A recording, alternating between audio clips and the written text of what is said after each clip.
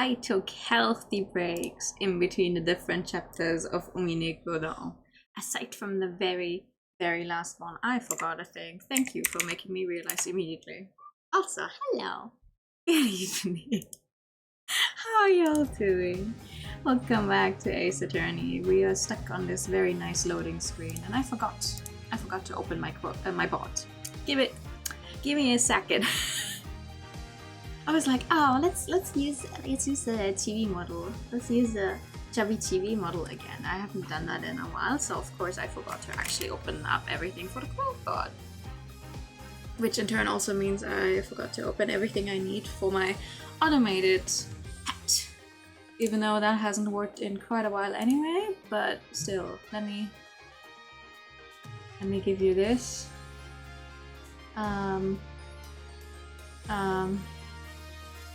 We'll get there, hold on. No, I am pressing the wrong buttons, 1 second. This one. Yeah, there we go. See, it's only slightly late. Now you can try the quote again. Sorry.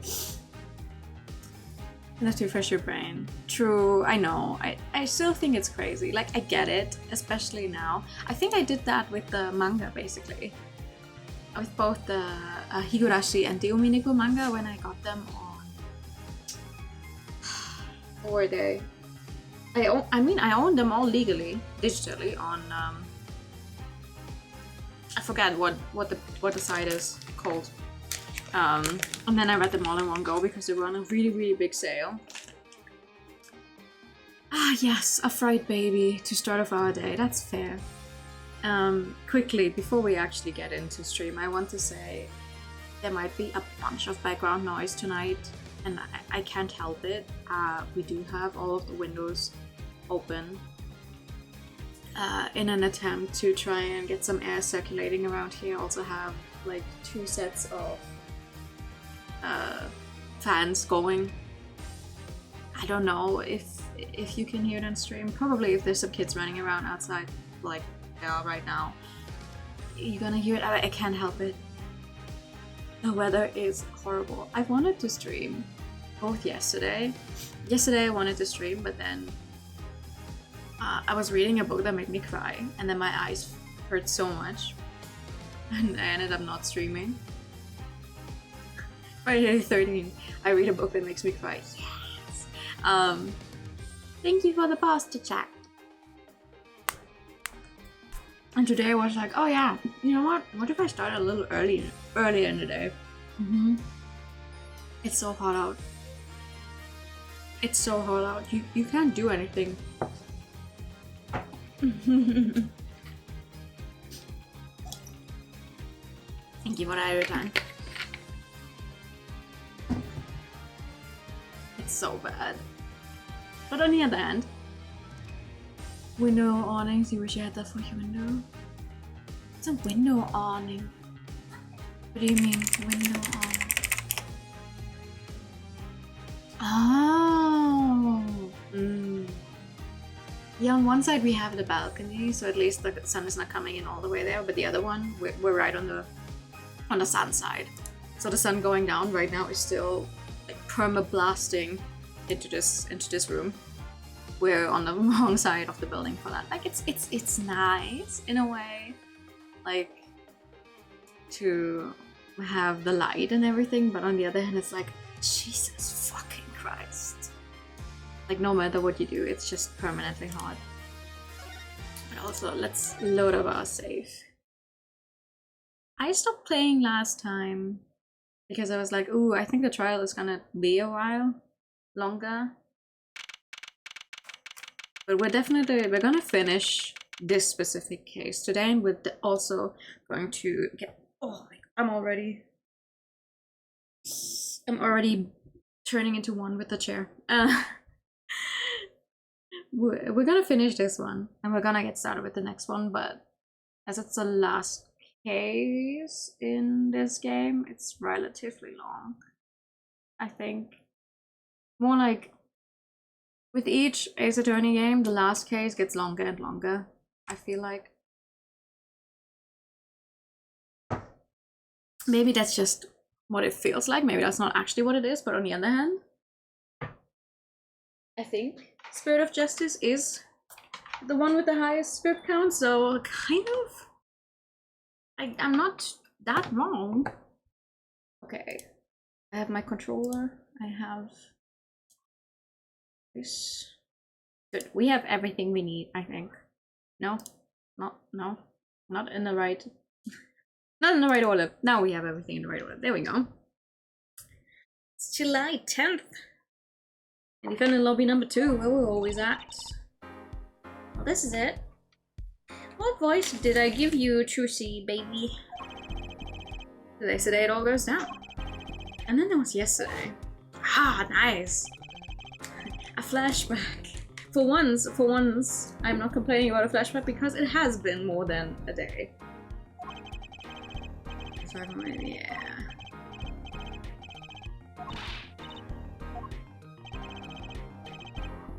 Yeah, you never liked us. Whatever.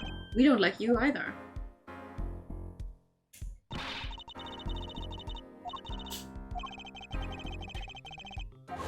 Oh, good thing we're going to see him in court. And I think I know why. Time to bring down a little justice. Huh? What's that? He's heard but unseen. Who's that talking? Oh, yeah. Valen Grandma, I exclaimed as he walked in through the door. Normally. You aren't the witness today, are you, Uncle Valen? A preposterous proposition. How could I stand to stand upon the stand? Why does he talk like that? Why, my secrets would be free for the plucking. I might even have to sign autographs. That is why I intend to remain hidden for the entire day. Ooh, with vanishing magic? Indeed. I will jump upon an express train and express myself to the next town over.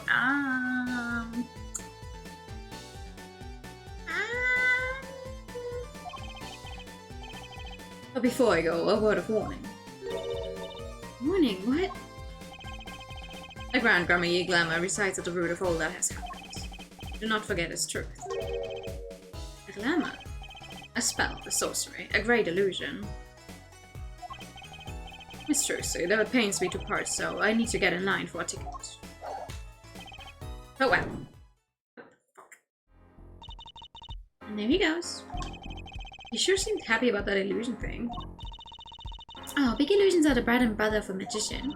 You can't pull off a show without one. Big illusion is always a spectacle to remember. Usually it involves cutting up things like people or elephants. Or the Eiffel Tower.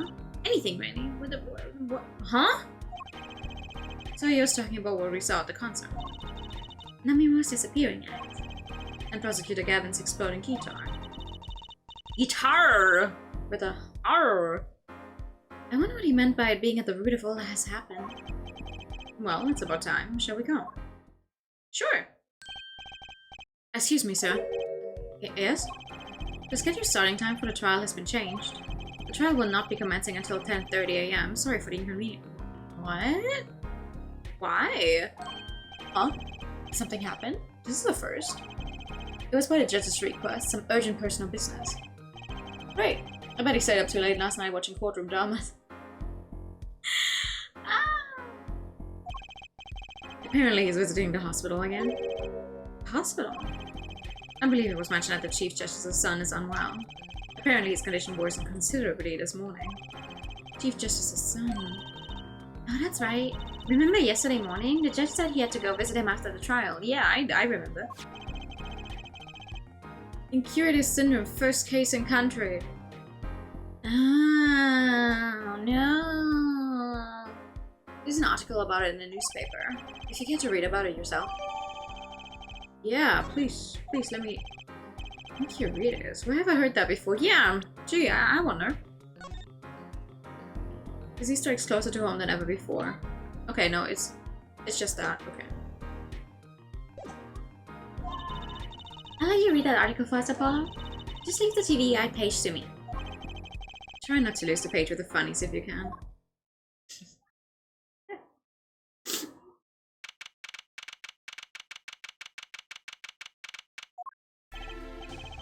My apologies for the delay. Court is now in session for the trial of the... Say his name again? Machi Tobe, our suspect with Fortissimo. Right. It's his trial in any case. Defense is prepared, Your Honor. The prosecution is ready to rock. Yeah.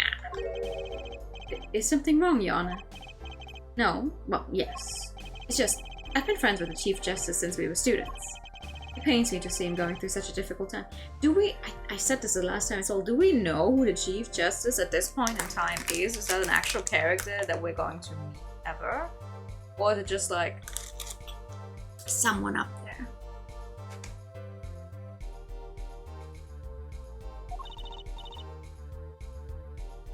Incuritas, was it? Hey guys, we need a name for an incurable illness. Let's go with Incuritas. Top tier. Yeah, for real though. What was the fan-translated name in the Edgeworth games? For the poison thing as well? But people were like, wow, that's so obvious. It's like, yeah, well, I mean, Capcom themselves named an incurable disease Incuritas, whatever. Stupid. Article said there's no known cure. Head Judge, let me say with all honesty, I feel your pain. But now is not the time for tears. Now is the time for law. Indeed. We left off at quite a juncture yesterday.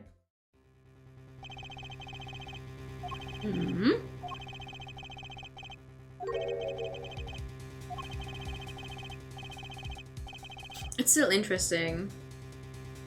It's like, would you really write down your own Interpol agent number while dying?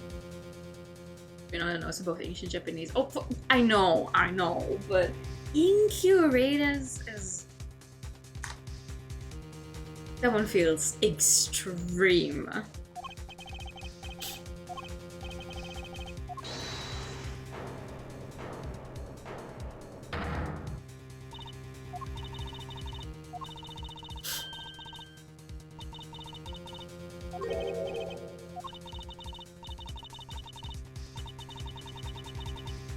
Yeah, it was him.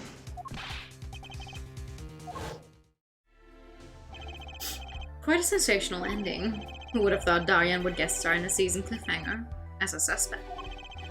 Ask the prosecution to look into this matter. Please tell the court your findings. Darian Crescent is a member of my band, the Gavinas.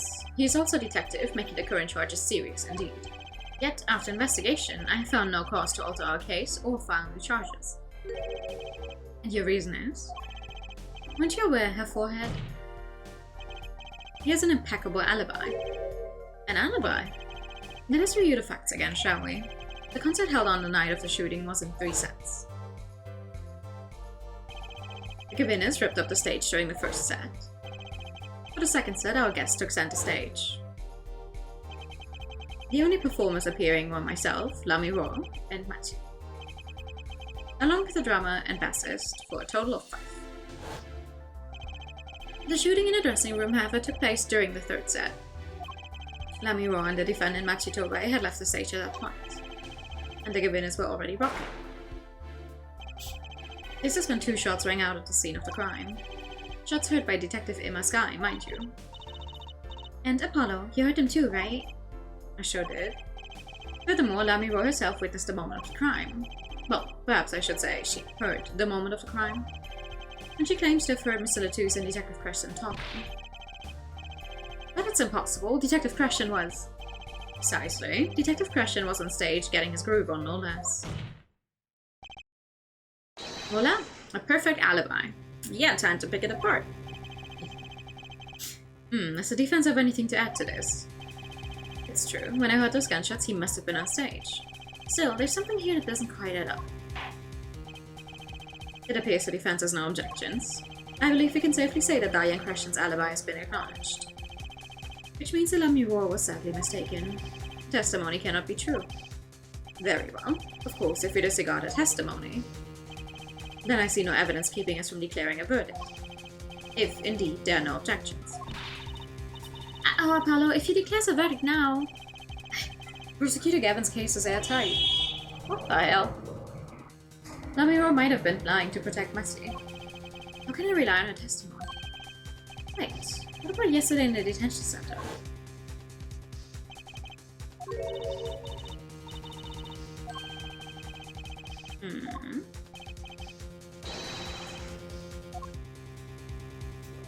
What possible reason could this man have to interrupt this?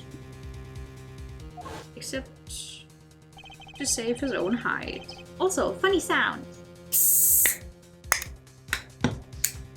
Any of cheat gestures outside of the one. Okay. I mean, because I played Great Ace Attorney before replaying all of these, it's just more in my mind. On my mind? On the other hand, we barely know anything about the judge either. Like, he's just there, he's always been there. Kind of. Machi was trying to tell us something, I know it. Maybe the best thing to do is ask him. Under oath. Very well, the court finds the defendant, what was his name again? Objection! Objection! Your Honor! No, that wasn't it. It was something like Marcus or Mr. Justice. Your Honor, before you declare a verdict, I would like to call another witness. Exactly who else do you need to hear from? A witness who, until now, has not been given a chance to speak in this court. Because he doesn't speak English. You don't mean... I do. The defense calls defendant Machi Toei to the stand. I mean, it makes sense, no? It's interesting that he hasn't been given a chance to speak. Just because, like, in an actual court of law, if you have someone that doesn't speak the local language, you would get them an interpreter, no? What? But he doesn't speak English. We'll use an interpreter. Interpreter, I'm afraid you have to look elsewhere. I only speak a few phrases such as I love you and where's the toilet. The defense would like to request Lamira as the interpreter. Lamira? But there's a possibility she's protecting the defendant. But she'd be interpreting for the defendant. Why would she lie? This is most unusual. Bravo, her forehead. A judge. Prosecution agrees with the defense's request. If Lamira lies, I'll be able to tell. Even my limited knowledge of the language should be enough for that. Well, both prosecution and defense are for this. I see little cause for refusal. Finally. Some progress. Bailiff, please show the defendant and Lamira to the witness stand. Oh yeah! I suppose there's a first time for everything. Shall we proceed? Your name to begin with. If you would, Lamira. Yes. He says Machi Toei, the defendant. This is certainly a first for this courtroom. Not that we really need an interpretation of that message in particular. So far, so good. Very well. Mr. Justice, if you would... Huh? If I would what, Your Honor? Would what? You called the defendant to the stand, did you not? What would you have him testify about? What do I want him to testify about? I hadn't thought that far yet. Apollo, aren't you going to ask him what he was about to tell us yesterday? How can I if I don't know what he was saying? Excuse me, a moment if I might speak? Yes, Lamira. Just now Machi said there's something about which he wishes to testify. Ooh! Machi wants to testify about something. What could it be? What sort of testimony is he talking about? One moment, please. Suspense is killing me. What? What? Well, Lamira. According to Machi, he has proof of his innocence. What? This is a surprise. Victory, Apollo, we did it. We need to... Okay. This is sounding too good to believe, and I know what that usually means. Well, if that's true, then this is vital testimony. Machi, please testify to the court. Very well. Let's see. Proof of innocence. He says our word of Mr. Letusa's death came as a great shock. But if the killing truly followed the lyrics of my song, I, that is he, could not have done it. He says that because the lyrics are in English, he doesn't understand them.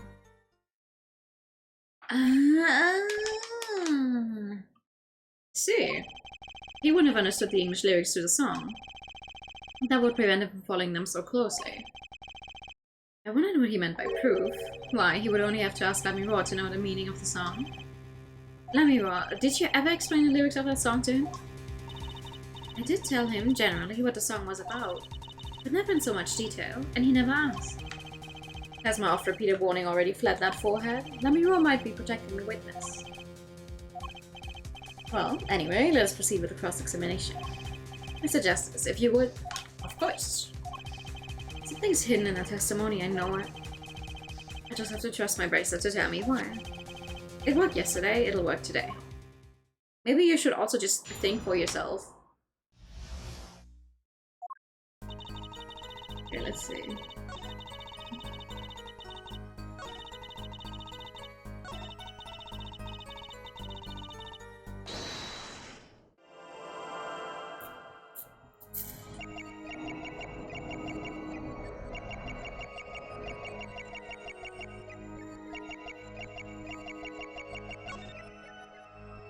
Haha! Gotcha!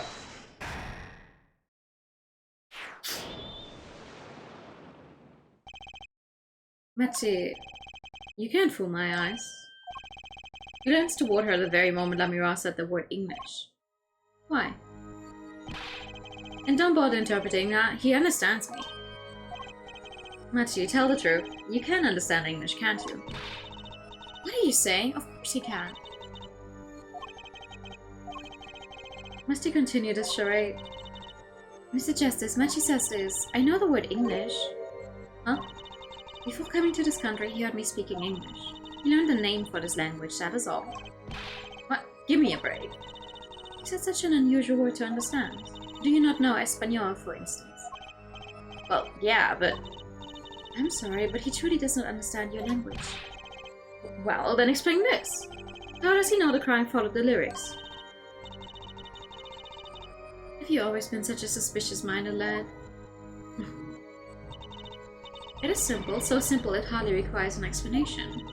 He read about it in a newspaper. Did he? What newspaper did he read it about? He read about it in... there we go. The newspaper. The Bookinian Daily Booklet. You can buy it in this country these days, you know. They've already begun to report about this case in our homeland. Yeah, but not like that. I was right.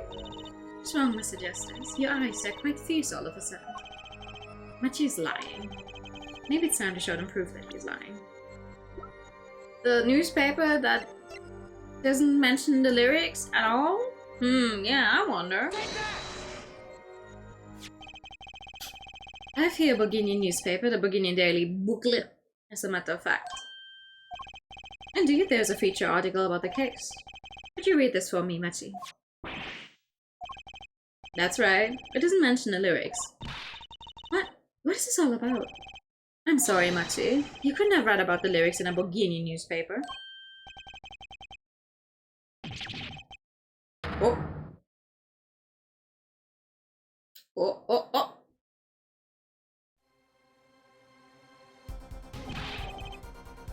What does this mean?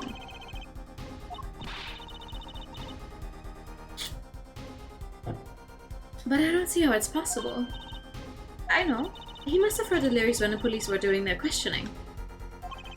Not possible. The subject of the lyrics was not brought up in police questioning. I read the full report myself.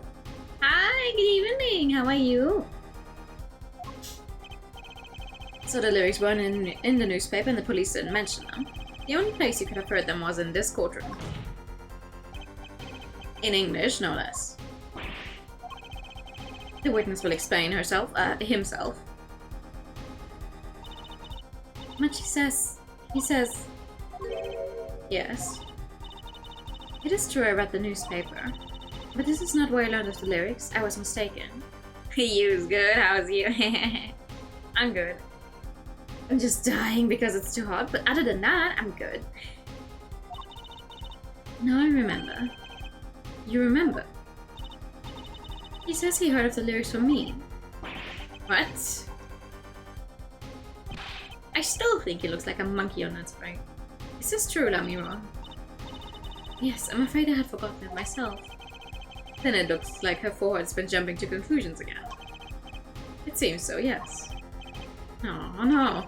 I was onto something, I know it. I can't let this chance slip away. Time is an issue today. Mr. Justice, are you finished with the cross-examination? No! What are you going to do, Apollo?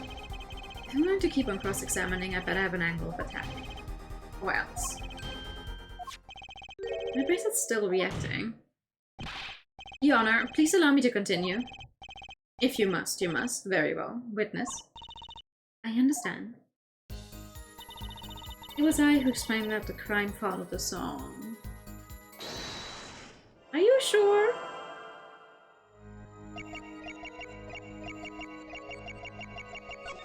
Because I don't think so.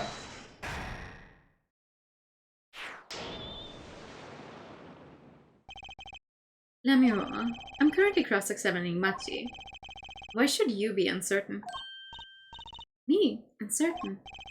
Yes, you swallowed the very moment you told the courts. It was I who explained. I see there's little point in trying to hide anything from you. Lamiro, are you indeed protecting someone?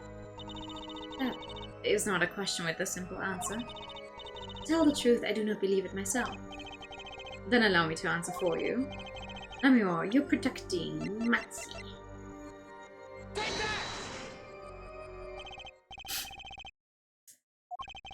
That's why you lied and told us that you had explained how the crime followed the song. I don't fault you for trying to help, but this is not the way. Machi, I believe you didn't do it, really. I trust you. But you've lied to us twice. And now you have Lamiro lying on your behalf. If this is going to work, you have to trust me too. Your two lies cover simple truth. You understand English, you have to. Oh! There we go.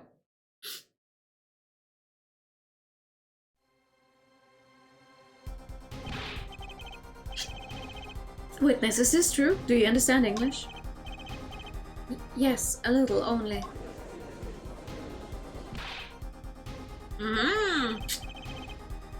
First he could see, now he can talk. And you did not know about this Lamiro?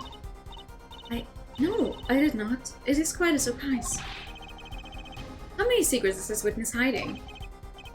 This is last. Machi, could you tell us what really happened? No shooting. I did no shooting. So you were in the dressing room when I heard those 2 gunshots, correct? Ha! Apparently the answer to that question isn't simple either. I was in dressing room, behind desk, manager, he on floor. Which would be after the shooting, right? Then there's voice. Voice? Or voices? Was it you and Emma, Apollo? So when Machi went into the dressing room, Mr. Latus had already been shot. And then we came to the door. Panel high up, I take off, run away, run away. So it was you who escaped through the air vent. To be fair, that has been established because he's the only one who could have fit through there. But as I keep saying, it's not like he couldn't have been shot through that stupid fucking window.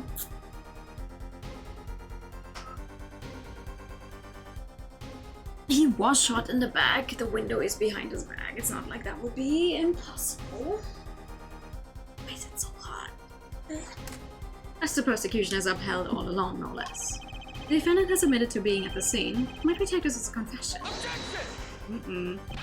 No, he's clearly denied that he did it. I know shooting, manager on floor, already on floor. The victim had already been shot, you say. I find that hard to believe. The defendant understood the song lyrics. He was at the scene of the crime. This can only mean one thing. He's the shooter. Does the defendant have anything to say to this? He's clammed up, Apollo. Then let's ask Mr. Justice. Will you require any further testimony from the witness? Is that it? Is there nothing else I can get him to testify about? Wait, no, of course there is.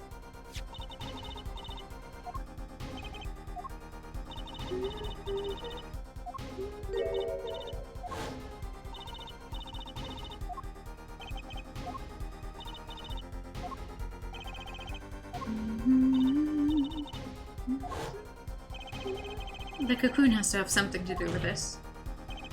Machi, please, tell us the truth for your own sake. No, no more speak. Not to any of you. So much for your precious trust, Herr Forehand. Hey, you were the one who didn't believe him. Regardless, this brings us to an impasse. It does seem that the defense and the defendant are at odds.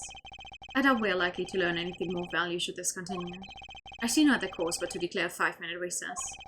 The defense will work things out with the defendant so that we might proceed. Yeah. Okay. We can do that.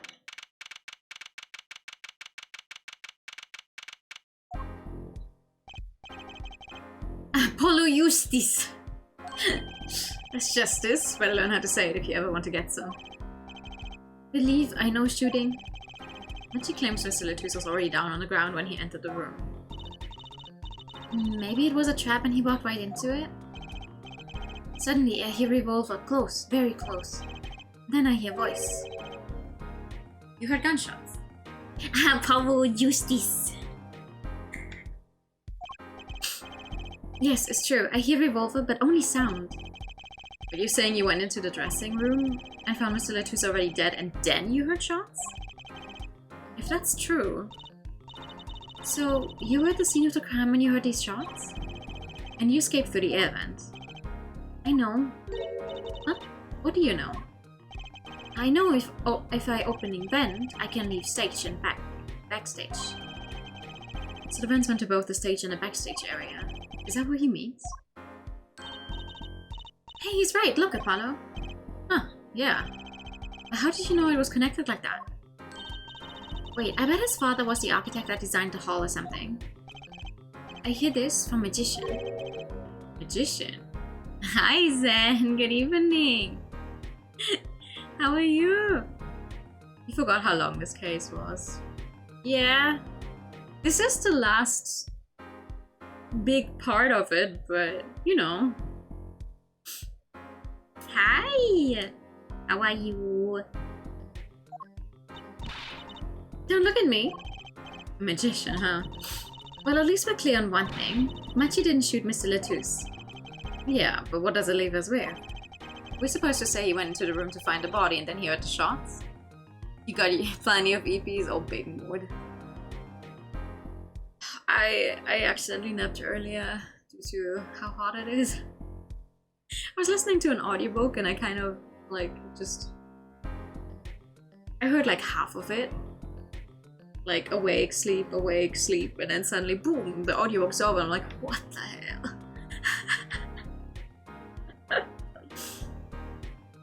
Yeah. It's horrible. That one's going to go over well in court, not. Apollo, you're his defense. You're supposed to believe whatever he says, even lies. That's what Daddy always told me. I'll just pretend you misheard him every time. So what do we do? You sure you won't testify, Machi? No talking, no. Well, it was worth a shot. A cocoon.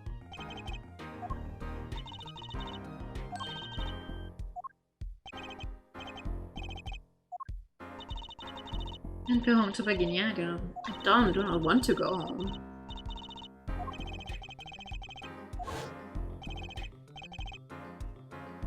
Of course he's scared. Oh well, I guess we'll just have to try a different approach. That's the spirit, Apollo. The spirit of justice, huh? Wrong game. So what's your plan? If Machi won't testify about it, we'll have to get someone else to testify. Someone else? I think we're out of time. Let's get back in there. Right. Zen, have you played any of the Rune Factory games? Are those of interest to you at all?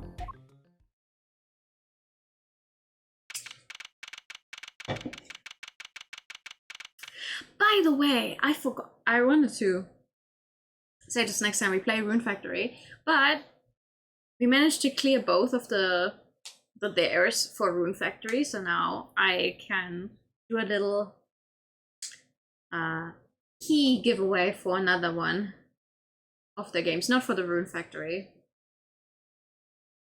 which I think is really cool. We'll continue Rune Factory sometime next week. I think, since tomorrow's already Sunday. Court is now back in session. Mr. Justice, have you sorted things out with the defendant? Yeah. Believe me, right after that stream I was like, wait, I wanted to write down the section where I had given the guy a present because I needed exactly that. I couldn't find it. I could not find the part. I ended up staying awake until like 3 in the morning. But it was worth it. And I've also read up on some more tips for the new Rune Factory, so... Yes, Your Honor. We had a good talk. Did we? Very well. So will you testify? No. Your Honor, the defendant will not testify. What? Shame. And here I thought this was your big chance to turn the case around. Actually, it is. The defense would like to approach this case from a different angle, Your Honor. A different angle? If Machi won't testify, then I know who will. I'm a pro now, yeah! I'm a pro. Pro now with pronouns.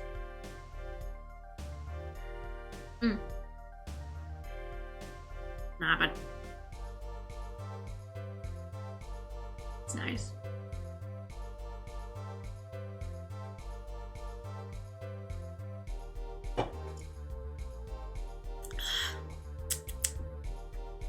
I would like to cross-examine the witness in this case, Lamiro.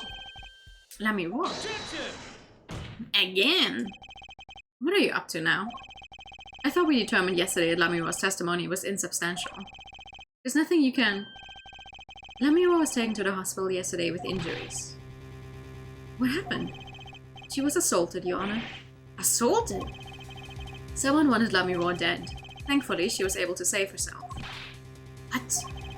I've heard no such report. Prosecutor Gavin, why would anyone be out to kill Lamiro? Can you think of a reason? Well, think of how she's known in our country. A singer from overseas who doesn't speak English, yes? Yet someone tried to keep her mouth shut. Who could that have been? You don't think... I do. It was the same person who shot Mr. Latouche. The killer was afraid of her, afraid of what she might say. The defense believes that something was hidden in her testimony yesterday. Something that the killer doesn't want getting out. See, it's moments like this in Ace Attorney where I think to myself, wow, see? They can act completely by themselves and make a lot of sense, and then sometimes you're stuck in some section of a cross-examination and they want you to believe that they're really this dumb. And then it's like, oh yeah, sure, let's roll up the case from a different angle. So am I to understand that this is what you're saying? Namely, that there's a nugget of truth in Lamiro's testimony. A nugget we have yet to uncover. Exactly. If Lamiro was attacked, this has serious implications. Very well. There were some vague points in her testimony during yesterday's trial. Perhaps we did not inquire as deeply as we might have into some. The court will hear Lamiro's testimony once more.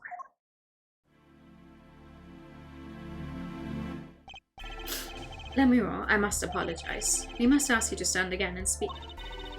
You need not apologize. I know that Machi is innocent, and I will do all that I can until the court realizes this. Let's review your testimony from yesterday. You told us you heard 2 gunshots and the shooter's voice through the window, and that the voice belonged to Darian Krashen, yes? That is correct. At which point I proved she could not be correct. She couldn't have heard any of those things. The small window at the scene was closed and was found to be quite soundproof. You have nothing to say to that, Mr. Justice? I don't know exactly what yet, but I do know there's something there. Hi, Rune! There is, it seems, much you do not know. And yet it is... Excuse me. And yet it is my duty to hear him out. Perhaps the witness would be so kind as to testify once more to the court. Of course, Your Honor. I love her. She's very pretty. I was on my way from the stage to the backstage exit. That's when I heard them, Mr. Latouche and the detective. I heard the faint sound of a gunshot and stopped. Then I heard another gunshot. There was the smell of gunpowder. I knew I must tell someone, but I was in a hurry, so I kept moving past a small window. Pretty much the same as yesterday's testimony. I am sorry. I'm not used to speaking much in this language. Perhaps my descriptions are lacking in some way. Yet everything I've said here is the truth. Then it is my distinct displeasure to say this. What you have said to have happened is impossible. Do I have to repeat myself? Lamiwo was attacked because of this testimony. What? Tracy? Apollo, you know, for a moment there, you were pretty cool. Well, only for a moment. Maybe I do better when I don't try to think ahead. Very well, Mr. Justice. Perhaps you can coolly cross-examine the witness. Sure. A fleeting, a tiny moment in time.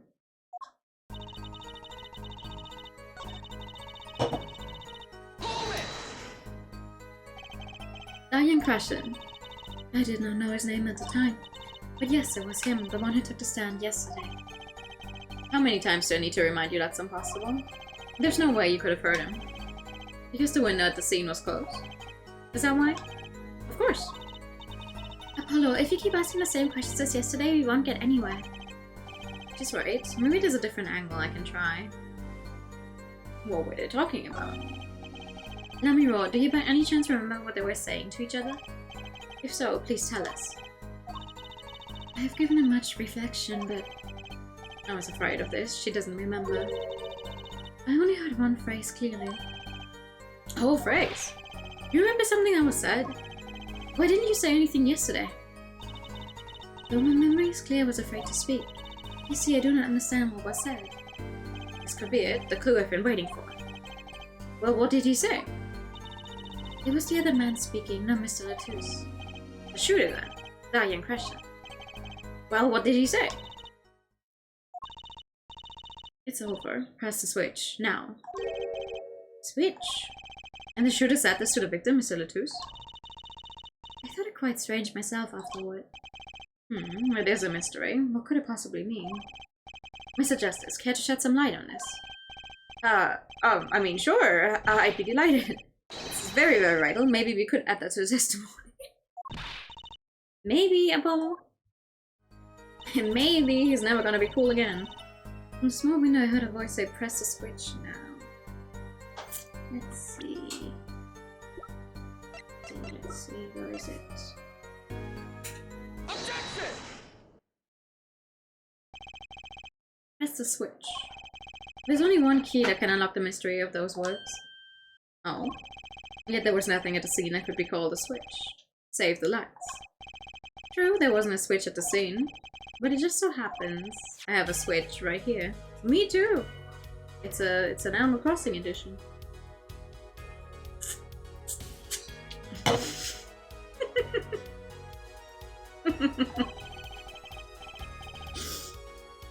It certainly does look like a switch, doesn't it? The problem is, this was found not at the scene of the crime, but on the stage. Stage? Where the concert was held, yes.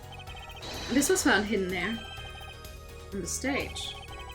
Are you claiming that the voice Lamiro heard was of someone commanding another to press the switch? It's a possibility. Objection!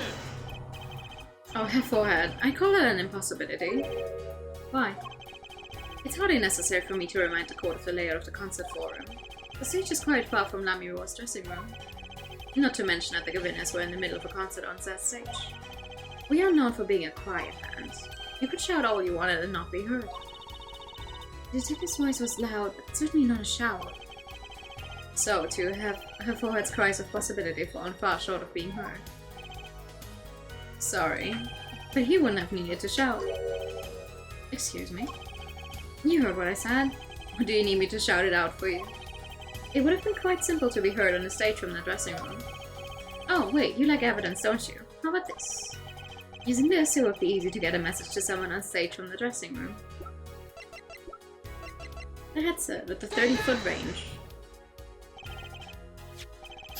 Persecutor Gavin, perhaps you're familiar with this. Why, that's... What? What is it? Is this some kind of newfangled phone they invented while I wasn't looking? This is a type of transmitter, a communications device. Communications device? Bruh. Hey! Game, let me read that. From what I heard that night, everyone on stage was wearing one of these. Isn't that right, Prosecutor Gavin? Yes, actually. They're for talking between band members. We all had one on. So you admit that if you were wearing one of these, talking from the backstage to the stage would be simple. Objection! True, but wait, those sound not an electronic signal. To avoid interference with the audio systems, the range is quite limited. Remember you all said it was about 30 feet, right? Look at this cross-section diagram of the concert forum. Ah, exactly. The walk from the stage to the backstage seems far, but the live distance is less than 30 feet. What the hell? That can't be. So when Lemuel heard the shooter's voice, he could have been talking to someone on stage.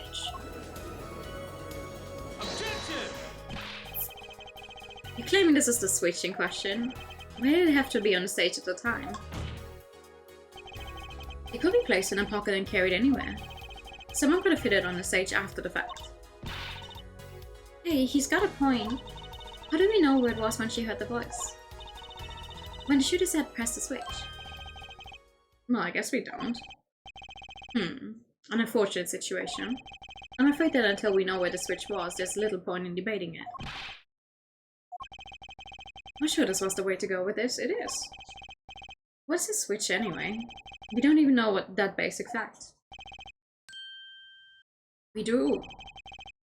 Wait a second. I do know what the switch is. And if you follow that train of logic to its incredible conclusion, it ends up in proof that completely changes this case. What's up, Apollo? Wait until they find out about the switch too. We know about the switch, right? We know what it is. Yeah? Well, think of when it was used that day. Think of what happened. Well, Mr. Justice, if you have no further information to share concerning the switch... Your Honor. Yes, Mr. Justice. I've been remiss in not telling the court this before. I know what the switch is. Well, it seems the defense is set upon linking the switch to the case. Now there's two of them! Things are getting out of hand!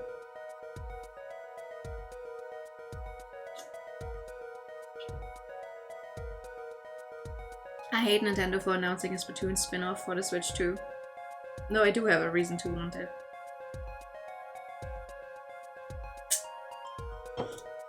Let's see your evidence of the link. What evidence do you have to explain what the Switch is?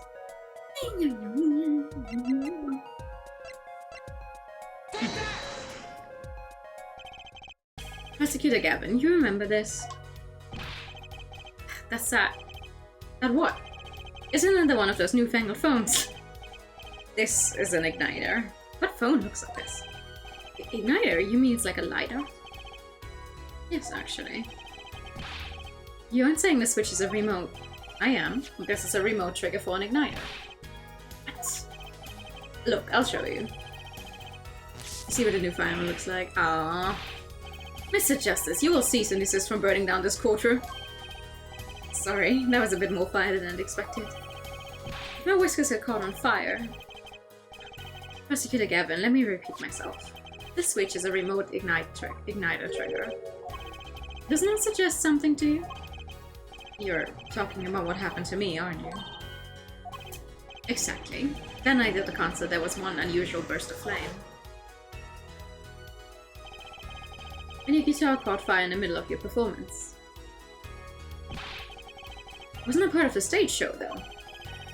Prosecutor Gavin was entirely unaware such a thing had been planned, and the guitar that burned was a valuable keepsake. That's right, he got it in Bohemia from Namur. He said the sound was amazing, before it burned, of course. Now it just kind of smokes. The better the guitar, the brighter it burns. Her forehead. Yes? Don't tell me you're trying to tie these two things together. There was being the shooter's voice heard by Namur, and the guitar suddenly catching on fire. I am. It's really simple when you think about it. Mr. Latouche and the shooter were at the crime scene. The shooter was wearing a headset. He ordered someone on stage to press the switch. The switch was pressed, and the guitar caught fire. Well, that does seem to make sense. Though, something about it is bugging me. Can't I put my finger on it? Really, it seems pretty simple to me. Your forehead, don't destroy what little respect I have for you.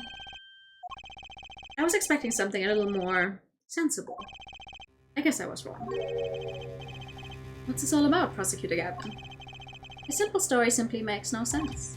Think, that night my guitar caught fire, yes. The cause may have been this, indeed. However, the guitar caught fire during the second set. That's right, of course. Of course. Of course! We need to see it another 15 times. The guitar caught fire during Lamy Ro's song. Indeed, yet the shooting happened during the third set. The two are utterly unrelated. They are not. Yes, that must have been what was bugging me.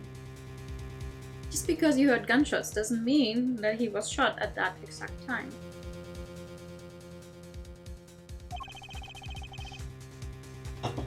The whole premise for this is faulty. See, the story makes no sense. Are you sure about that? What exactly do you mean, Mr. Justice? Maybe it's not the premise for my explanation of the switch that's at fault. Maybe it's our premise for the entire case so far. What premise is this, specifically? I'm glad you asked. I'm saying that maybe the killing didn't take place in the third act. It says, the detective in my sky heard shots and found the body. All of this happened in the third act. Gunshots rang out, and according to his testimony, Machi was in a dressing room at the time. Where are you going with this, Mr. Justice?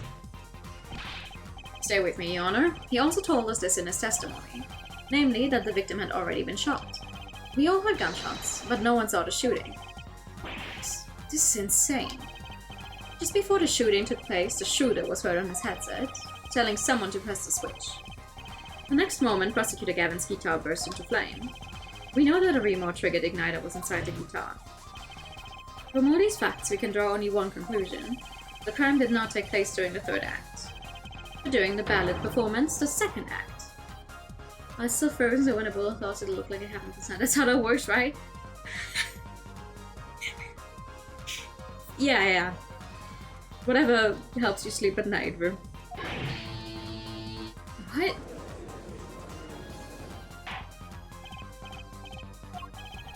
But that goes against the evidence. What does, Your Honor? This crime was carried out according to the lyrics of that song, yes?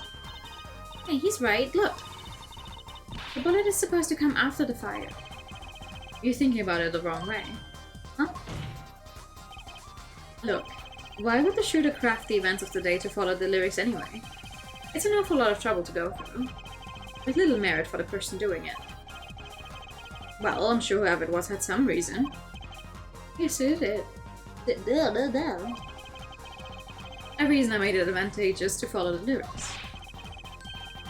You're saying the order was reversed on purpose? Reversed, Prosecutor Gavin. If the criminal followed the lyrics strictly, then yes. The shooting would have had to come after the guitar burst into flame. Yet, Hereford has raised another possibility. He's claiming that the bullet came not after, but just before the fire. Couldn't have put it better myself. We were only meant to think that the shooting came after the guitar burst into flame. That was the criminal's objective. The crime followed the lyrics to a point, but that was the ruse. Why else would the killer risk discovery by moving the body? That was the final touch to make us think he followed the lyrics the whole way.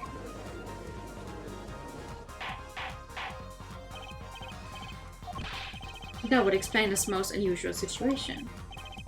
It does. The killer changed the order of events to create himself an alibi. In other words, the killer was someone who had an alibi for the third set, but not the second. I was hoping it wouldn't come to this, but sadly it has. Let me tell you why your little fairy tale makes no sense at all.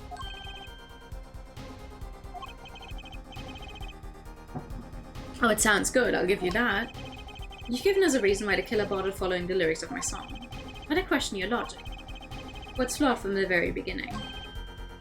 Flawed? Yes, a contradiction in her forehead, one I've pointed out several times, no less. At the time of the crime, the small window at the scene was closed. How could Lamiro have heard her voice through it? Oh. I know that you would like to divert our attention from this critical fact, but you're basing your entire line of reasoning on a false premise. Right. Lamiro's testimony is my entire case. The voice she heard, the shooter's voice. What if she couldn't hear it, Apollo? Look, what do we have? A man saying press the switch, and near the crime scene we have a switch, which acts as a remote trigger for an igniter. And last but not least, Prosecutor Gavin's flaming guitar. It can't all be coincidence, but how do I make it work? I see a more direct line of questioning is required. When the crime scene was investigated immediately after the crime, the window was closed. Care to tell us how Lamiro heard the voice? A key point, to be sure. Mr. Justice, can you explain this to the court? Yes, obviously. Okay, Justice, you've got one thing to prove and one thing only. Lamiro heard a voice, and she heard it during the second set. How was Lamiro able to hear the voice? She has divine hearing! Somewhere else. When we investigated the scene, the window was closed. The shooter had no reason to close it had it been open either, meaning it was impossible to hear the voice through that window. It's good to hear you making sense again. For a moment I was afraid you might be a Booginian too. As I was saying, Lamiro could not hear the voice through that window, so there can only be one explanation. She heard the voice from another location entirely. Sis? You do amuse me so. And here I thought you and Good Sense were back on speaking terms. No, I'm afraid you and Good Sense speak two entirely different languages. Shall I interpret for you her forehead? Lamiro clearly stated she heard the voice through that small window. And there's only one small window at the scene. Are you sure? Think about it. Think about it. Isn't there another small window at the scene? There is? I know that look. He wants us to ask him. Very well. You claim Lamiro heard the voice from another location. Mr. Justice, show us where this location was. Lamiro heard the voice from here.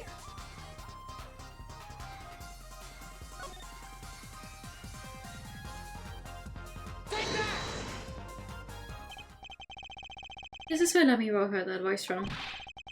But that's not a small window, that's the air vent. Is that not a small window? What did she tell us? She said she's a Booginian and familiar with our language. It's not a stretch to imagine she called this air vent a small window. Objection! Now you've done it. You've gone beyond ridiculous and into ludicrous. So Lamiro was up in the ventilation system listening to this man's voice? That's the only logical explanation, yes.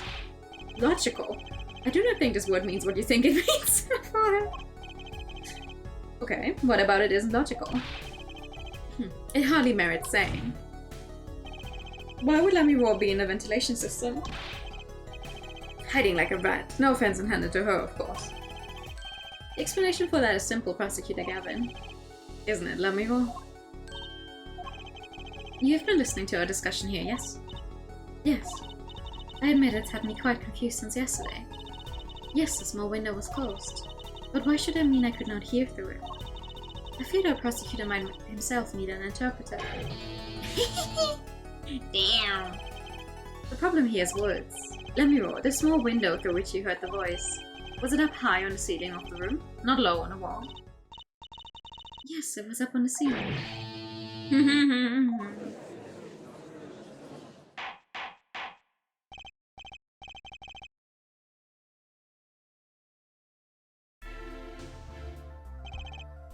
Witness, you will clarify the statement to the court. Are you in fact saying that you were up above the ceiling of the room? And that's where you heard the moment of the crime? Yes, in fact I was. I'm sorry, I never imagined it would become such an important point. Yes, well, why the heck were you up there? I believe it's time for another testimony. I'm not sure I can. May I remind you this is a murder trial? We will hear your testimony. Tell us why you witnessed the crime from above the ceiling of that room. Please. Well, looks like I'm on the right track. Sure are. Yes, I was above the ceiling when I heard the voice. I'd heard there was a small window there before. It was in the middle of my performance. I had no time to report what I had heard. As to why I was there, I cannot say. I am bound to secrecy on this matter. Bound to secrecy? In my line of work, one has many obligations to uphold. But you say you were in the middle of your performance. So this did happen during the second set. I did not witness the crime, you must understand. I only know what I heard. Yes, but you must tell us what you were doing in detail. That's what the cross-examination is for, yeah, Herr Vorhead. Our mission in this court is to discern the truth. No obligation, no binding pact may hinder that mission. Very well. Mr. Justice, you may begin the cross-examination. What are you going to do, Apollo? I'm going to find out the truth.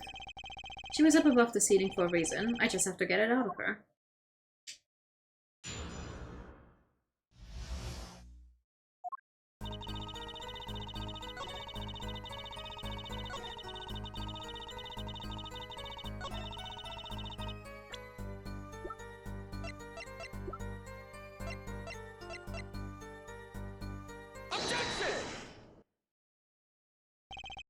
Let me roar. Truth be told, the reason for your presence above that ceiling is quite clear.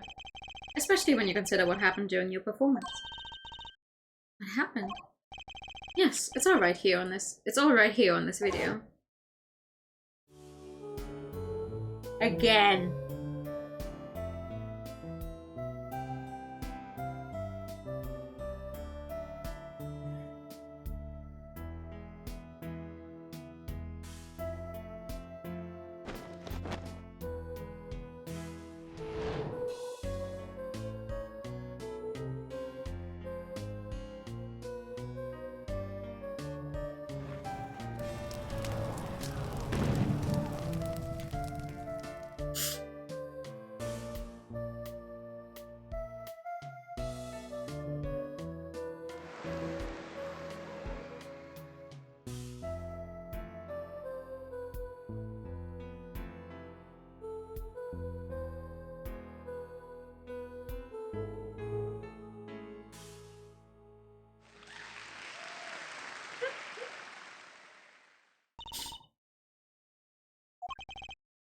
As we can see, Lamiroir was clearly not on stage for her entire performance.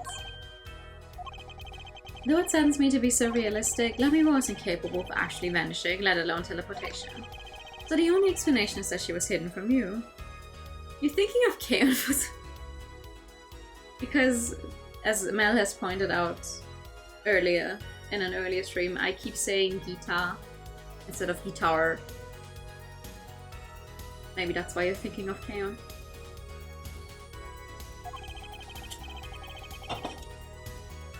Guitar. And during that time, she moved to the back of the forum. Oh. What, Trucy? Isn't it nice to reveal a magician's secrets? And it's against the rules. But I'm a lawyer, I'm not supposed to be nice. This is all very fascinating. But how is it possible? There's only 20 seconds between when she disappears and reappears. She couldn't have moved that fast. Is something wrong, Prosecutor Gavin? This was his concert, his show. He knows how the illusion was performed. Ah, he's just realizing his own oversight.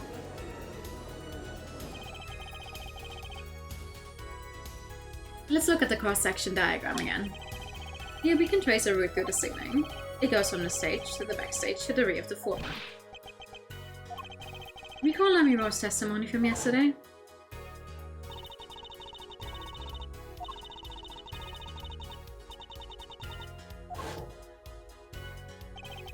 She went from the stage to the backstage exit.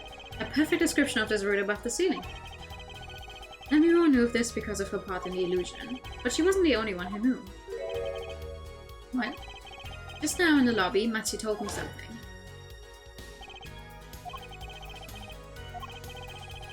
You stage and backstage, yeah.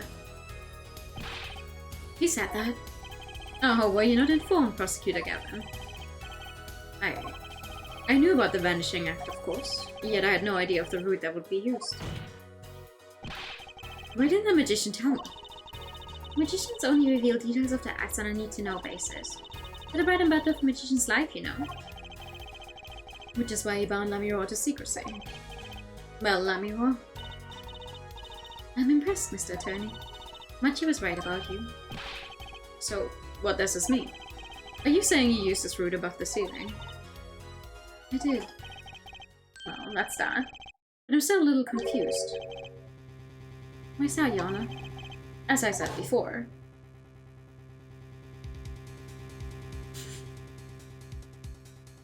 How many times do we have to see this? There's very little time between when she disappeared and when she reappeared. 20 seconds tops. How could she do it so fast? Especially if she stopped to hear the shooter's voice. That's a good question. Can the witness explain this to the court? I cannot. Very well. Mr. Justice. Yes? It's all up to you. Do your thing. Do your thing! What thing, Your Honor? You need to explain how Lamiro was able to teleport like she did. Well, I'm throwing your case out with the bathwater. Excuse me? Why do I get picked on? It's Lamiro who isn't going along with the program here. As I have stated before, I'm not at liberty to speak of the illusion and not in detail. Then you just have to tell us what you can. We'll hear your testimony on this. Mr. Justice, it will be your job to wring the truth out of her. Yes, if you would, please. she's asking us to wring out the truth. That's crazy, girl. Right. I feel like a student before finals. Good luck, Apollo.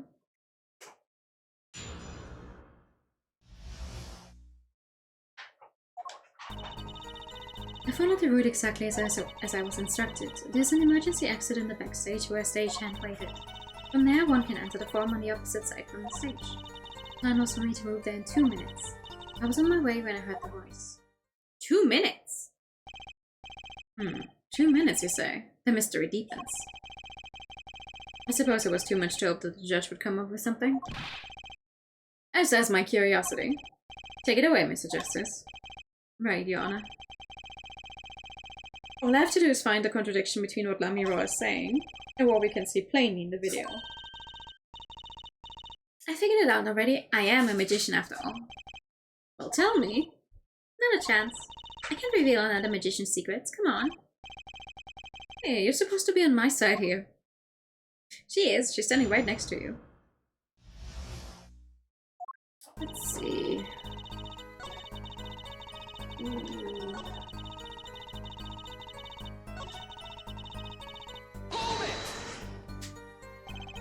2 minutes. Yes, it can be done in 1 minute if you're running.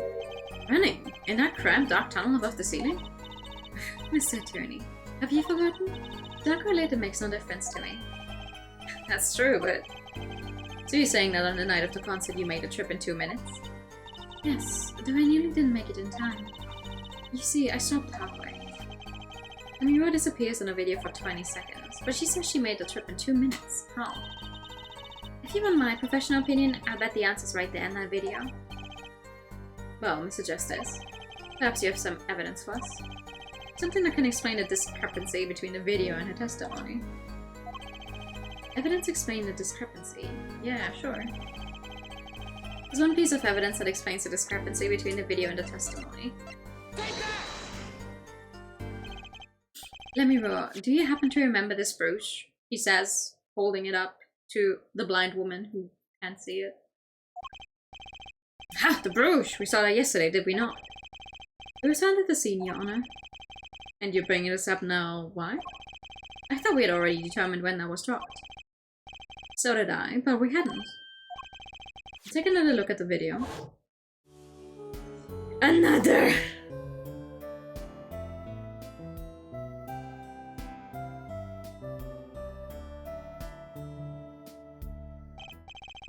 Here you can see she's wearing the brooch. So she is. Let's look a bit later. Play it again, Johnny!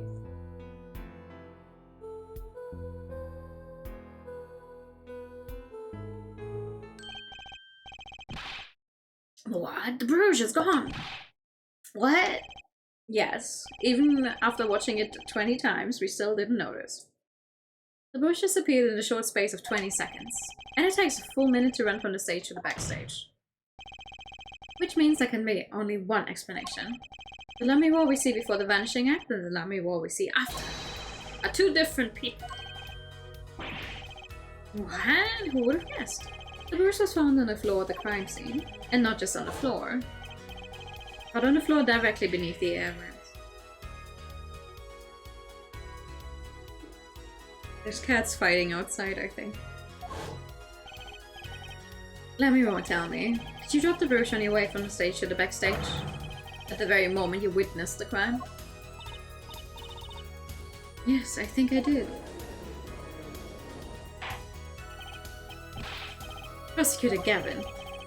From your expression, I gather you had no idea this was the case, Head Judge. I, of course, knew about it. What? Don't get me wrong, I wasn't hiding it. It just never occurred to me. The switch and the shooting took place at the same time. So, I was right. There was a switch. There was. Just before the stage's tower rose, Damiwa was replaced. While we're on the subject, who was this replacement Lamiwa? Why, the man behind the illusion, Valen Gramayer. It's Gramayer? That's quite the illusion, but I still don't get one thing. Yes? The switch happened before the tower rose, correct? So you weren't on the stage. That's right. But this, fake Lamiwa is still singing. And she's pretty good. That's true. Come on, Apollo, that's an easy one. They were just playing a recording. The Gavinas aren't some kind of air guitar band, Fräulein. Oh, you mean I'm wrong? When we play a show live, we play live, no recordings. Perhaps you can explain, Lamiwa. Very well.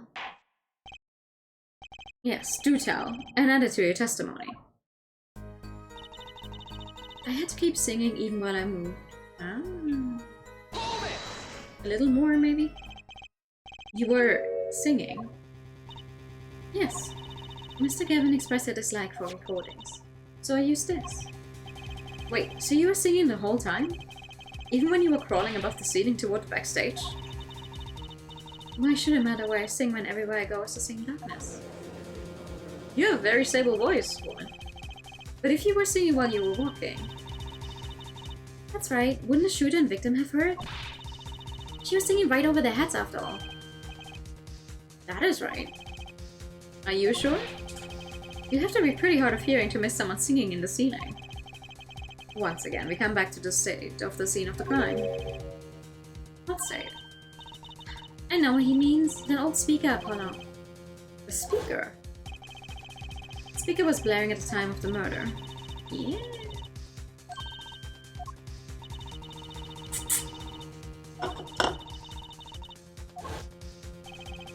Satisfied?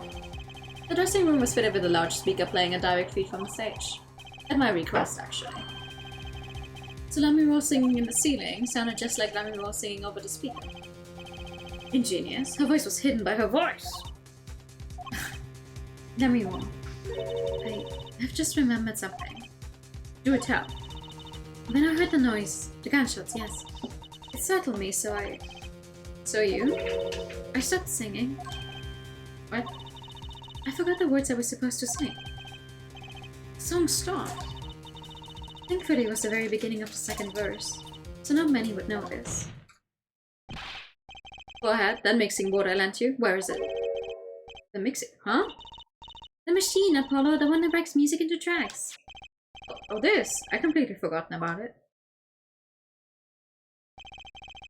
Let's take a listen. Oh my god. Whoever is responsible for this music video type thing was so proud of themselves they had to put it in there like 15 times.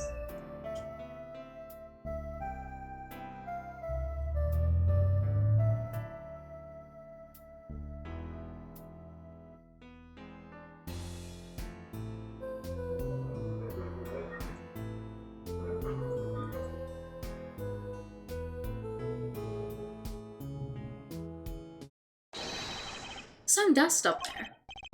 It does. I must have missed it. Look at the lyric sheet and at the top of the second verse. See where it says pleasure, pleasure? Now listen again. Oh my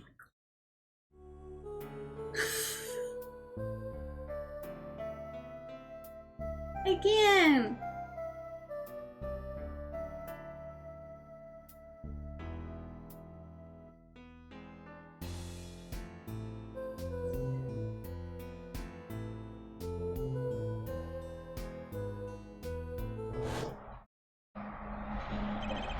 This is evidence indeed. I believe we are guilty of making a terrible mistake.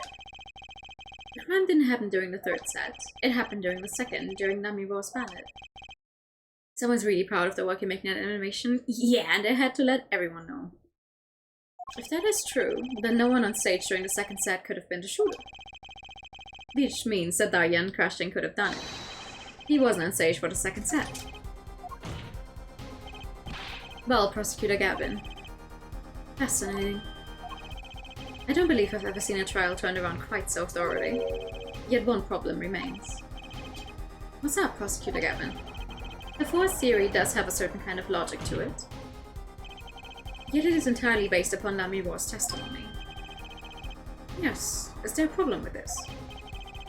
Well, it's quite simple, though it pains me to say it. What if she's lying to protect the defendant? But you have no proof. All I'm saying is that the truth is as yet unclear, until we hear directly from the man himself.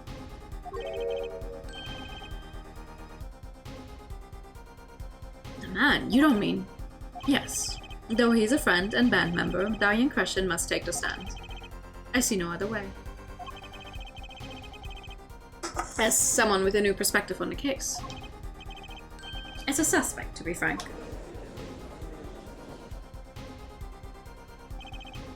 Finally, the rat's coming out of his hole. And I'm ready to catch him. Diane Crushen, get ready for justice. Yeah, it's a good thing we didn't try to finish the whole case last time. This is as good a time as any to pause for a brief recess. The prosecution will summon the witness.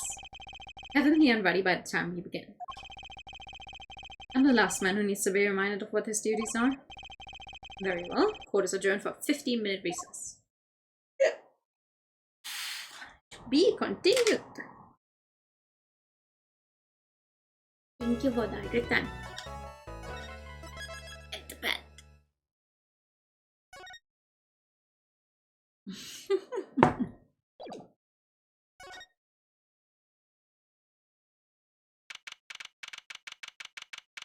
Alright. Apollo, I can't believe it.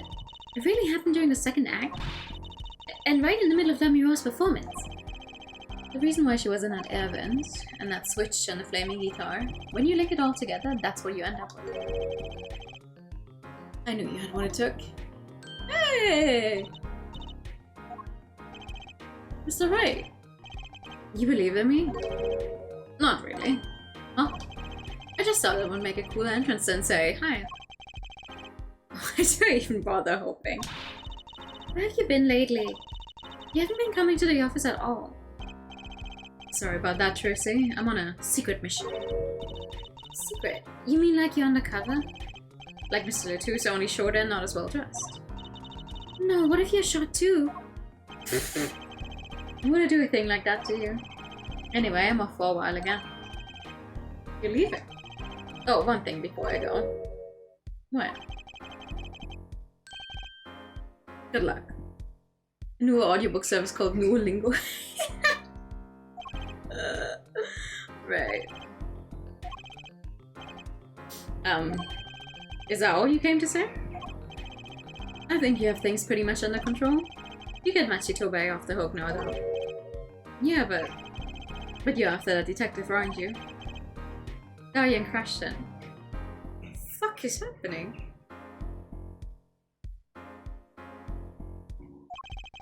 It won't be easy proving he did it. Especially not under the current court system. The current court system? What did Prosecutor Gavin say during the trial? The case is based on one fragile assumption. Namely, that our Diva Divine is telling the truth. What about all the proof? The brooch and the switch? That's circumstantial evidence at most. A piece of jewelry and a lyrical blunder. There are plenty of other ways to explain these things. The flaming guitar too.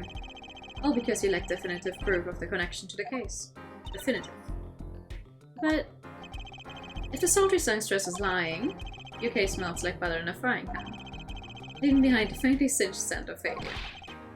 So what do I do? Like I said, good luck. And be aware that it will be impossible to prove his guilt by conventional methods. Oh, that reminds me. I have something to give you from our detective friend. Detective Emma? Emma! Let's see, this bag of snacks here was meant for me. Here it is. What are those, Daddy? They don't look like very good snacking material. They were found at the scene. Analysis of the fragments revealed traces of gunpowder. Gunpowder? Probably a firecracker or something similar like the ones kids are into these days. These fragments were found under the sofa at the scene of the crime, actually. It's a sofa? Hey, Apollo! That's where you found that little device thingy.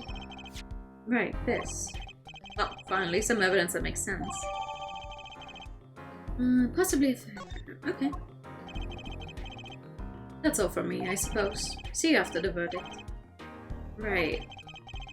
Every man has an igniter inside him. Excuse me? When Diane questions igniter and set it off. Okay. And he walked out the door just like a magician, normally. What does he want us to do? No conventional methods? What does that mean?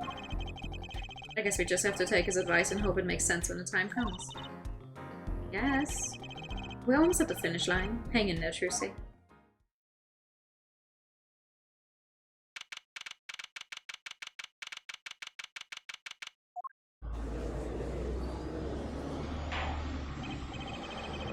Court is now back in session. Prosecutor Gavin, where's Detective Christian? In the witness lounge, ready to be called at any time. Very well. Might I add, I don't believe any of this. Darian was the first detective I ever worked with.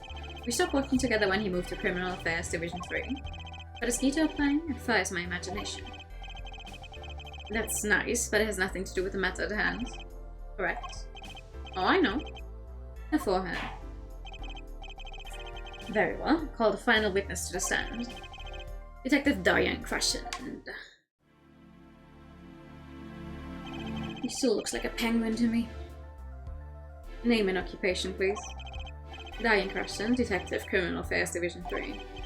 That's the International Affairs Division for those of you who didn't know. And I'm a guitarist for the Gavinas. Maybe you've heard of us. Do you fully understand the circumstances under which you stand before us today? Yeah, I understand, Your Honor. What I don't understand is how you let this happen, partner. You gave me your word I wouldn't be standing here. Situation's changed, Darian. And don't call me partner. So much for old friends. I see what you're doing, Darian. You're pressing the prosecution. Your Honor, if you could begin the trial. Yes, it's high time we did. Let's hear your testimony. You may begin with your response to Lamiro's testimony. If, in fact, you have anything to say about it. Oh, I got plenty to say. Lying must be a national pastime in Bordeaux. And wherever you're from, Mr. Justice. Yeah, let's... You know what? Let's keep one of Apollos' backstories to the other games. Conventional methods are out of the window, huh? Here goes nothing.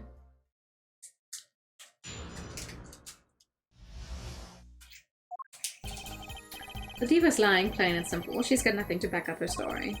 In the first place, she never heard my voice. She forgot the words because she heard gunshots? I say it.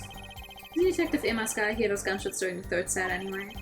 The shooting took place when I was on stage, man. So you claim Lamiro's testimony was a lie? Hey, don't get me wrong, I dig what she's doing, trying to protect that kid. And she's got the court-eating vague statements out of her hand just because she's black. You go too far, Diane. Look, all I'm saying is you've got a reliable witness. Why not listen to the detective? Detective Sky. I see. Mr. Justice, you may begin the cross-examination. You didn't waste any time finding our weak spot. I can't do this with Lamiro's testimony alone. I'll have to find some other way to prove when the shooting took place. Sure.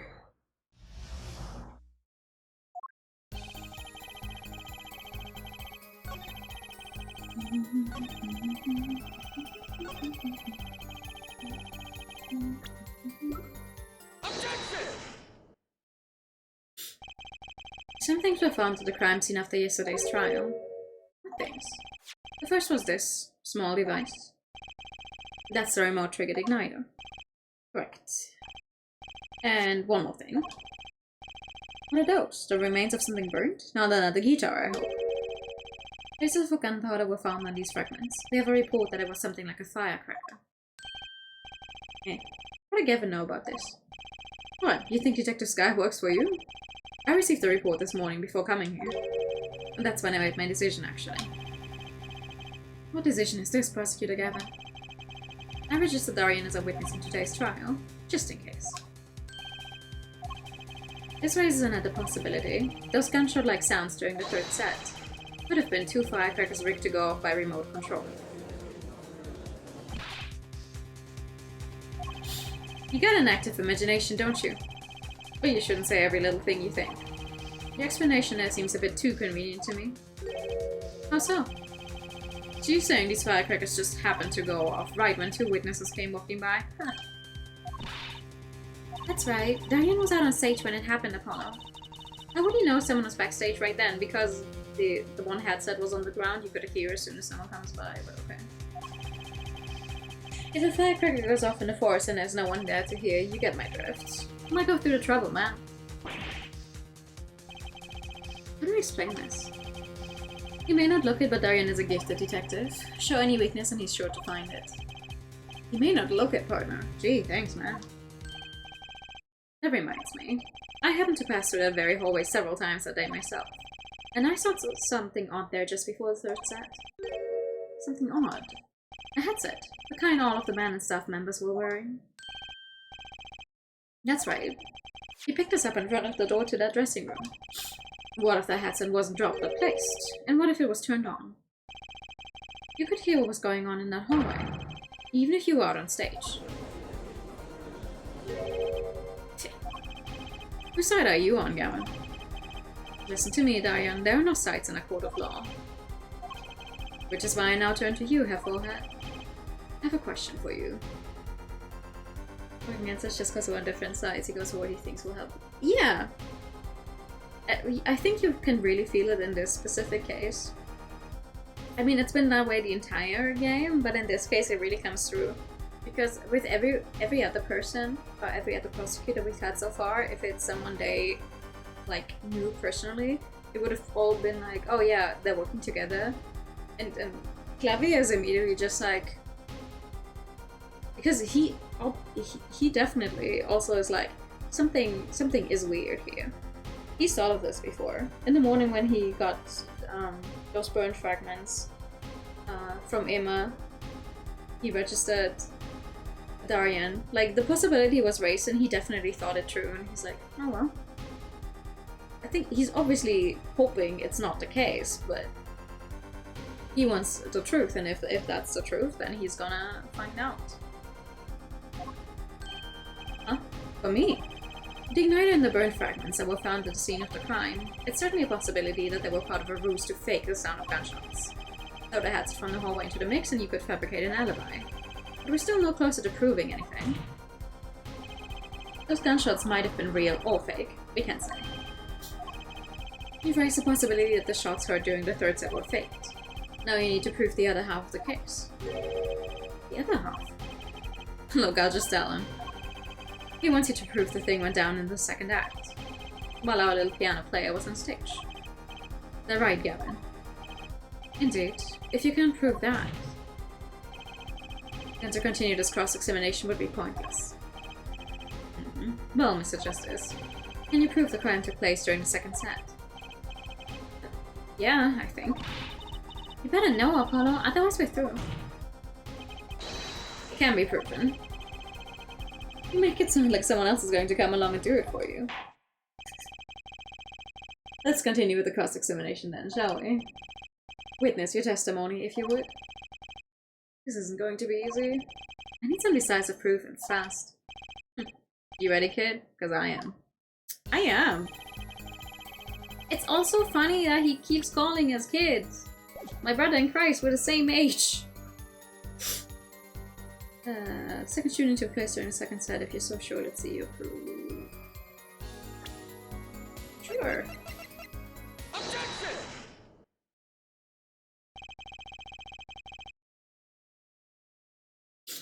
It seems there was clear proof left behind. Right here in Lamiro's song. A song? What exactly is this device thing? A new variety of gramophone, perhaps? Come on, we just used this, and don't get me started on a gramophone. This device was used to record the performance part by part. You move the sliders to adjust the volume. Each instrument is adjustable separately, and Lamiro's voice included. Oh, but what does this prove? According to Lamiro's testimony, at the moment of the shooting, she forgot the words to the song. You intend to examine the recording at that moment, yeah? We might even hear those gunshots. Exactly. Ridiculous. How are you supposed to hear gunshots back in that dressing room out on stage? Have you forgotten, Diane? We were all wearing these headsets. We were all deeply involved in our performance. The Lamiro's headset would have picked up what she heard all the same. Then let's get to analyzing that recording. Right now. Lamiro stopped singing when she heard the shots fired. Find that spot and I'll find the gunshots. Yeah. Oy. Well, let's play it first.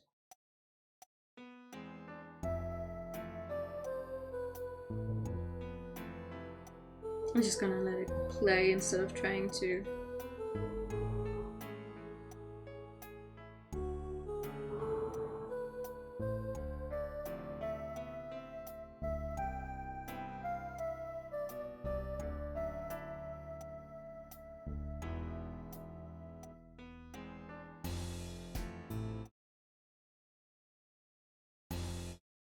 Yeah. Okay. We should watch the video next time. No.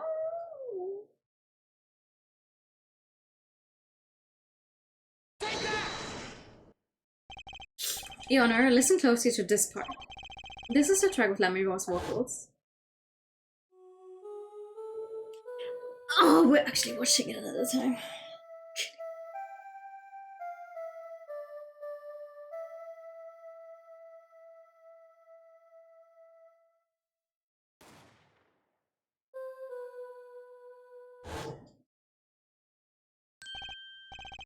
I did hear something faintly there, yes.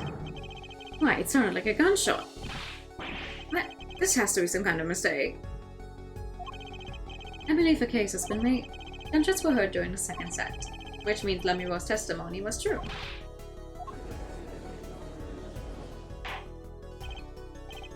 So, she was telling the truth about what she heard. Why wouldn't she? It was the other man speaking.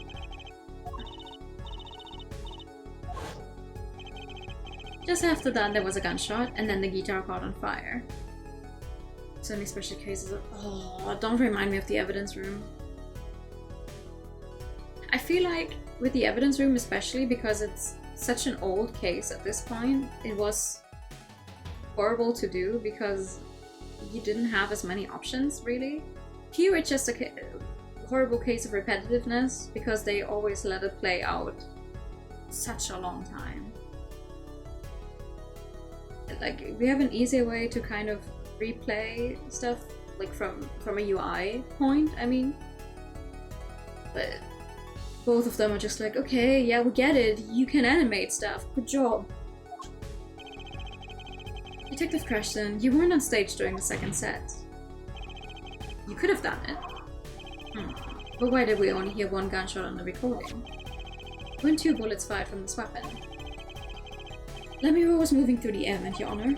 She must not have been close enough for her mic to catch the first shot. But then as she passed over the dressing room, the gun fired again and Mr. Letus's life was taken. Well, Detective Creston. Once again, I'm reminded of something. Our performance that day. Your performance. Seeing the mixing board jogged my memory. You were there too, her forehead. What is it with today? Yeah.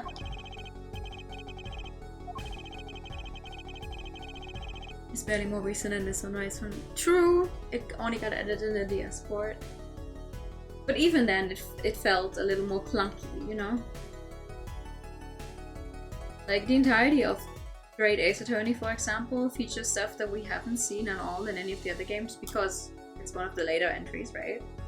Except for the Layton and Ace Attorney crossover that they still haven't ported.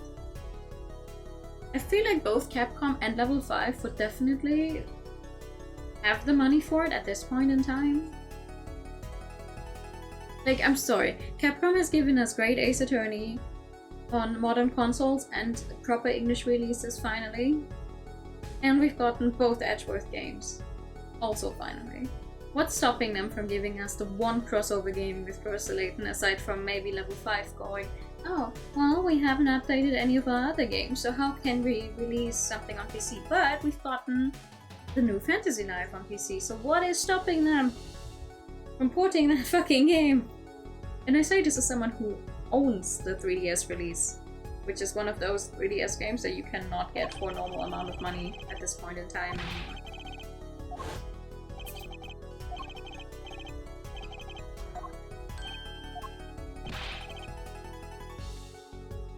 You can do way more stuff just like yeah, for sure. I thought it strange at the time. How could you miss such a simple cue? I know you, I know how you play. You're better than that. Yeah, well, You what? And Prosecutor Gavin, what are you getting at? I'm talking about the murder weapon, Mr. Latus's 45 caliber hand cannon. As you have learned, even a shooter doesn't go unscarred with a revolver that size. The kickback is enough to dislocate your shoulder if you're an amateur. Wait, you mean his playing was a factor because he hurt himself shooting that revolver? You're forgetting something. Yes, Detective Crushton. I'm a trained police officer, you know. I've had firearms training, plenty of it. I'm no amateur. The standard sidearm issued to police officers is a 38 caliber weapon, a much tamer beast. Also, the murder weapon belonged to the victim, Mr. Latus, which suggests there was a struggle between killer and victim. So, the killer might not have been holding the revolver correctly when he fired. Is that what you mean? The thought had occurred to me, yes.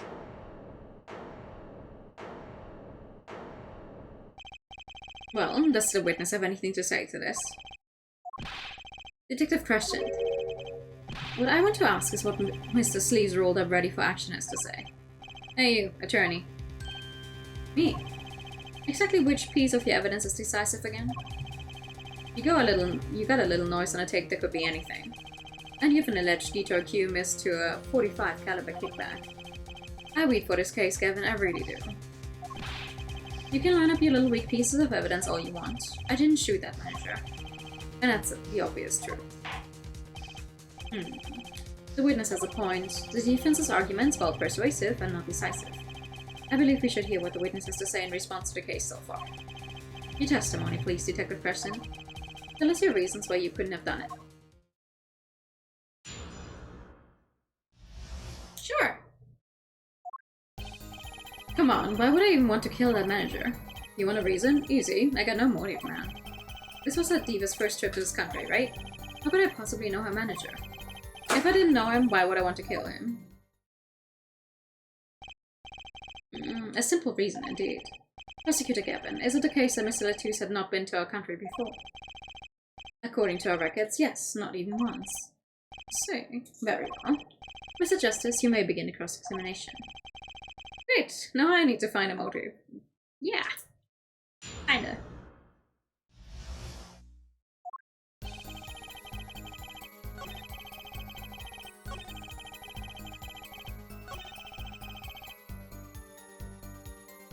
Yeah.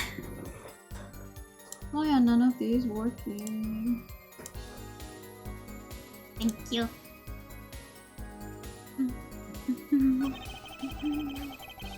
If I didn't know him, why would I want to kill him? Objection! I wanna take a look at this. What's that? Looks like candy. It's not. Don't lick it, please. Detective Preston, ever seen this? Looks like a piece of candy. What it is evidence. Don't lick it before you try it. Specifically, this is a replica of a cocoon. It was found among the victim's belongings. Cocoon? Never seen one that color. It is a variety only found in the Republic of Bohemia. Nowhere else. Alright, but what is this cocoon replica doing in my courtroom? Surely this has nothing to do with the motive for killing Mr. Latouche. Does it? It does. Wait, I mean, I think it does. You don't sound so confident, man. A cocoon. A cocoon, which is funny because I recently finally finished watching Delico's Nursery, which is connected to the manga Trump, which also is releasing in German now, but the German release renamed it Clan. The reason it's called Trump in the original is because it's about vampires, and they have one vampire there who's the word progenitor of the entire race of vampires, so the true of vamp, and they keep shortening it to Trump, which originally originated, that's not a proper sentence, as a series of stage plays. So every time, and the vampires in that one, when they go through puberty, they call it cocoon phase. So every time I read the word cocoon or hear it recently, I'm like, oh yeah, that reminds me of those vampires. Is it one of those silky cocoons? The kind that you can make, well, silk out of. A bit of rain and thunder going in your area now? No, nice. Not this one. This cocoon makes a powerful curative? For what? Apparently it is most... excuse me. Treating a disease thought incurable. It is the only medicine of its kind. However, it is illegal to take one of these healing cocoons out of Bohemia. Think more about Final Fantasy XIII. I have not played Final Fantasy XIII yet. I do want to at some point. I own the games. Whatever for? If it's such a miracle, why not share it with the world? Yeah, that's what I've been wondering.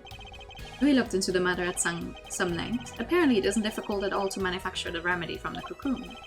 Yet if you change the process only slightly, you can easily make a large quantity of something else entirely. A deadly poison, in fact. What? There was an incident several years ago where some of these got out into the black market. It caused quite a commotion in the global community, though the media was kept largely unaware. Intriguing. All this has led to a strict ban on the cocoon's export, one rigidly enforced by Interpol, among others. Interpol? Right. The victim, Romain Latouche, was an Interpol agent. Detective questioned, you insist on referring to him as a manager, but that is misleading. Romain Latouche wasn't killed as a manager, he was killed as an undercover agent. So was trying to smuggle this gumball into the country? That what you're trying to say? I'm saying that could well be a motive for murder. Oh, so I was going to sell it on the black market, make myself a pretty penny. Ridiculous. I mean, totally unthinkable. Unthinkable, you say? Why? Perhaps it's time for another testimony about this smuggling of cocoons business.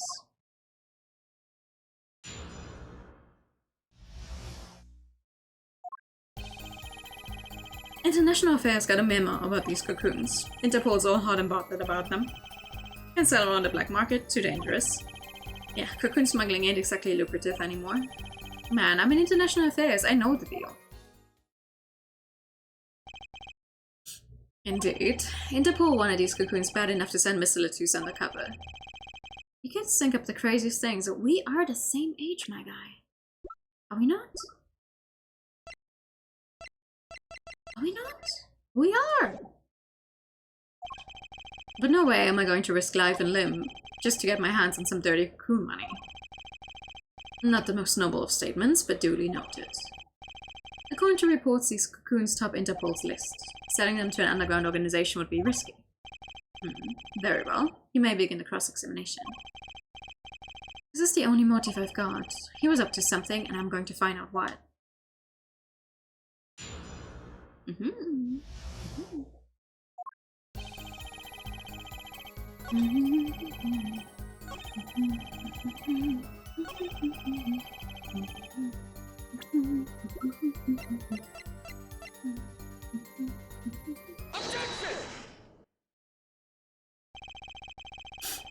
Why not choose a less dangerous buyer then? I would. How clueless are you? Everyone in the market's dangerous.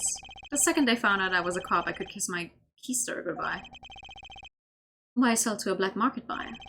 How about someone like this? That article, that's about the Chief Justice's. A deadly poison can be extracted from the cocoon, but so can a cure. And not a cure for just any disease. A cure for incuritas. Yeah, that sounds exactly as stupid as you think it is. Incuritas, I've heard of that somewhere. You went to visit a victim of the disease this morning. Why, that's a disease the Chief Justice's son has. You aren't saying. Our witness is a detective. He would have contact with the Chief Justice. You are saying. The Chief Justice would never deal in contraband. Not even to save his own son's life? But even if the deal went through, why, it would be an international scandal. That's Detective Crushton's insurance. If word ever got out, the one with his neck on the line would be the Chief Justice. Detective Crushton, is this true? First I'm a murderer, now I'm a smuggler. How many crimes are you trying to pin on me anyway? Distasteful as it is to think about, if the Chief Justice were the buyer, why, a seller couldn't hope for a better deal. A very cowardly seller. Don't let sleeves over there trick you. So made a deal with the Chief Justice. Where's your proof? Well... Oh yeah, and you're forgetting one other important thing. Do tell. Interpol isn't the only ones out there watching this. Bohemian Customs barely sleeps. They're so worried about cocoons getting out. So we were informed. Let's continue with the cross-examination. Bohemian Customs is very thorough. Everything and everyone gets checked. Are you sure? I know of one thing that definitely arrived here. Objection! That wasn't checked. Actually, there is one way. What? One way to get something out of the country, no checks. What is it? You become a prosecutor. Prosecutor? Yeah. I don't believe it. Believe it, Prosecutor Gavin. What was it that you told me yesterday at your office? Believe it!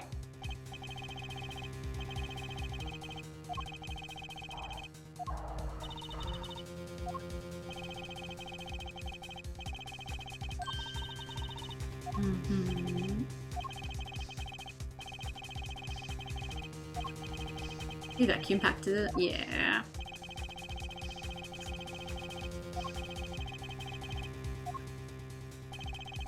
Seen and untouched. Oh, cool, record of number of crimes pin. Did I get that right, Prosecutor Gavin? Untouched. Right. The guitar was wrapped in several sheets and vacuum packed in Bohemia. The pack was untouched until the day of the concert. Are you saying that guitar was... With cocoons this small, it would have been very easy to use your guitar as a mule to smuggle a cocoon out of Bohemia. What? Which reminds me, Prosecutor Gavin, the guitar had some work done on it recently, right? Work? Good memory, her forehead. Our guitars have a round hole. Oh, the sound hole.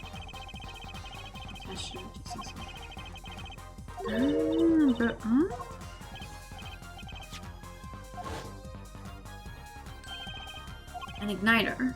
Exactly. Let's edit this, if you will. What if that igniter wasn't the only thing that was attached inside your guitar? You mean... He means this, of course. There was a way to get a cocoon out of the country. I could use picky Prosecutor Gavin's privileged guitar as a mule. And who better to do that than someone with access? Like a member of the band.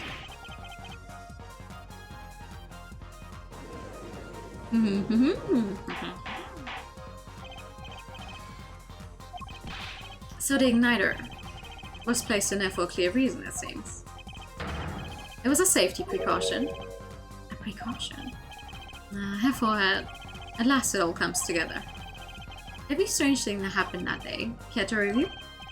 Maestro, the gentle sounds of Famiro's ballad, if you please. No! I don't wanna... Okay. First, my keys were stolen, a harmless misdemeanor, which forced me to break the lock on my guitar case. The key was stolen to retrieve the cocoon from the guitar. I see. But things didn't go so well. The smuggler wasn't counting on the guitar being wrapped. Only a member of the band could get near that case. Unwrapping the guitar would raise too many suspicions. Then the concert began. Right about this time, a very large problem presented itself to the smuggler. Inside, Mr. Lettuce. Mr. Lettuce, an undercover agent, was onto something. He would have known about the guitar. He'd only have to check the shipping records. So, Mr. Lettuce tried to examine the guitar himself. If the cocoon were confiscated, then the gig would be up. The only thing left for the smuggler to do was to get rid of the whole lot.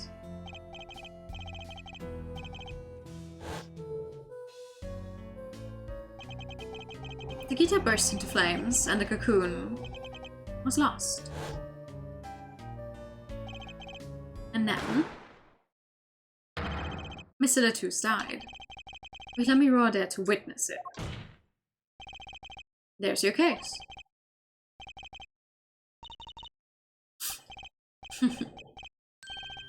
Brilliant, man. Detective Christian. I gotta know, you make all that up on the fly? Well, made up story, it makes a great deal of sense, Darian. The Republic of Virginia. Sorry, man, but I haven't even been there. True, you haven't. Let's see you make up a story for that, kid. How'd I hide the cocoon in the first place, huh? It's not so hard to imagine. You had help, a Virginian accomplice. That's all. That you had an accomplice was clear from the start. The voice Lamiroir heard proves it. You made this transmission from backstage, while your co-conspirator was on stage. But who was it? This is it, the coup de grace. I want you to know what I'm doing. There's only one person who could have helped him. Let's hear what Mr. Justice has to say then. But be warned, with a great accusation comes great responsibility. Oh man. You make up your answer on the fly as a word, you'll be harshly penalized. Are you ready, Mr. Justice? Who was the smuggler's accomplice? There's only so many people it could be. Turns out he isn't blind and can't understand English. There's only one person who meets all the requirements of the accomplice, and that person is the defendant Matsu Tobe. But Mr. Justice, he's your client. A defense attorney accusing his client, that's a new one. Well, they're accusing him of being an accomplice, not of being the murderer. I assure you, no one is more unhappy about this than I. But I'm here to defend him in the murder of Mr. Lettuce. And I stand by my statement earlier that he's innocent of that particular crime. Indeed, the defendant is Bourguignon. He does meet the basic requirements to be the accomplice. But what if it was, in fact, Lamiroir? It couldn't have been. Well, you seem sure of yourself. The reason is electronic signals, Your Honor. Electronic signals? Recall that this remote only works to a range of 30 feet. Beyond that, it's useless. Yes, that's true. Now, think back to the testimony. When the shooter made his transmission, Lamiroir was in the air vents, right above the dressing room where the shooter stood. Let's look at the stage diagram. This is the area that the remote could reach from the air vents. Well, looking at this, it seems that Lamiroir still could have done the deed. No. When the shooter made the transmission, the stage was slightly different than shown here. It was in the middle of the guitar serenade. Part of the stage was raised. Prosecutor Gavin and the Lamiroir stand-in were in the air. They were on a tower which happens to be 15 feet tall.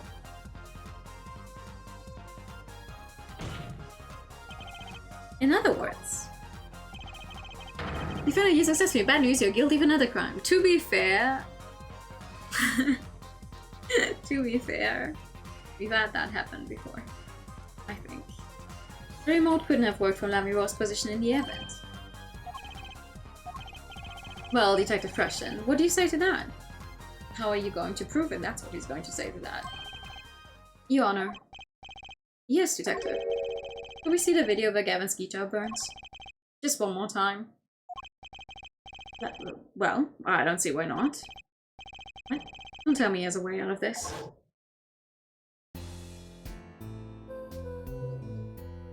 Another one!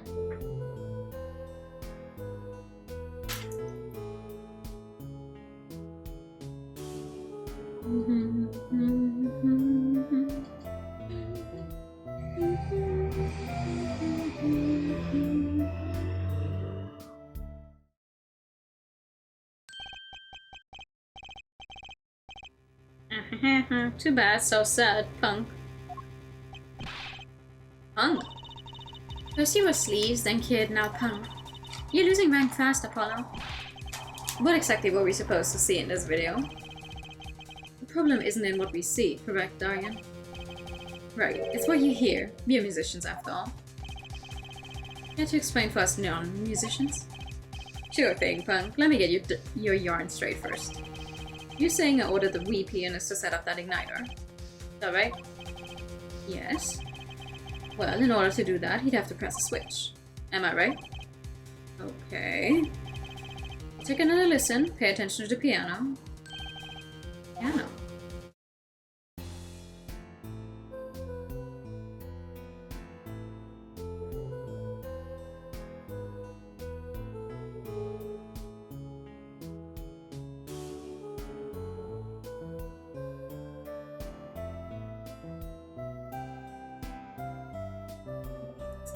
By saying they're not guilty, but also guilty. You're not guilty of this crime, but of another.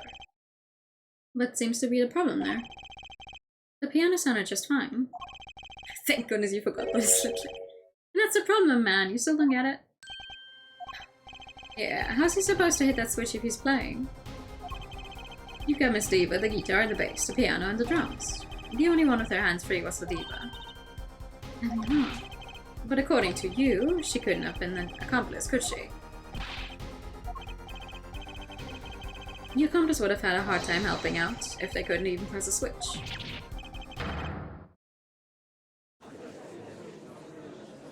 Arguably, it is easy enough to hide something in the piano and make it so when you press the keys, it hits something, but okay. Let's watch the video another 15 times. Let's go! The piano plays non-stop. Couldn't have pressed that switch. Well, Mr. Justice, the piano does seem to be playing when the guitar catches fire. Well, it's okay. We all make mistakes sometimes. Apollo, were you wrong? No. I can't be wrong. Everything makes perfect sense. How could it all just... Scene must have been very expensive. They're like, we better get our money's worth. Strange. What's strange? No, it's just... something's odd about the performance there. Odd. Mr. Justice, if Machitobe didn't press that switch, then he could not be the accomplice you claim he is. But everything points to it. Every fact says he's the accomplice. You got the facts wrong, man. Here's some facts for you. Gavin's guitar is on fire, but the pianist didn't press that switch. In other words, your story is full of holes. Mr. Justice, let's hear your final opinion on this matter now. Was the defendant Machitobe the accomplice? The answer will reflect on everything you said here. Give it some thought. Apollo, if Machi's not the accomplice, then our whole case is ruined. I know that. It has to be him. He was the only one who could have helped the smuggler. He had to have pressed that switch. Well, you better find a way to prove it. What do I do? It has to be something that doesn't fit. Something odd. Something odd. Wait a second. What? You thought of something? What was Gavin saying just now? There's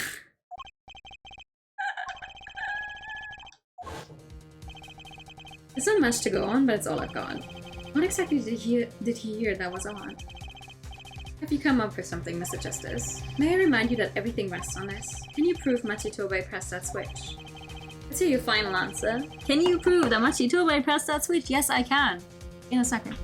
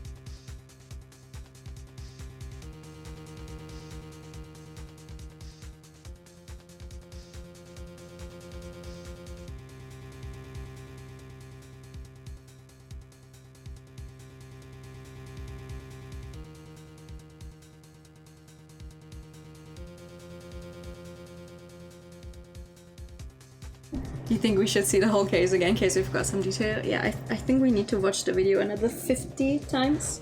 Just in case. I don't know if you call this proof per se, but I can prove it was possible. Then, as prosecutor, it falls to me to ask you to show us evidence supporting this. The forehead, you sure about this? Accept it, there's no evidence, man. Why are you not doing what you should be doing? Collective brain cell will help us out. Yeah, true, maybe. Let's see your evidence, Mr. Justice. On what do you base your claim that the defendant pressed that switch? Return of the mixing board. The basis for my claim is music, Your Honor. Music? What about music? Let's listen to the piano part around the time when the switch was to be pressed. Right before the guitar burst into flame.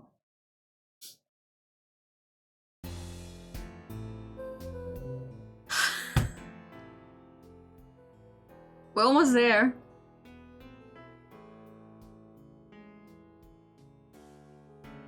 Brian said wants more high quality videos. Yeah, well... I hear piano being played. But doesn't it sound kind of simple? Simple? I think I know what he's suggesting. You think Machi could have played that part with one hand? One hand? He only needed one hand to press the switch. He could play the piano with the other. What, so you're some kind of piano 7? Actually, no. Now what do you know? What do you know? You can play a part like that with one hand. Maybe I don't know what I'm talking about here. Wait, I know. Hey, Trucy. Yeah, you got something? Mr. Wright, your father, he's a pianist. He can't play.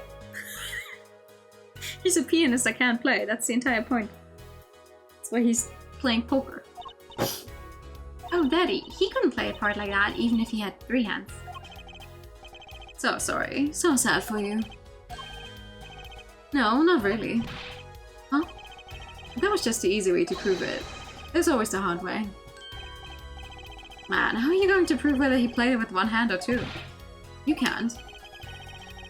I admit it will be rather difficult to prove, but it's highly likely he was playing with one hand.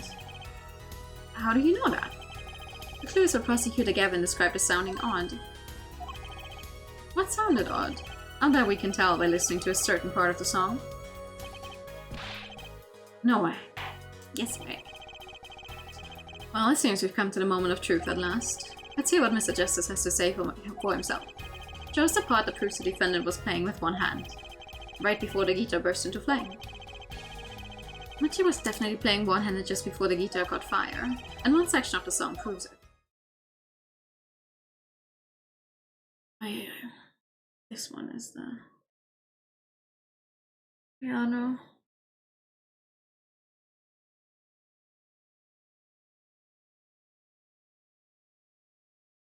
I think.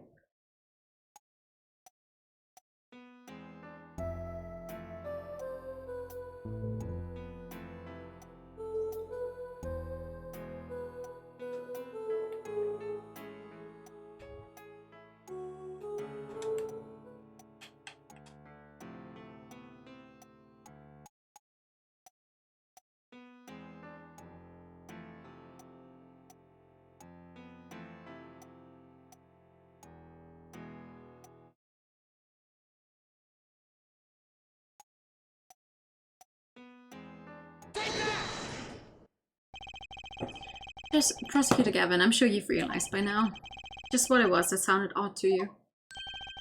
As I'm sure you've realized it yourself, Herr Vorhand. Realized what? I'll demonstrate. Let's listen to the part in question again, shall we? Pay particular attention to the but a fleeting melody phrase.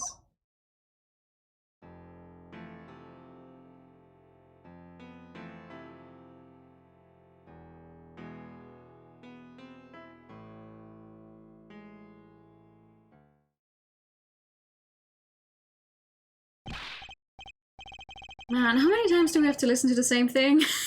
For you. You're right, enough of that. Let's listen to another section, shall we? Another section? The guitar bursts into flame at the end of the second verse. Let's listen to the same spot in the first verse. Pay attention to "Oh That Night in Your Embrace."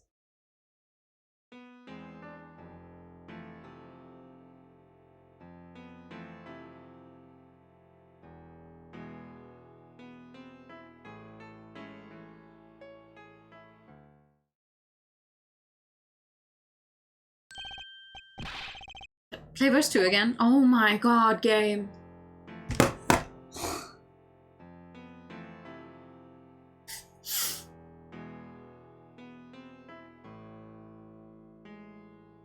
There, did you hear that?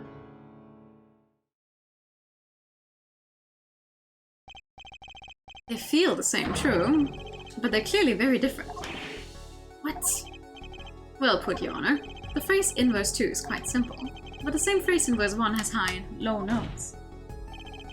You have to use 2 hands to play that for sure. It really is, though. What's our proof? I would think you know that by now. This is why I hate dealing with amateurs, man. So the 2 verses had different arrangements. Happens all the time. Not this time, Diane. There's no point in changing an arrangement if you can't hear it clear. Play the same song again! No! Please. And that wasn't the point. I had him play specifically so that the piano would stay in the background. That was what I noticed. Why should the same phrase sound slightly different? I asked myself. Now ask yourself how much he changed how he played, and there's only one answer. He needed a free hand in order to press the switch. And yet we're still not done. I believe this ties all the facts together. Well, Prosecutor Gavin. Yes, quite. Though, personally, this comes as a terrible disappointment. What? No comeback? I can't believe it. I finally did it. I shut him up. Very well. Barring an objection from the prosecution, I will now state the court's opinion on this matter.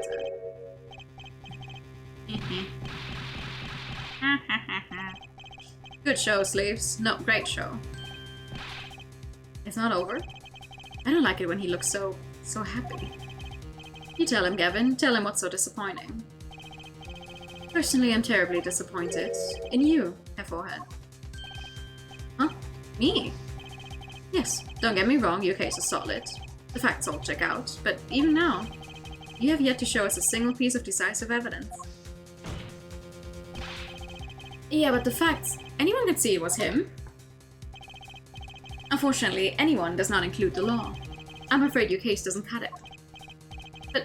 But 1,000 facts might point toward the same conclusion, but without decisive evidence, it's not proof. That's the rule under our current legal system. I don't believe it. It does not seem as though the defense has any more evidence to present. Oh, I think if we did, we already would have seen it a long ways back. It is unfortunate, but at present, this court is unable to acknowledge your accusation. Yeah. The truth is staring us all right in the face. Why can't I see it? What's the point of a legal system that protects criminals? Apollo, remember what Daddy said? Yeah, especially not in the current court system.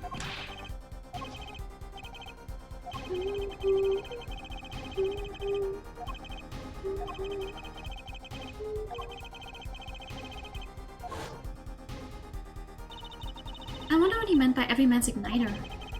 I think he just meant a weak spot, no? The kind of thing that a single spark could turn into a wildfire of emotion. I won't be able to press him further by conventional means. I've got to find a weak spot in this guy. Something fatal. So, can I get back to work now, or what? It may look like I got a lot of time on my hands. A lot of crime on my hands. But I got no more time to play pretend with this deadweight attorney. Well, we suggest this. We've come this far without decisive evidence. This witness won't be coming back to the stand once we let him go. Every man has an igniter. Huh? Didn't you say the better the guitar, the brighter it burns, Prosecutor Gavin? Yes, good guitars are kept dry is why. That provides the best sound. Even a small spark could cause irreparable damage. The plan has an igniter in it too, Detective. It was there from the very beginning. What? In time, Justice. If you blow this one, it'll be out of your hands for good. Go for it, Apollo. What, and this igniter's supposed to come burn me up? That's almost pathetic there, Mr. Attorney. All the better. I'm rather fond of poetry. And I intend to hear this one through to the very end. The forehead. You are accusing this man, Darien Crescent, of 2 crimes. The murder of Miss Letus and the smuggling of a Boginian cocoon. This is your last chance to prove your case. This trial has already run on for far too long. Mr. Justice, this will be my last warning. The moment this igniter of yours turns out to be a dud, is the moment this cross-examination ends. Understood? Yes, Your Honor. Then let's have it. Show us the basis for these accusations against Darien Crescent. Okay, this is really my last chance. The key that will take apart Darien Crescent's plan is a witness. Your igniter isn't a piece of evidence. Huh? So what is? It is true that I couldn't show decisive evidence, but perhaps what I needed to prove my case was something else. You mean a witness. Proving his guilt is a tall order, but I've got just the person to do it. Very well, Mr. Justice. Who is this person who can prove Darien Crescent's guilt?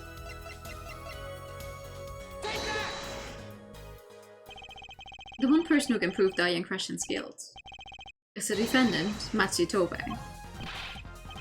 Your client? Again? Yeah! Matsu Tobe was an accomplice to the cocoon smuggling plot. Without him, Darien Crescent could not have gotten the cocoon. Furthermore, he can easily prove that the one who plotted to smuggle the cocoon is the real criminal in this case. How so? It would require just one of the very cocoons Mr. Letus was looking for. With the cooperation of the Republic of Virginia, we could burn a cocoon. The burned cocoon would leave a particular residue. A residue we would, no doubt, also find inside the burned-out guitar. Ah, very scientific of you. Thus, if Matsu Tobe acknowledges his agreement with Darien Crescent concerning the attempted smuggling of a Boginian cocoon, the case is solved. Except why would he do that? Because smuggling a cocoon is punishable by death. Darien's laughing again. Your unrelenting passion is remarkable. You really want to get me, don't you? Too bad you'll never be able to. Why not? The little key tickler won't acknowledge anything. Especially not anything to do with cocoon smuggling. What's this all about? Taking a cocoon out of the country means death, by Boginian law. Yeah, see? If our pianist really was a smuggler, then testifying about it would be suicide. Believe me, he's not talking. But you're wrong, Detective Crescent.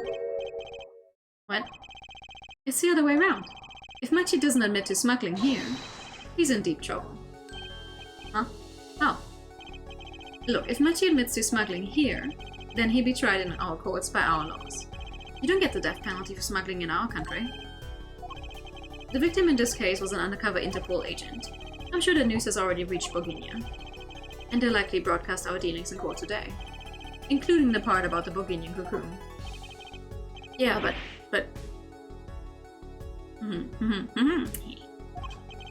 But if Machi doesn't admit to smuggling now, he'll eventually be picked up by the Boginian police.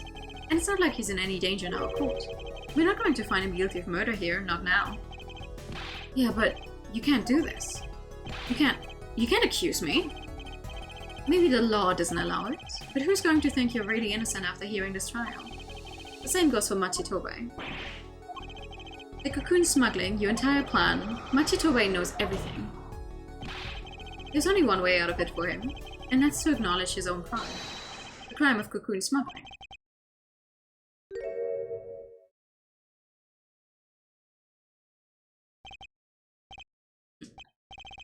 Don't worry, man. I'll get you out of the country. I'll set you up someplace, a hidden mansion, real nice. You want a house made out of cookies, or no, a house made out of pianos? Come on. Please. Oh, don't. Hey, that's a law. Oh, don't talk, is what he's trying to say, okay.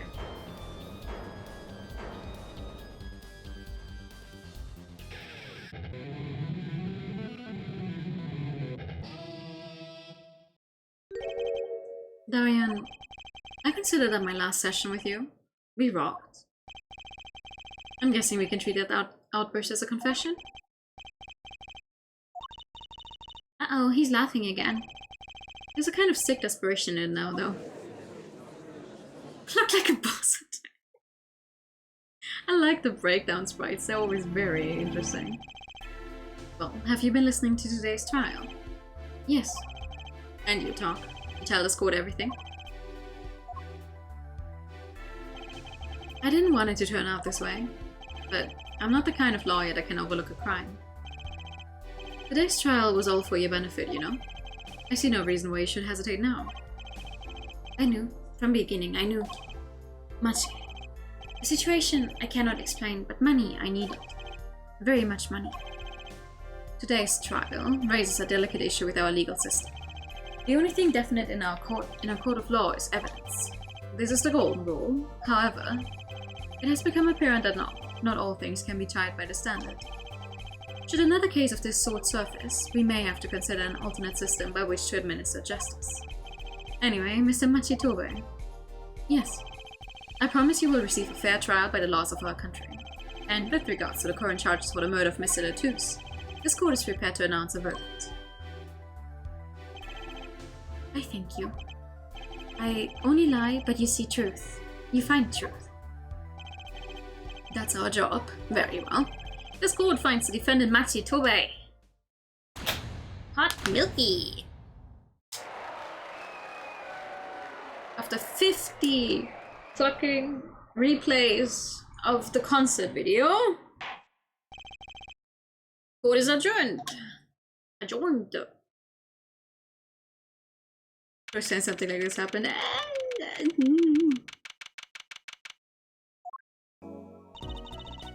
I wonder what will happen to Machi. Well, he did smuggle a cocoon out of Boginia. I guess there will be another trial here. All's well that ends well. I owe you both my thanks. Let me wrong. There's something wrong. I'm sorry, Machi was your partner on stage, your friend. Yes, I thought of him as my own son. Good thing that we didn't also. Even now I do, yet something got a hold of him, something evil. I see that. And he must pay for what he has done. Is that not how it should be? I'm still sorry. Do not be sorry. You have given me courage. Courage? I'm considering an eye operation. Was my suggestion, actually. You mean you'll be able to see again? It's funny, I've always been afraid of the light. Light seems so harsh, so unforgiving. According to the doctor, Lamiro lost her sight due to some kind of accident. An accident? As you know, I suffer from amnesia. I feared that if I could see, perhaps it would open my eyes to the truth I've been running from. I was scared. You know what changed her mind? Hearing your defense in here today. She could feel your gaze, unwavering, always looking straight at the truth. If the light returns to my eyes, I think I will take a painting. Painting? That's right, she's a landscape painter in sound after all. I will paint the two of you, I promise. I can't wait. I owe you my thanks too, Apollo. Thanks, Mr. Wright, but for what? A YouTube video showing a quote each time it plays and ad starts. It's like, oh yeah, Your Honor, let me show you this video real quick, and then you get like 2 unskippable 30-second ads on YouTube. I always think that when they're like, oh, you know, you need to find a song with the right BPM if you're trying to resuscitate someone, and then there's ads playing beforehand. I wonder. I hope that's never happened to anyone. But I do wonder if it's possible. You reminded me I need to hurry things along. On my secret mission, that is. Right, your secret mission. Apollo, truly, I hope that we will meet again someday soon. You bet, me too. It is. It is. And so, like a ballad, the trial flowed on and on until it came to the end. Thanks to the trial, the guitar serenade was a huge hit. Prosecutor Gavin's even more dazzling to look at now. But there's something I want to say to that guy. Next time you write a ballad, have them catch the killer at the end. How I agree with prosecutor would say it's based on the defendant's social. Maybe. Would you look at that? 2.5 hours just for the last trial day. That's crazy. Well, okay, maybe not. I did not start immediately.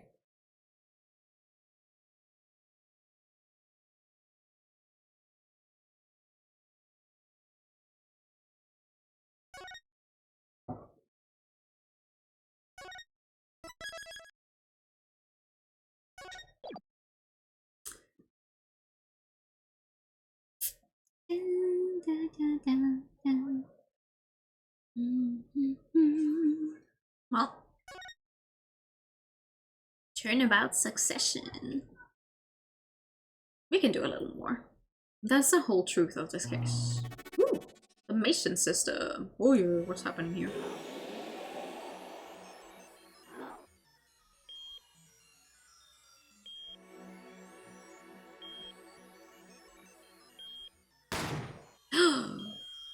Beep. In order to understand it myself, I had to know the story of these last 7 long years.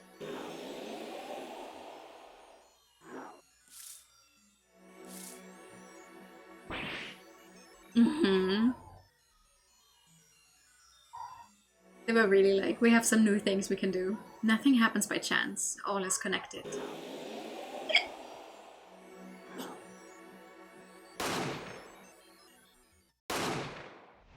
So many gunshots.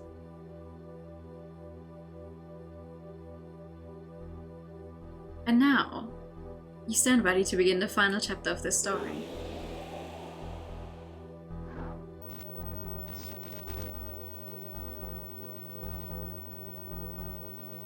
You gotta give it to them. They make the final cases really fancy all the time. Will the defendant be found guilty or innocent? The decision is yours. Cyber Commission. No, I don't think so. Fuck that guy in particular.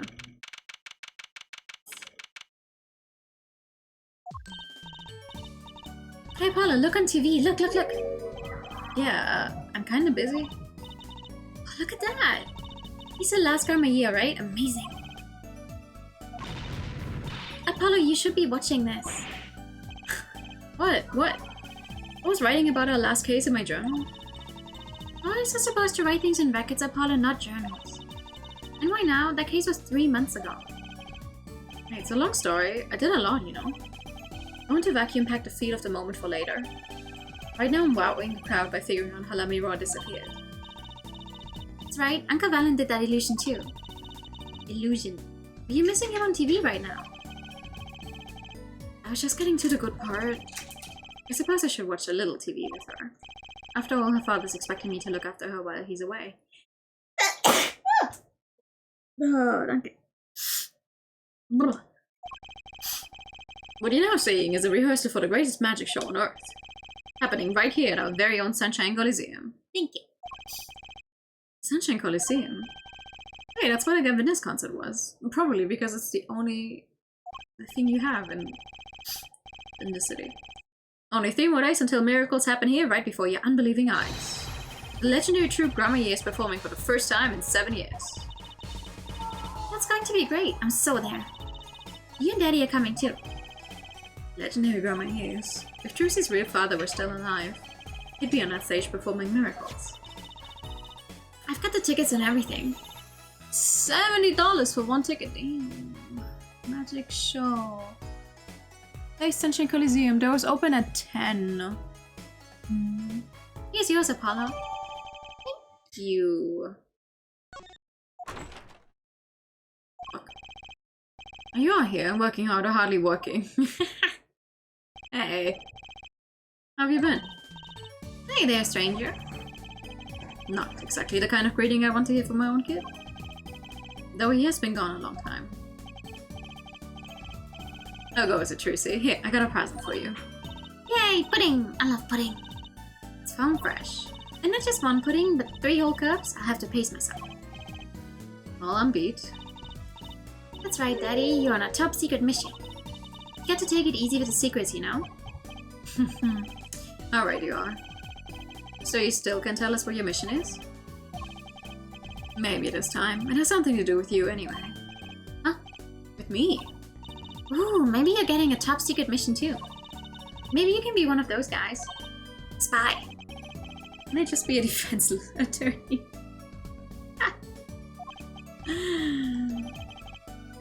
To be honest, telling you about the mission was my whole reason for coming here today. Tell me, you've heard of the jury system, yes? So pudding has to be gone in 3 minutes, 1 minute for each pudding. Otherwise you're a wuss. The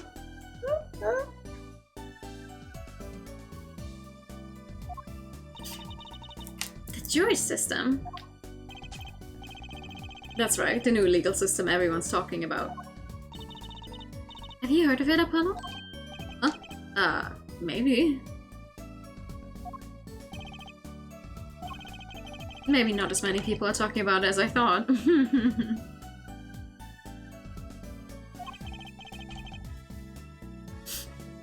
The jury system, huh? Oh.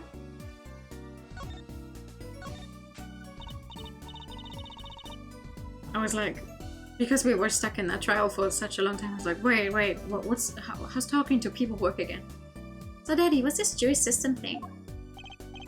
Well, Trucy, do you know what a jury is? I've heard of it.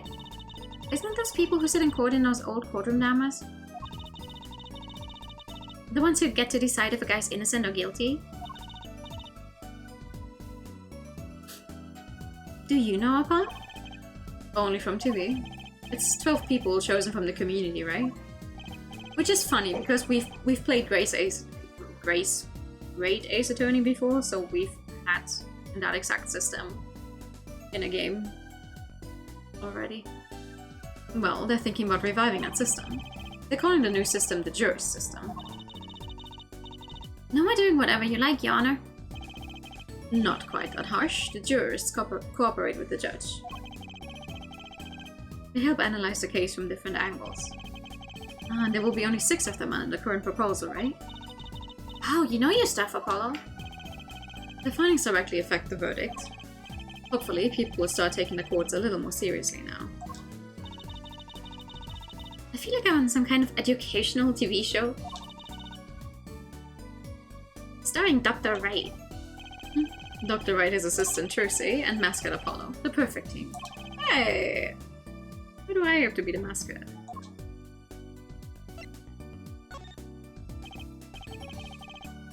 So, what is the secret mission? The jury system is my mission, more or less. Anyway, keep in mind that new ideas like the system are always risky, Apollo. Too true. Everyone's got an opinion and they just talk and talk and nothing gets decided. Kind of like you, Apollo. I'm not that bad, am I? In any case, we're going to give it a shot. A test, if you will. I don't like tests. We'll take a case as a sample and choose 6 jurists. I'll be the one helping with the process, incidentally. Helping? How? Well, for one, I'll be chair of the jury system simulated court committee. The chair constructs the ideal situation, choosing the case, the jury's candidates, even the judge in the courtroom. Wow, it's like you have a real job! Jesus Christ, girl! I was never that good at the piano, to be honest. Once a lawyer, always a lawyer, I guess. The trial's tomorrow, by the way, don't miss it. Couldn't you have told us, like, a little earlier than just, hey, by the way, be ready for a completely new system tomorrow? The trial simulation, that is. Simulation, huh? Sounds interesting. So, what kind of case is the trial simulation about? Well, since it is the first run-through of a new system, I wanted something simple. Good thinking. No sense wearing yourself out on something too serious. True. The case is a murder. Something simple. That's not simple at all. By simple, did you mean that the defendant is guilty? Yes, most likely. So, good luck, Apollo. Shit. Jesus Christ. With what? With the trial tomorrow. You're defending, of course. Recall that I said it had something to do with you. Go for it, Apollo. It's just a test case anyway, no sweat. Yeah, but there's still a verdict to be decided. And a potentially serious sentence, the most serious in a worst case scenario. You mean the verdict's for real? That's not a test trial, that's a real trial. All the forms have been filed, there's no turning back now. The trial begins tomorrow at 10 AM. Hope you can make room in your schedule. Talking about introducing the Jurotory system to US in 2026, Congress and Peru has a system since the 70s. I think you always need to just take a step back and not think about the real world systems we have in place. And just take it as it goes. You know, unlike how in the Like a Dragon games, it's always like, yeah, what they did show us, and especially Judgment, was how it was during the same year the game's supposed to take place in.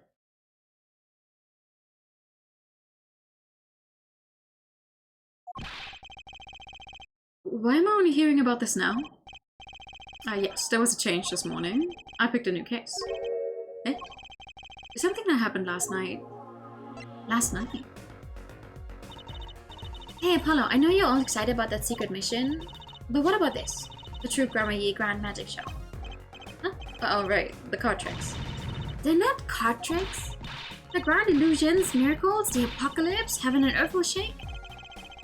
So what, that's 3 whole days from now? It's a Sunshine Coliseum, let's go today. We can say hi to Uncle Valen. Have fun. What? I can't go by myself, you know I'm not very outgoing. Right. Why not go with her? But what about the secret mission? Oh, don't worry about that.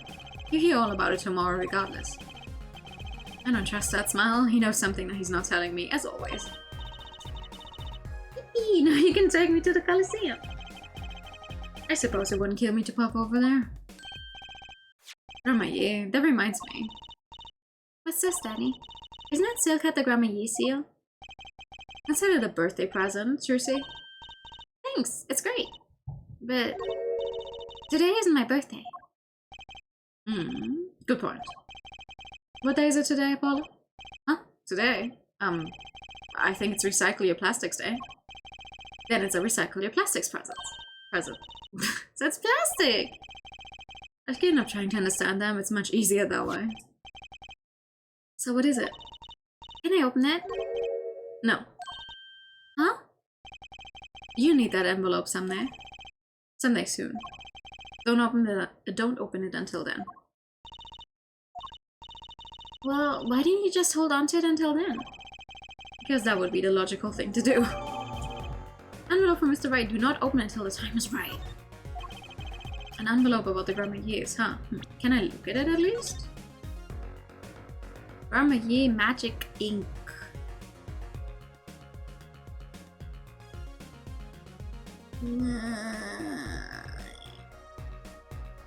Okay. I don't think you're supposed to read what it says down there. What about this thing?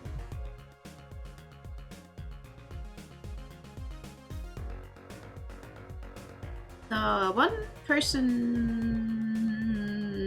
something. Grammar Ye Magic Ink. Okay.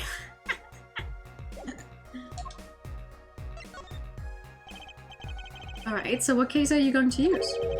You really want to know, don't you? Of course I do. I mean, I'm going to be defending, aren't I? If all goes well, then yes, of course, this is just a test. We wanted everyone to start without preconceptions, a blank slate, as it were. There's a difference between having a blank slate and just being totally clueless. Whose idea was that anyway? Well, mine. Committee chair, remember? Oh. Well, if you want to know that badly, I suppose. I could give you permission to examine the scene of the crime. Good! That's better. But you can't talk to anyone involved with the case. What? Then how am I supposed to defend? You let me worry about the details there. Remember, I'm in charge of this trial. All of it. But you don't want it to backfire, do you? Apollo. If I'm in charge of the whole trial, that means the entire affair is my responsibility. For good or for bad. Just do what you can. And don't worry, I know what I'm doing. Alright. I'd recommend going down to the detention center. Your client's waiting for you. You can ask about the scene there. But you just said I couldn't talk to anyone involved. Oh, you can talk to your client. If you can get her to talk. Well, time's not wasting. Sure. The plant. It intrigues you, doesn't it? Not really. It's just the only thing in here that doesn't have some secret function. No secrets, but lots of memories. And a name too. Want to hear it? Not really. His name's Charlie, if you were curious. Really, I wasn't. Good. That means we have this one for the eventual achievement at some point.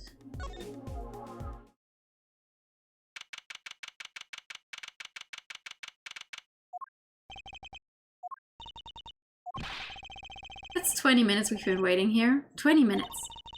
Maybe I should complain. I'm sure that guard has better things to do than stand there pretending he doesn't see us. You know, the minute we get angry, the client will show. It always works that way. Like shouting, "Oh, waiter!" and they're standing right behind you. Oh, guard! Is our client going to be much longer? What are you talking about? Haven't you already started the meeting yet? Huh?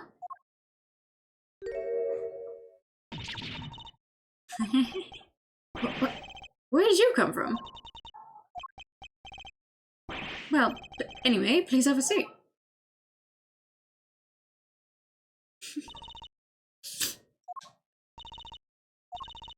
I'm nervous, Apollo.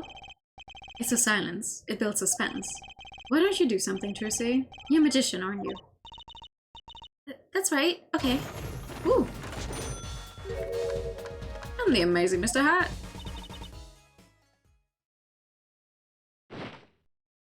Oh. Hey! She passed out. This magic underwear might have been a better bet. That's magic panties, Apollo.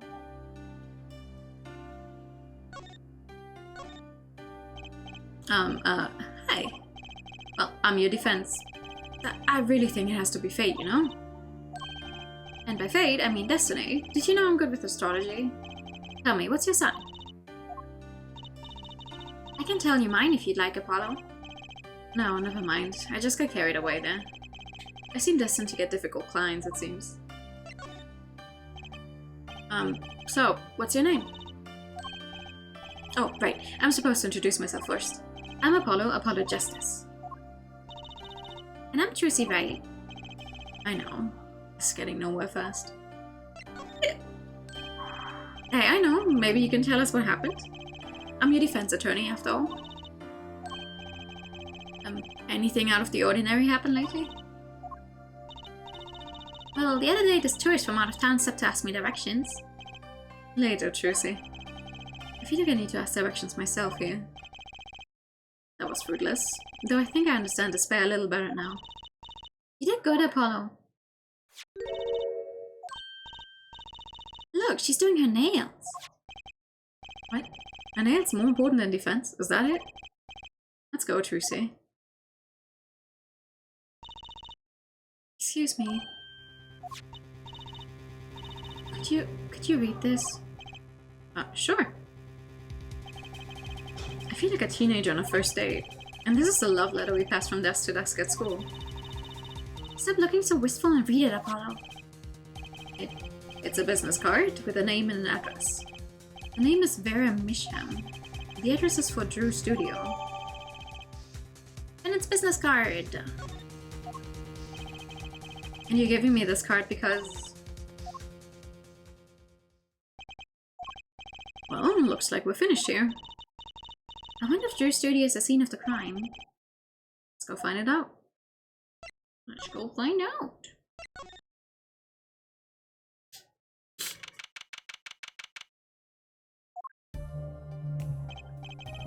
Wow, this looks like...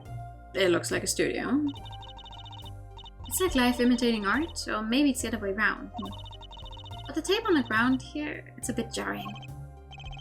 Yeah, looks like we found our crime scene. Apollo, look at all those paintings. Hey, don't touch those. It's okay, I'm just looking.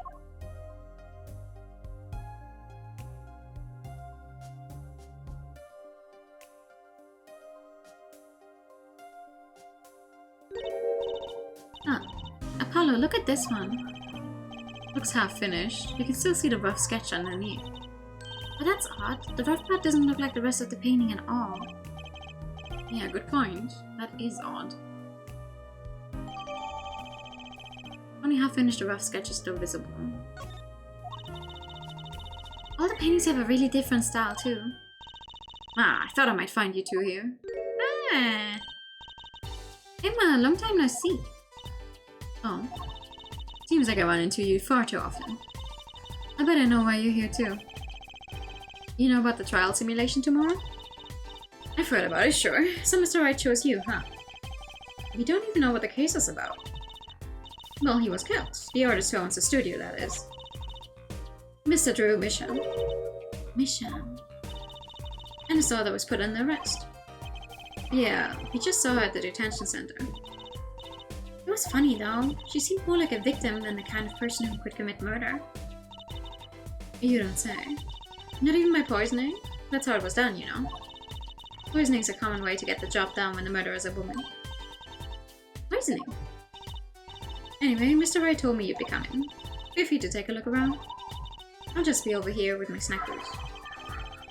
Can't talk to anyone related to the case this time around. Which means we better find out as much as we can here at the scene. Or else. Or else. We should be able to talk to her though. So this Drew Mission was some kind of artist? Apparently, did a lot of illustrations for books, I hear. Jesus, what weird. Had a lot of female fans too, for what it's worth. Oh? Well, I guess his stuff is kind of pretty. Like that oil painting over there, for instance. Yeah. That wasn't one of his illustrations, actually. Oh? So it was a standalone painting or something. Is that what she means? He was an odd bird, Misham. Hadn't shown his face to anyone until the end. What do you mean, to anyone? He was always locked up here in the studio, apparently. His only connection to the outside world was through letters he'd put in a letterbox there.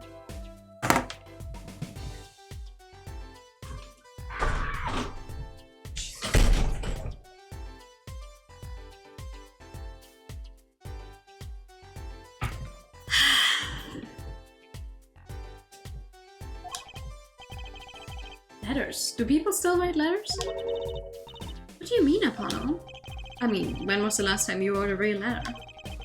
Don't most people use email and stuff these days? Not Mr. Misham. Couldn't stand technology, it seems. He did everything by mail. Maybe he thought that way was more artistic, you know? In any case, the only person besides him allowed in here was his daughter, Vera. Oh, you mean the killer? The suspect, please. We took some fingerprints, of course. The only ones found in the room were Mr. Misham's and Vera's, basically. Basically? Actually, last night, Mr. Misham gave an interview to a reporter for the first time. It happened during the interview, apparently. His first interview ever? Could you tell us a bit more about what happened the night of the murder? Oh. So, this woman, Vera... She's Mr. Misham's daughter, right? Yep, a real sickly girl ever since she was little. Hardly ever went outside. She did kind of give off a withdrawn sort of aura. She was homeschooled by her father, apparently. There was quite a scene when they took her to the detention center. She was screaming about how she'd die if they took her outside. That does sound like a scene. In the end, she agreed to leave if she was allowed her good luck charm for company. A good luck charm? Apparently she has this charm that magically gives her the courage to go outside. They told to fax or write a letter? That's crazy though, like, how many people still have a fax machine at home? Like, I'm not surprised, especially if it's a psychiatrist, but still...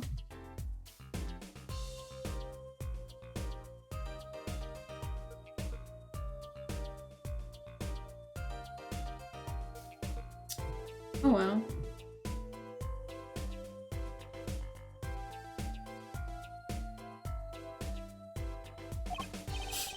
Why can't I ever get a normal client? Because it wouldn't be fun that way. But why would a shut-in daughter kill her own dad? Don't look at me. So about the poison, it was found to be in his coffee, right? No, not precisely. Not precisely? What does that mean? It means see for yourself, I think.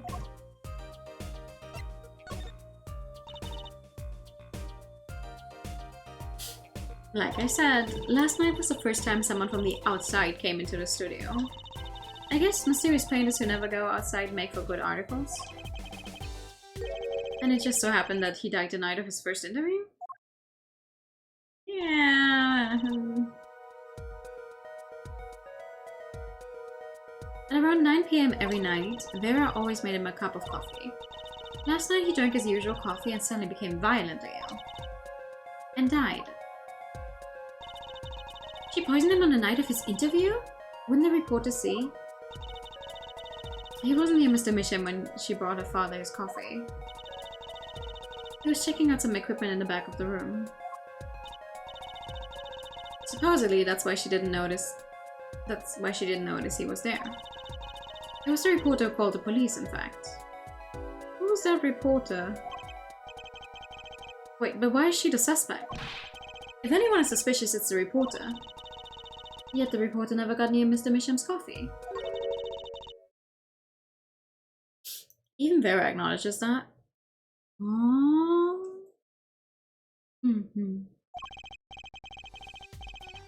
Regardless, I want to know more about this reporter.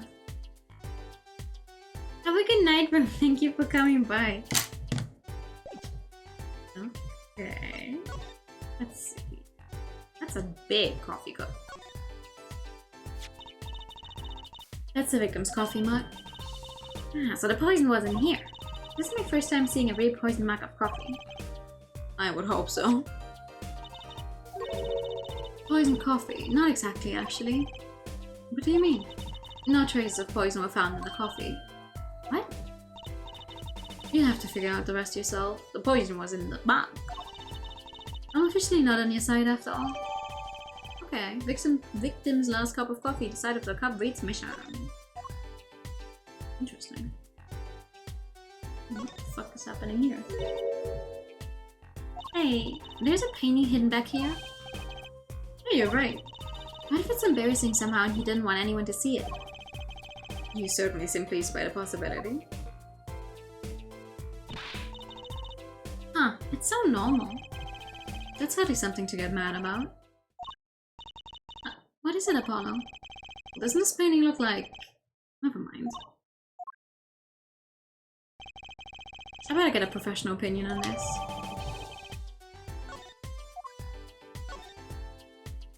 Alright, what else do we have here?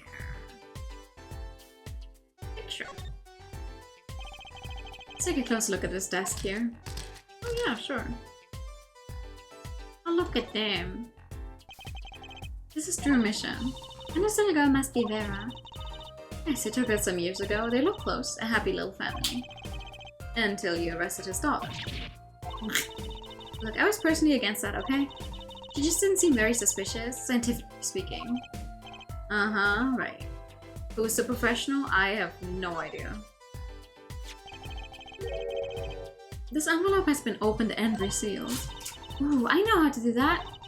You take a pot of boiling water and hold the envelope up to the steam. The glue melts and it opens. Cool, huh? Whoever did this wasn't so delicate. You're right, looks like they just ripped it open and stuck it back together. Huh. Postmark on this letter is from 7 years ago. Why would someone open a letter then seal it again? I better hang on to this. Ha ha ha.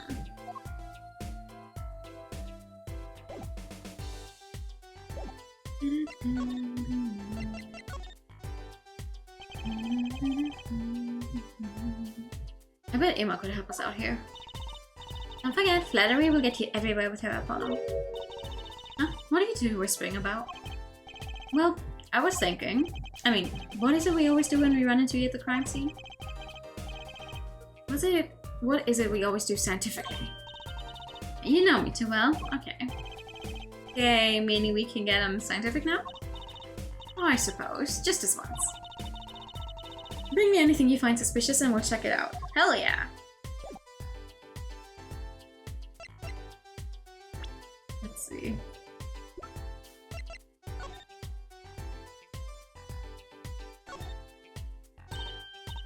Hey, look there. This stain doesn't look so healthy, Apollo. That must be the Blue Mountain stuff we've been hearing about. Something tells me that even Blue Mountain coffee isn't this blue.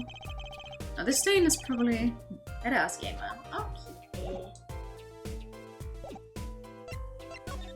Send. Emma, about this mug. There's a pale blue residue on the rim. That? Yes, well, it's just a rumor. And I've heard there's a kind of coffee called Blue Mountain. I'm pretty sure it isn't actually blue, Emma. Right. Okay, you got me. That's left over from my testing spray. Forensic science? I knew your hobby was behind it somehow, Emma. It's not a hobby. So what kind of scientific stuff were you up to? This spray, that's what. It turns blue when it touches poison. So the poison that killed the victim was on his mug. That's right, see? It wasn't in the coffee. The killer applied it to the rim of the mug itself. Wow, science is amazing. It certainly is helpful. Maybe Emma would be willing to help us out a bit more. You should try buttering her up, Apollo. They say flattering will get you everywhere. It's certainly worth talking to her a bit more. About poison analysis. I was afraid you were going to ask about that. See, this solution is used to test for atroquinine. Huh? Atroquinine, the deadly poison found in the autopsy. Uh-oh, I know that spark in her eyes. She's getting excited. Let's tread lightly. It's one of the most virulent poisons, but it's absorbed into the body astonishingly slow. It takes at least 15 minutes from the time of ingestion for adverse effects to show. Doesn't make much sense then if she gave him her coffee and he immediately felt violence. If it takes at least 15 minutes.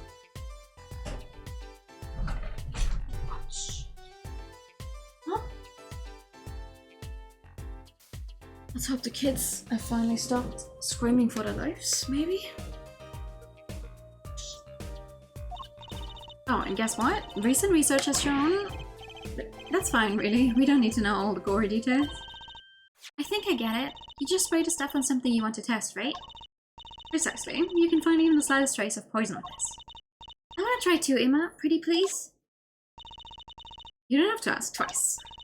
I already used it on everything suspicious, of course. Hey, let's give it a whirl, Apollo. What are you doing? We're just seeing if I got a reaction over here. How's this for a reaction? Never do that again. I'm not poisonous. How do those hapless witnesses understand? So let's just get down to checking for real poisons, shall we? Oh yeah.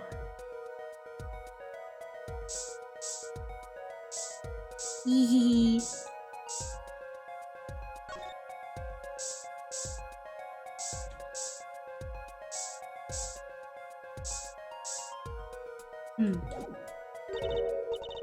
Too bad, no reaction there. I'm sure Emma checked out all the likely spots. Wait a second. What is it, Apollo? Did you spray that little desk over there? I don't think so. The spray probably can't reach that far, you know. Let's check it out just to be sure.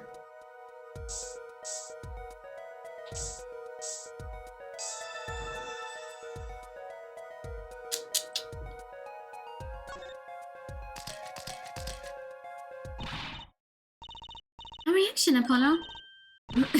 Where? The inside of that cute little frame. Look. Would you look at that? Nice going, Trissy. I'm known to work magic. Never mind that, I was the one who found it. Frame measuring 2 inches by 2 inches. Bears traces of deadly poison atroquinine. Why would the inside of that frame have poison on it? Looks like we found the only other place that was poison in any case.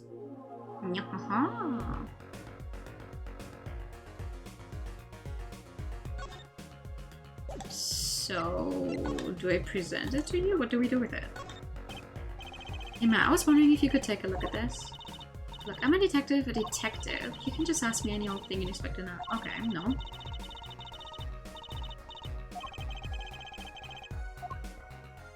Then what do I do?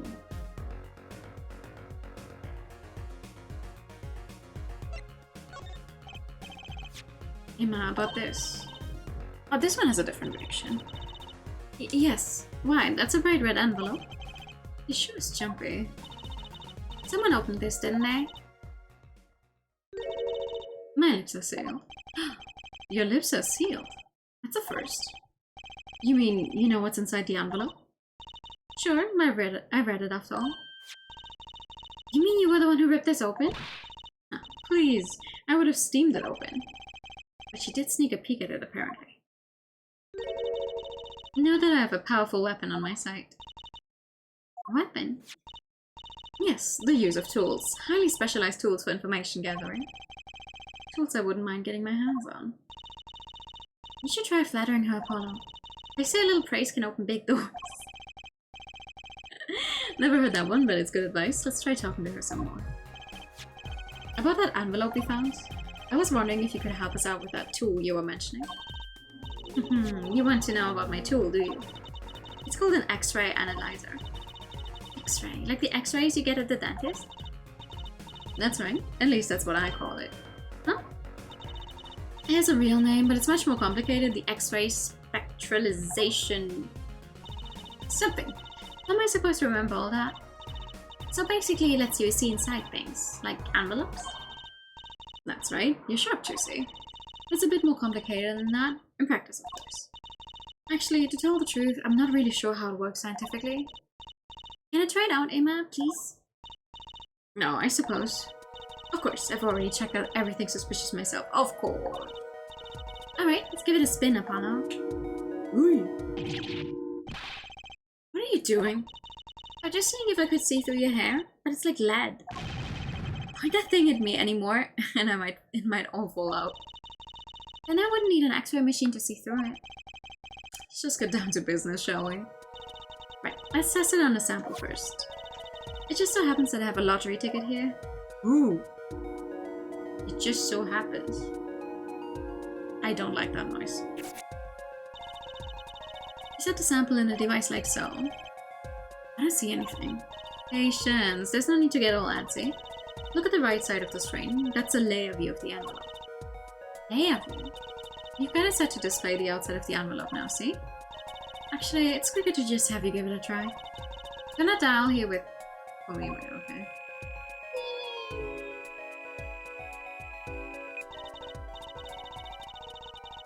That's right, that's how you choose what depth you want to scan. Hey, I got something. See, that's how you can read the letters on a ticket inside. Cool, huh? Except I can't read them. Just turn the dial a little more. What you have to understand is that a sheet of paper isn't really flat at all. When you zoom in that much, you see that paper is like a bunch of hills and valleys. Oh, really? This X-ray device uses a beam with a wavelength of only 0.05 microns. Breaks cards down into thin layers so it can only show what's written on that layer. I'm not entirely following you, but what good is it if you can't read anything? That's why we go on to step 2. Try rubbing the image a bit if you would. Rubbing? Like going over the image while holding it? Yeah. There, that fixes the image on the screen. Now, turn it down again, just a little. Good, now you can rub this image to fix it too. Yeah, I get it. We just keep doing this until we've got the whole thing. Exactly, not bad. Hey, let's do some more.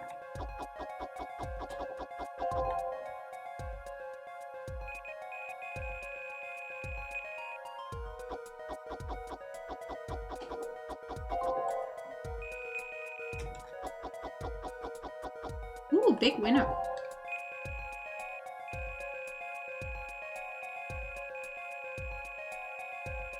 Huh?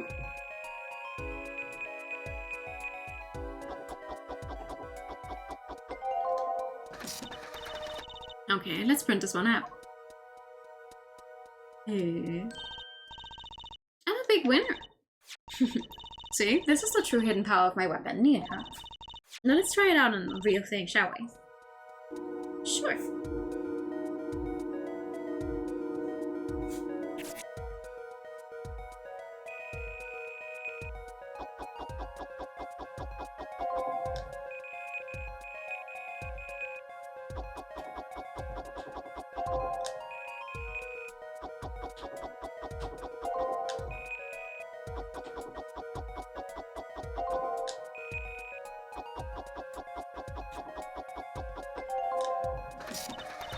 Okay, let's print this one out. Mr. Drew Misham, I've deposited the $100,000 in a designated account. Please send a receipt once you've confirmed the transfer. What? That's a lot of money. Someone deposited $100,000 into Mr. Misham's account? These paintings must be really valuable. There's another page in there. Care to take a look? That I do. If you're going to read someone's mail, you might as well read it all. Here goes with the second page then. I mean, yeah, true. If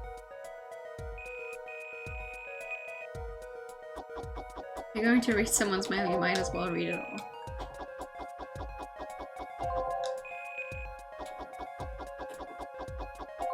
You can tell that this was originally a DS game.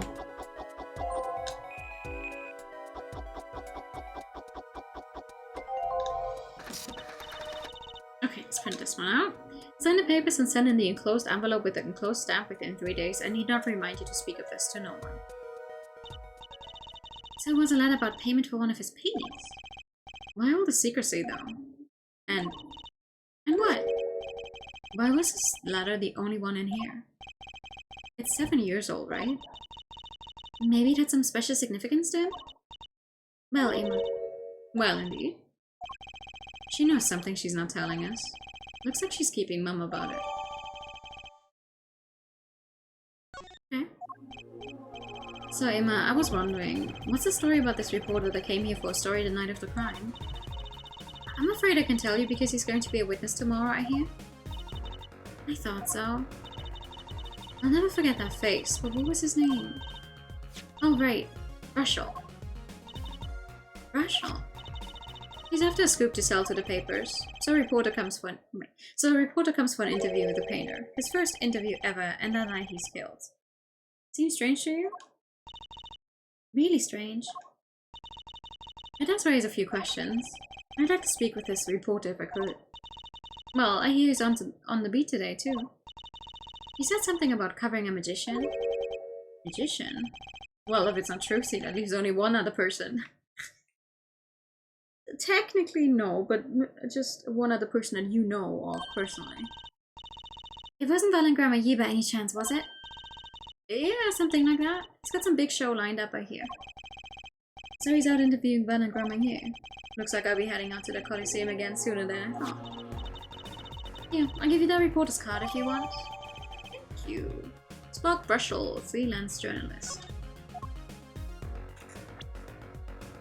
Can I look at this one in more?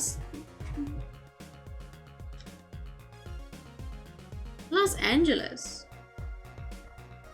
Email scoop@brushel.com. Top Donovan from oh my god. What a fitting drawing for that guy.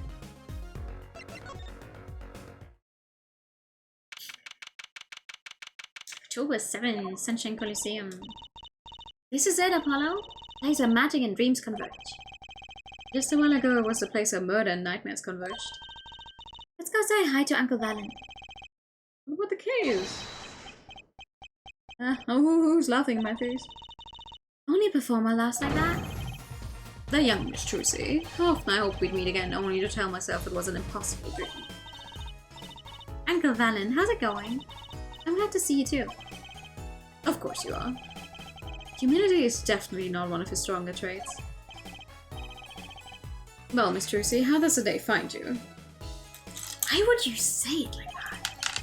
If you've come to give me flowers, do it after the show, I beg you. Actually, we came to wish you good luck. And congratulations on your big magic show. Oh, but it is I who wish to congratulate you. Not everyone is so lucky as to witness miracles such as the ones I shall perform.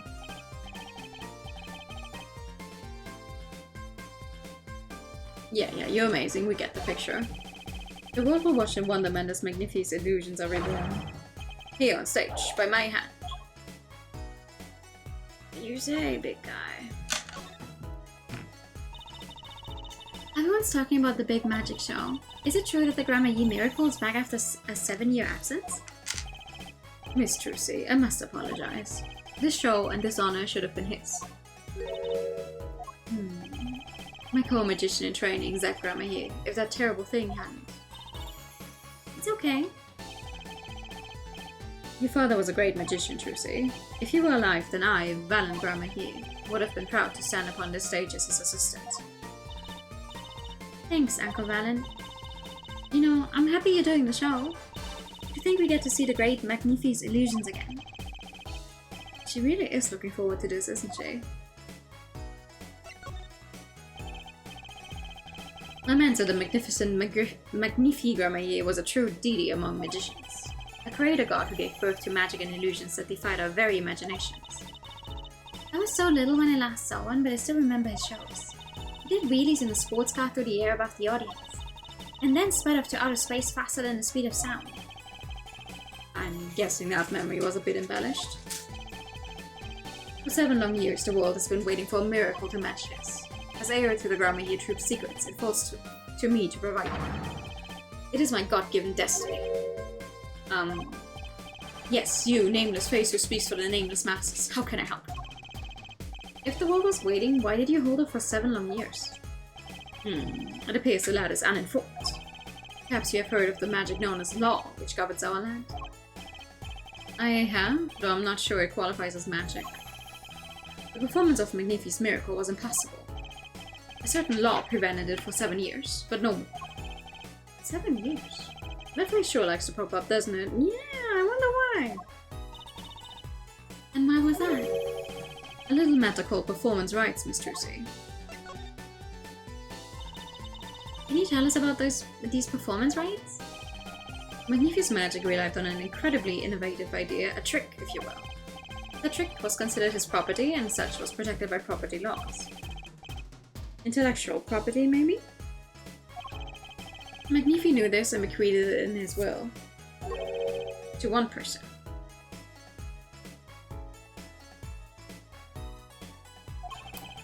You mean him? Yes, Miss Trucy, it was your father. Zach Gramahier was the inheritor of the Gramahier miracle. Yet, as you well know, he is gone. He disappeared suddenly 7 years ago. I think I see where this story is going. Once a person is classified missing for a certain period of time, they're considered legally deceased, correct? In all absoluteness, those rolled-up sleeves conceal your competence well, young man. That certain period of time of which you speak is 7 years. Ah. Yes, Miss Trucy, though it pains me to say it, this past spring, April to be precise, was the time. Your father was legally declared deceased. In the absence of a formal will, the secrets of our mighty mentor Magnifi passed to me. This was, in fact, stipulated in the will by Magnifi himself. Is that how it works, Apollo? Yeah, it's called death in absentia. He's declared missing permanently.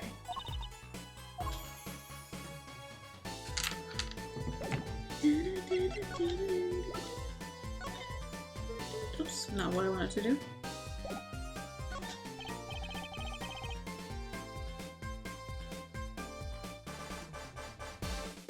So a journalist was here on a story.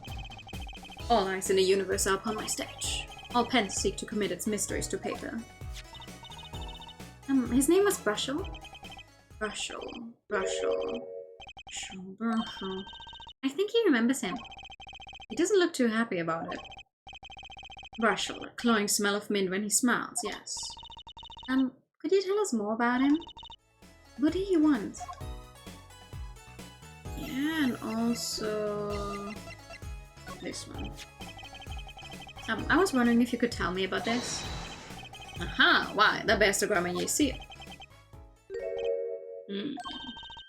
Uncle Valen, is something wrong? Trucy, where did you get this? Oh, Daddy gave it to me. Your daddy? My partner's that grandma. No. My other daddy, Phoenix, right? Right now, why would your Lord Daddy? Lord Daddy? That's kind of stretching the whole archaic thing a bit. The signature upon the back, do you recognize it? That belongs to none other than Zach Gramahier. What? Daddy signed this? Might I be so bold as to open it? I'm sorry, but I can't let you do that. What's in this envelope, I wonder? Yeah, you could look into it. We have a new machine to do that with, maybe. But we are not supposed to open it until the time is right. A man by that name called on me just now. Just now? Valen's vision is always toward tomorrow. Valen's feet step always forward. That is all. That's all. Very confusing. I am to perform a big magic show, yes. I wanted someone to cover. Yet, he had ears only for that incident. That incident? In any case, I requested that the rapacious reporter remove himself. Not open it doesn't include not reading it. See? You get me. You get me. So Painter's died. What of it? It is but a footnote in the footlights compared to the magic of Gramaye. Uncle Valen, do you know where the reporter went? I recommended he visit a place popular with penalized perpetrators. The detention center. He was a rude individual. Might I see that card? Sure.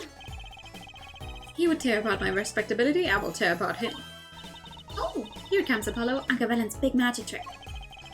Is he going to fix the card? Not sure that qualifies as big magic.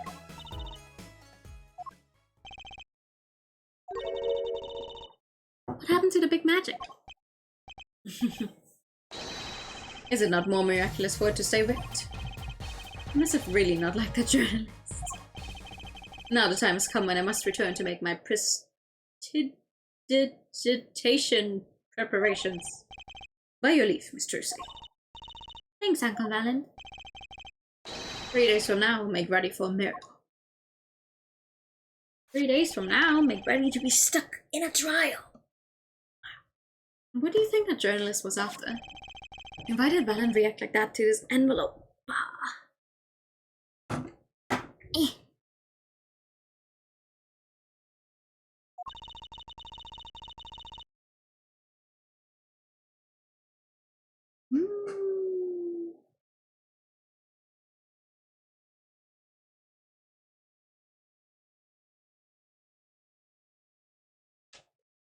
I think it's time to pay the detention center another visit. Sure.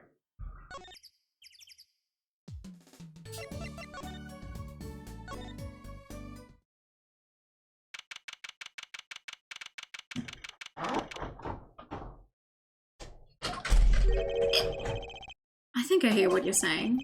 We're all doing it for the money. End quote. No, not at all. Looks like someone's already meeting here. Maybe that reporter. God, I hate this guy. Hey there, how are you doing? Who might you be? First time you heard prestidigitation wasn't a D&D video. I feel like we've had the word before, and every time I see it again, I'm like, I don't know how to say this. Sorry, we didn't know someone was already here.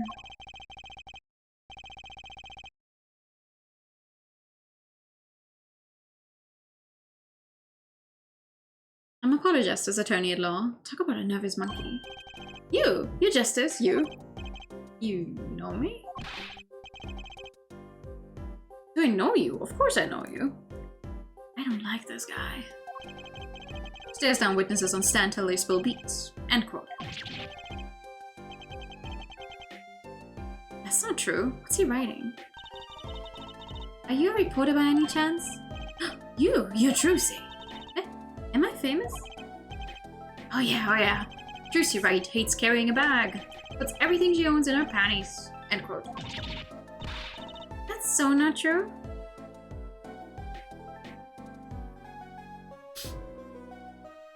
Oops. Just hold on to your breeches there. I'll wrap up this interview in a jiffy. Interview? So, guard, I think I know what's going on here. Guarding rooms is my life. What else could I possibly need? End quote. No, how many times do I have to tell you this? Look, I've got work to do. You deal with him. Did you come here to interview the guard? Oh, what a pickle. Accused wouldn't talk. Had to interview someone or go plumb crazy. End quote.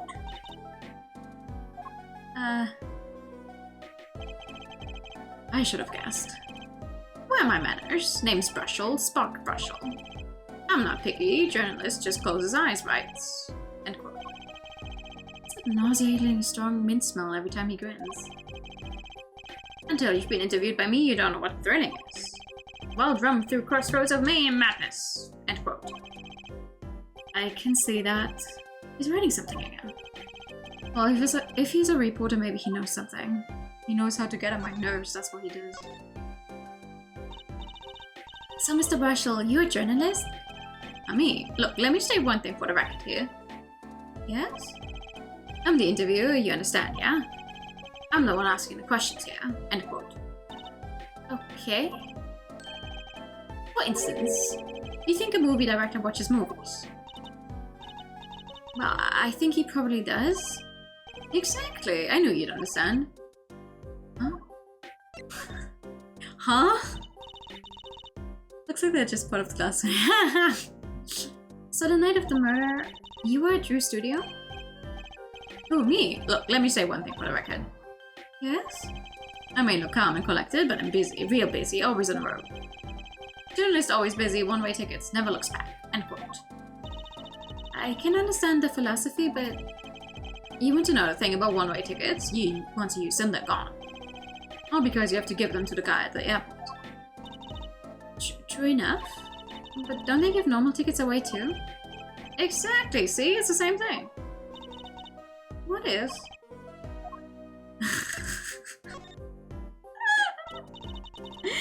So you went to do a story on Drew Misham, and you never had a story done about him before? That's right. Look, let me say one thing for the record here. What? I'm sure you're going to want to know about my source. What tipped me off to Drew? Why do the interview in the first place? Well, yes. Look, it's like... Oh, I've got it. Say, there's this burger joint with fabulous ketchup. You think the burger guy's going to tell me where he got it? At the supermarket, maybe? Exactly, see? That's what I'm talking about. I think I may have actually understood that one. Well, there's nothing I can talk about, really. Walls have ears, eyes, especially glass walls with speakers. End quote. Right, guess we'll leave then. Oh, but since you're here, might as well tell you a tidbit of news I saw, just for the heck of it. Oh, I know. It's because of how I managed to set up the randomness of the thing. So it's like there's a 50-50 chance basically which one happens, and to turn it off, there's once again also 50-50 chance to either turn it off or manage to turn it into the devil thingy. I haven't figured out to make it so it's like either one or the two when it turns on. So back when the timer ran out like hours ago, instead of turning off, it went to the devil thing. I did realize. Sure, tell us, just for the heck of it. I remembered like it was yesterday. I seen a movie on a trip and wandered into this burger place with amazing ketchup, when an article in a tabloid caught my eye. Famous oil painting stolen from art dealer's gallery, end quote, I believe it was. An oil painting? Happens every day, right? But I thought I'd seen a painting somewhere before. A painting of a giant peach floating down a river. Someone stole an oil painting of a giant peach. Journalists can smell scoop better than burgers, end quote. Yeah.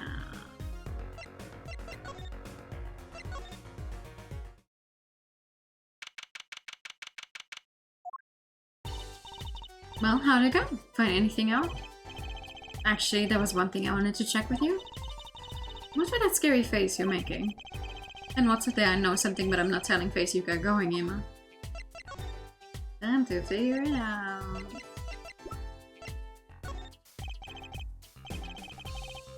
This painting came from behind that dresser. Oh yes, so? It was stolen, no? I was hoping you wouldn't figure that out. Do you think you could tell us a bit about this? I suppose. Is what you think. Drew Misham was a forger. A forger? But his last name is Misham, not Forger. So what exactly is a forger? Well, basically it's someone who makes forgeries. Fakes, in other words. Fakes? How Copies of an original. Exact copies, so precise you can't tell them apart. Well, why not just photocopy them? The big problem with forgeries is that people try to sell them as the real article. It's a crime, of course.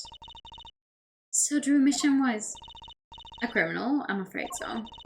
He received money to create elaborate forgeries, to supplement his work in illustration, I guess. I see. Actually, that's why I brought this here in the first place. What do you mean? When you're trying to determine if a painting is a forgery, the rough sketch underneath can be a valuable clue. So the rough sketch is like practice for the real thing. Like doing a magic trick in front of a mirror before you go on stage. But not in the case of a forgery, not necessarily anyway. You know what the finished product is going to look like after all. Well, yeah, I guess you would. And that's why I bought this. I'm going to use it to see what's under the paint of the finished pieces. I get it now. Not that I really needed to go to such lengths, seeing as how one of the paintings was only half finished anyway. Still, it'd be neat to see Mr. Misham's rough sketches. Kind of like what he was drawing when he thought no one was looking. True, that would be interesting, and maybe valuable for our case. You should try buttering half, Apollo. Butter will get you everywhere, they say. Maybe I should ask him to help us out. Maybe we should. Let's see. We need to look at them all anyway. Oops. I kind of wanted to see the rough sketch under this painting. And I was wondering if your tool there might do the trick.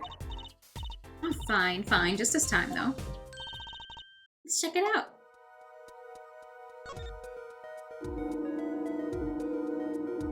We're like, hey, here's another little mini game. Let's do it.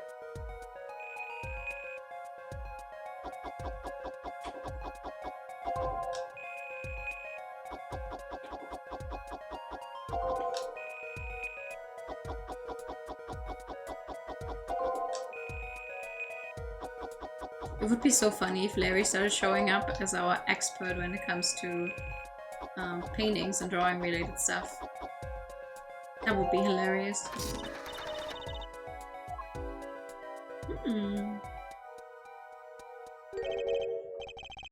What the heck? Oh, he really blows. The finished painting isn't anything like the rough. Devices like mine didn't exist until recently. He probably thought he could draw any sort of thing he wanted to for the rough. What do you mean?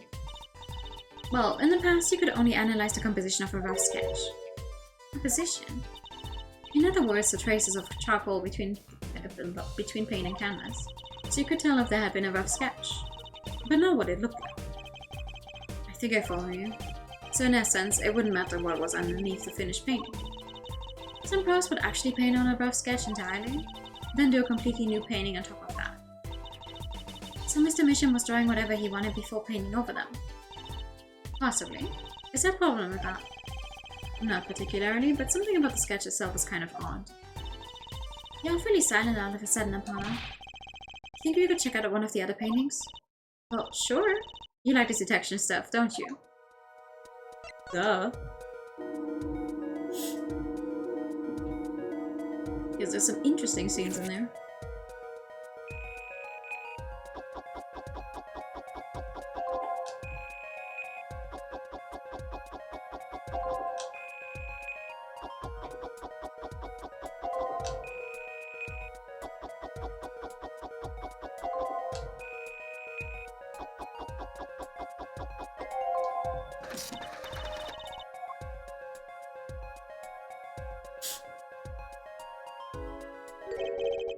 This one too. What's wrong, Apollo? You look so serious all of a sudden. You think I could just look at the last of these? Fine by me, knock yourself out.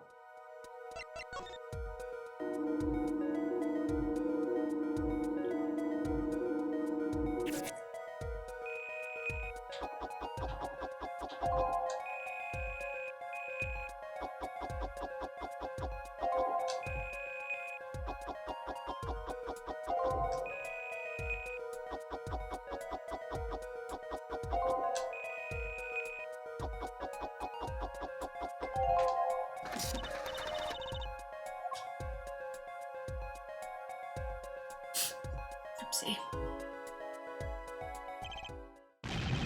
What the heck is all this? I hesitate to ask why you're getting so excited. You sure your device isn't leaking some kind of strange radiation? Juicy, look at these 3 sketches.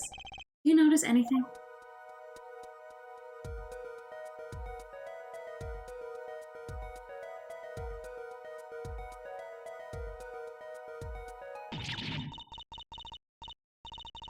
There.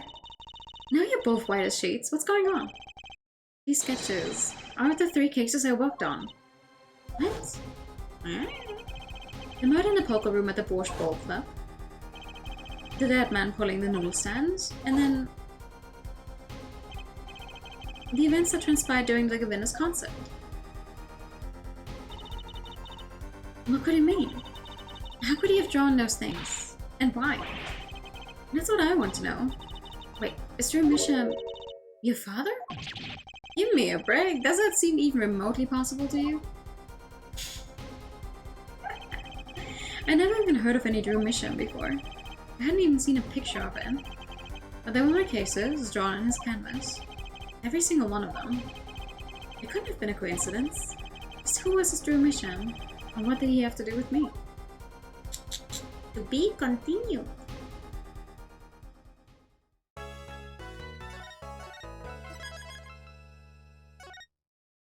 A little more. A little more.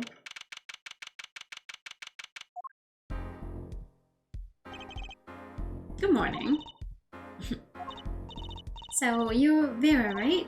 I'm Juicy, Juicy, right? That's right with a W, but not right, right? Uh-huh. We're on your side. You can tell us anything, please. Good morning. Oh, she speaks. Not bad, not bad. But I think you do better with a little smile, you know? You're so pretty, you need to sell yourself, you know? Juicy, let's take it easy for starters.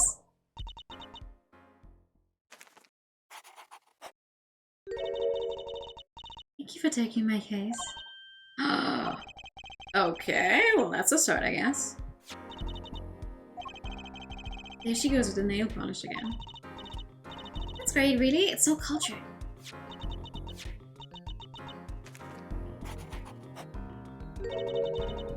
Want to try?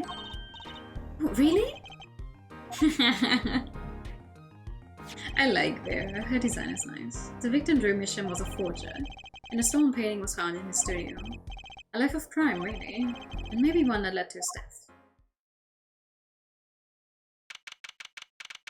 Maybe.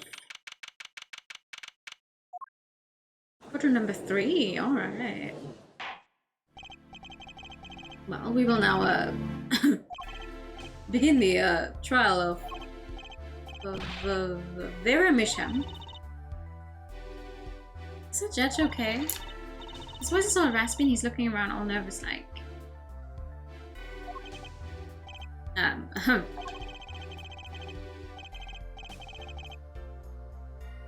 The repercussions of today's trial will most likely be felt for a long time, and may indeed alter our legal system forever. Today is a test of the jury system and the first step toward a new order in our courts. That is secret mission. Oops. The jurors will function like a jury. It is hoped the inclusion will help the courts to better reflect the people's will. Why aren't there any jurists in the courtroom? 3 closed-circuit cameras watch this courtroom at all times. The jurors have access to everything that transpires. Jurists judge well and judge cool. Now see here, Prosecutor Gavin.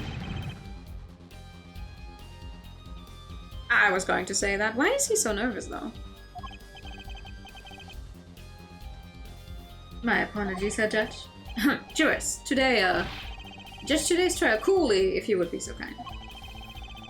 The jurors are bound by the letter of law. They don't affect the trial with evidence, but by their feelings. And we're about to find out just what effect they're going to have. Very well, Prosecutor Gavin, the details of the case, if you would. The victim was the painter Drew Mishem. He was killed in his own studio. His coffee was poisoned. By whom, you ask? By none other than the defendant, Vera Mishem. Objection! There wasn't any poison in the coffee. Achtung, someone has been doing their homework. Indeed, poison was not present in the coffee, but on the mug itself. The mug? Ah, residue was found on the rim, I see. The autopsy report describes the manner of our victim's death. Oh yeah, let me see. Death by atropine poisoning, estimated time of death between 9 and 9:30 p.m. Okay. Does it say anything else in there? October 6. Okay, no. According to this report, the victim's death was caused by atropine poisoning. A chemical compound that does not occur naturally, lethal dosage is a mere 0.002 milligrams. Jesus Christ. A touch of atropine in the body is a touch of the Reaper's scythe. Hi TK, good evening. Very well, Prosecutor Gavin, you may present your witness. I have for you today a simple man for a simple case. A man who witnessed the murder in its entirety. Journalist, no doubt. The witness will state his name and occupation. Yeah, right. I think his eyes are, like, actually attached to the glasses. That's crazy. I see what you mean. Well, for starters, my name is Buck Brushell. My job is a lone observer of the world. In other words, a freelance journalist, right? Ahem! If you don't mind, I'd like to state something here for the record.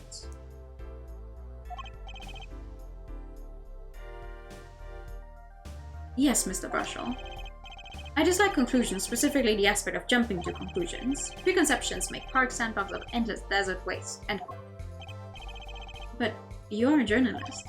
You said so yourself yesterday. Thank you for the idle time.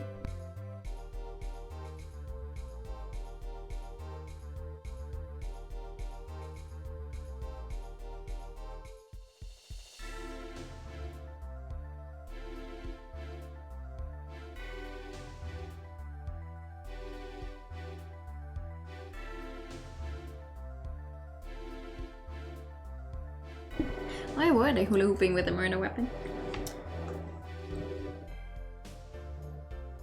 I wonder how the P4 remake is gonna look though. It hasn't been that long since I actually played Golden, so I'm just like, oh, okay, a remake. Yay. You said so yourself yesterday. Well, that's true, yes. But you must understand, I stand before you today a man with a dream. I'm offering you my testimony in exchange for exclusive rights to the story. Scoop turns Mr. Brushell into damn Mr. Brushell. End quote. Let's hear your testimony then, shall we? Simple case, eh, Gavin? For me, the jury is still out. A simple case, except it's the last case in the game, so it's going to be extremely complicated.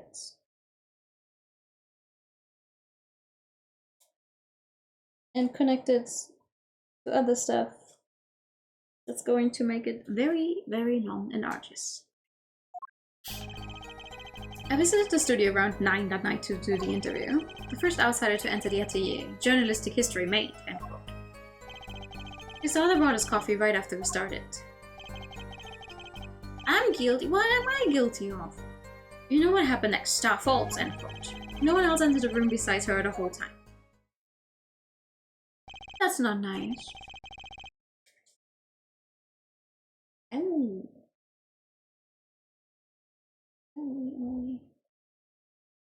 That does sound like a simple case. Unless you were the one who poisoned him. What are you saying, Judge? Uh-huh. Need I remind you the cameras are rolling today? I felt the need to be a bit dramatic. You didn't do it, did you? Me do a thing like that? Come on. That's like newsmaker making the news, end quote. Or even contemporary witch hunt, end quote. I know, wild accusations or courtroom, end quote. Guilty of taking a nap. Okay, that's fair. Rock indeed. Prosecutor Gavin sure looks like he's having fun. I'm so happy for him.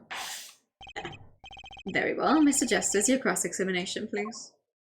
Absolutely.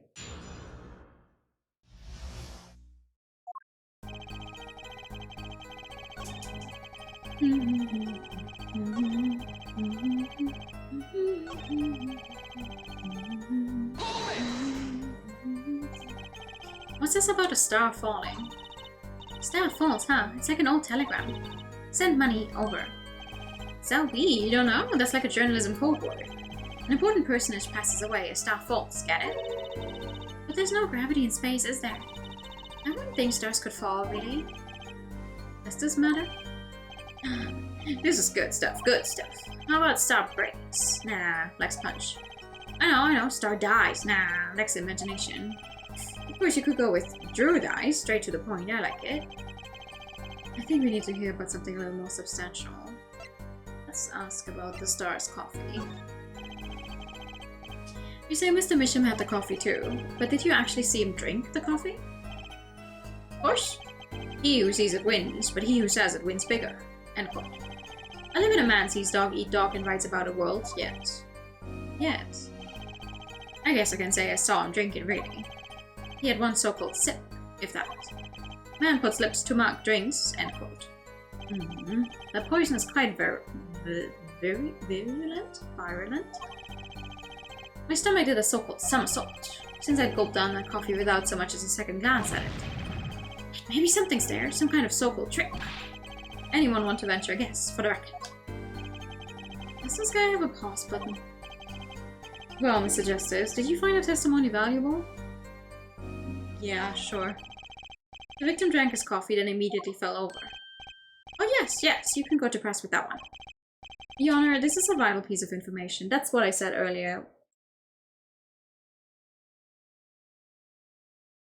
That takes effect 15 minutes after. Oh. Please add it to the testimony. Very well, the witness will add this to his testimony. Vital, right?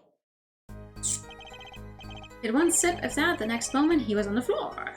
Okay. Objection! You know what I have a problem with? A particular property of the poison used, atropine. Oh, Prosecutor Gavin was quite clear about the poison. A lethal dosage of paralyzes the central nervous system. If you drank that, even you, Mr. Justice, would be reduced to a quivering pile. Why are you using me as an example? Unfortunately, we weren't told everything. There was a vital omission in Prosecutor Gavin's information. An omission? Atropine is as virulent as he says, but death doesn't come upon ingestion, not immediately. That's because atropine is slow-acting. Slow-acting? According to one forensic scientist. Yeah. Takes at least 50 minutes from the time of ingestion for adverse effects to show. If you suppose at the moment Mr. Misham sipped the coffee was when he sealed his fate, then he would still have had time left to enjoy his last cup of joe.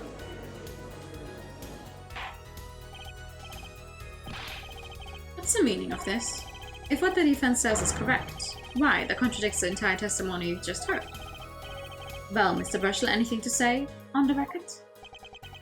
Slow acting, It was virulent, alright. Even then, it had already begun digging its claws into the journalist. He's working on his scoop. Objection!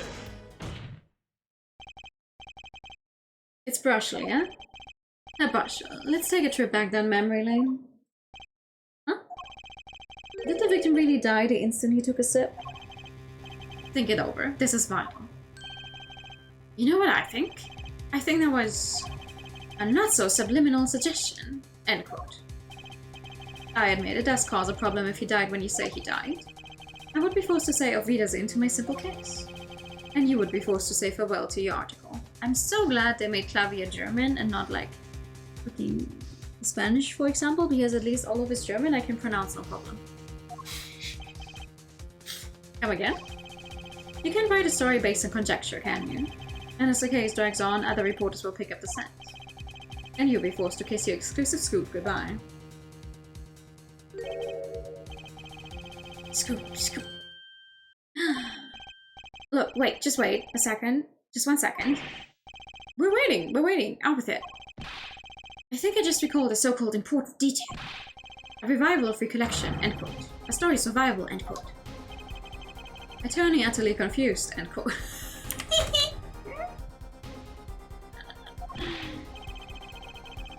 Actually, I did notice something when I visited the studio. I did now. interesting. It heard of poison that takes its sweet time, see? But not what I've been saying for the last few minutes, apparently. Mr. Brushel, are you saying you noticed something that explains what happened? You bet I am. The antidote for poisonous contradiction, end quote, you might say. Or I still have no idea what you're talking about, end quote, I might say. I figured it out, but only after an in-depth interview. See, thanks to my journalism skills, I know who poisoned that coffee.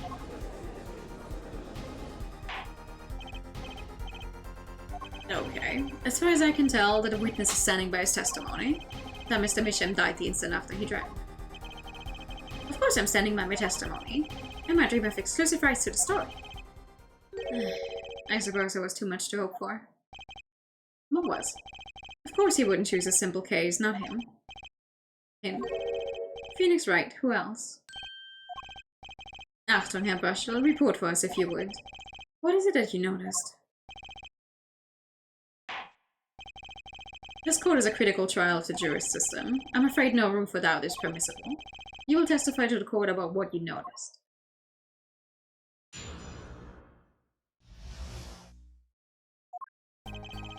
When I arrived at the studio, Mr. Misham was at his desk. He seemed to be writing a letter, but he quickly sealed the envelope. I thought nothing of it at the time, of course. Now that I think about it, what if he was writing a suicide note?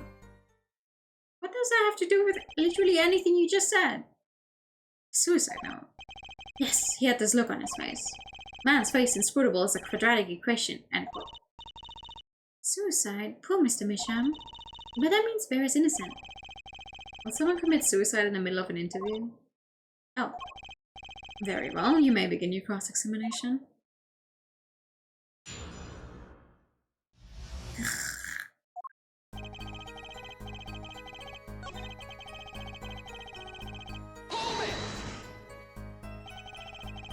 So you put the letter where when he saw you? Oh, the reporter gets warm, end quote. That's my secret. I'm not sure I follow.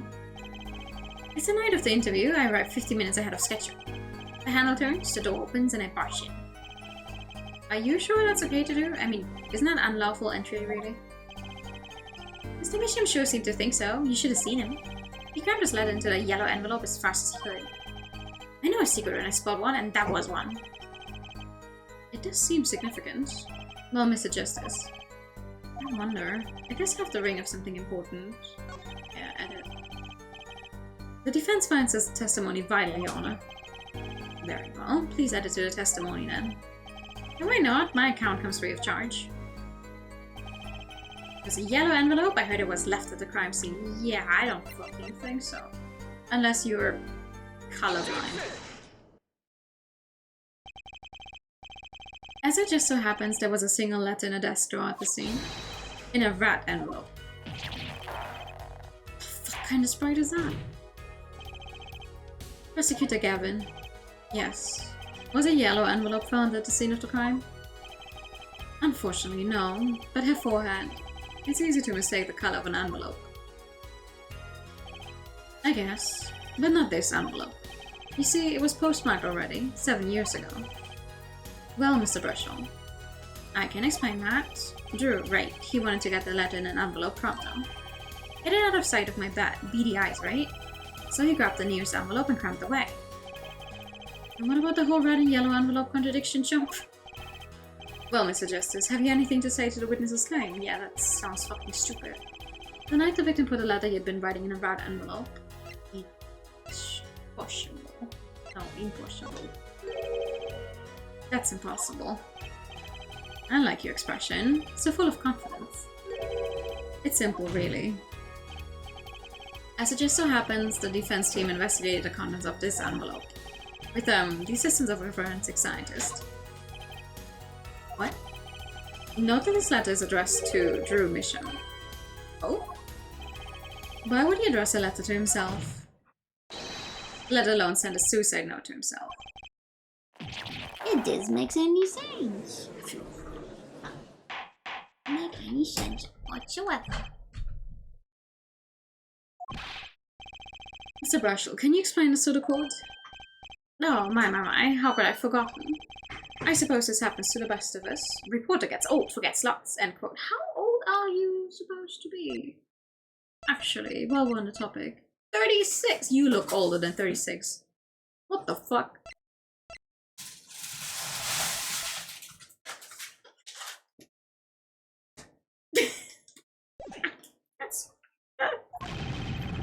I'm still waiting for an explanation, Mr. Brushel. Well, that's the thing, see? After he put his letter in that envelope, Mr. Misham sat there searching his desk drawer for something. His desk drawer? Yes, a stamp, a so-called postage stamp. End quote. This man is not listening to a single thing we're saying. It's a red envelope. It's addressed to the guy. It's also stamped 7 years ago. This man is not... Oh my god.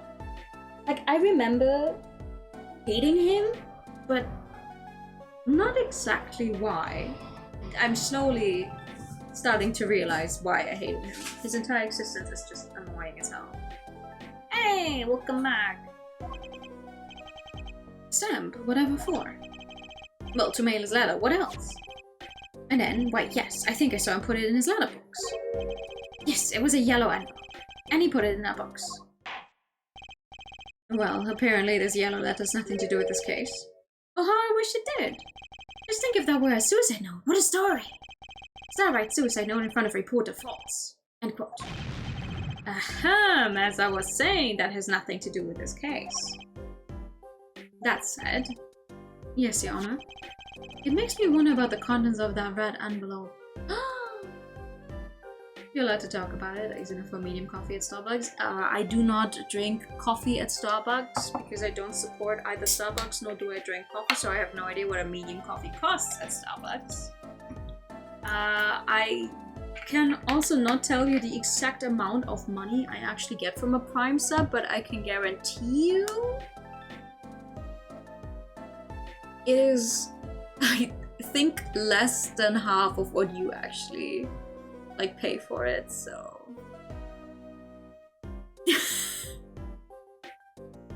there's not a lot that I actually get from it.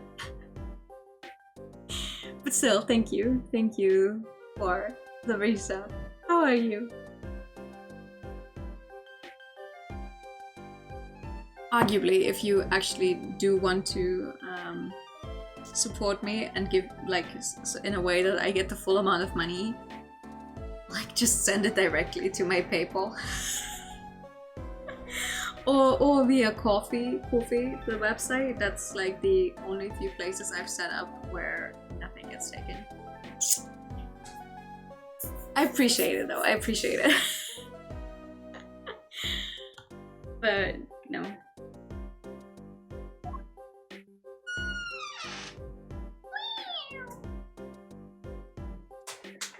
One squeaky door for sale. One squeaky door.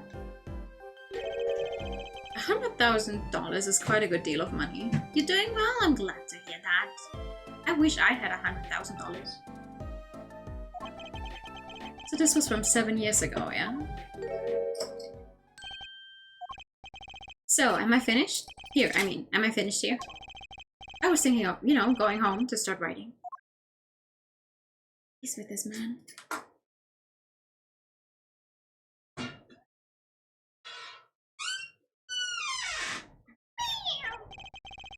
I hate to say what should be pretty obvious to anyone, but when you catch the scent of a story, you make that rather unique face. Come on! Attorney has active imagination, little else. End quote.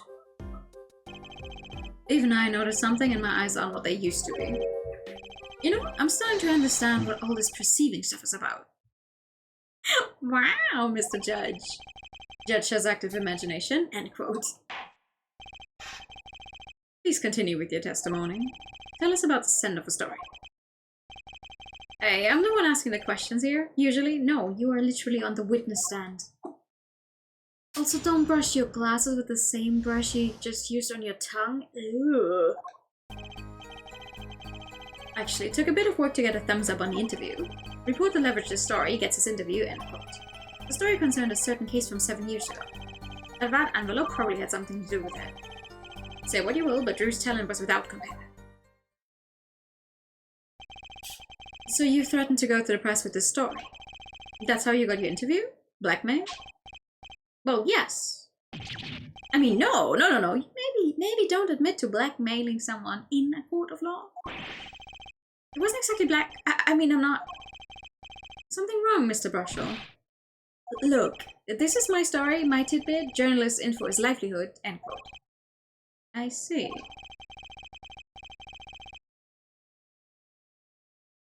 Twitch keeps on. Yeah.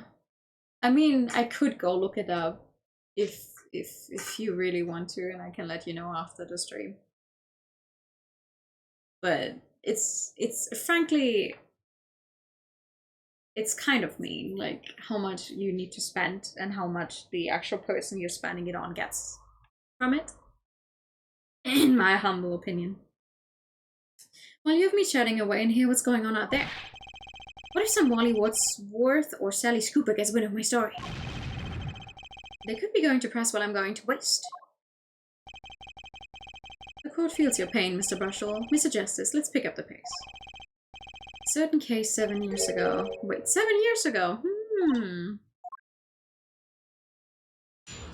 This entire first day trial is just the whole, oh my god, 7 years ago. Wow, that's so weird until we actually get to it. That's why I want to get through it today, still.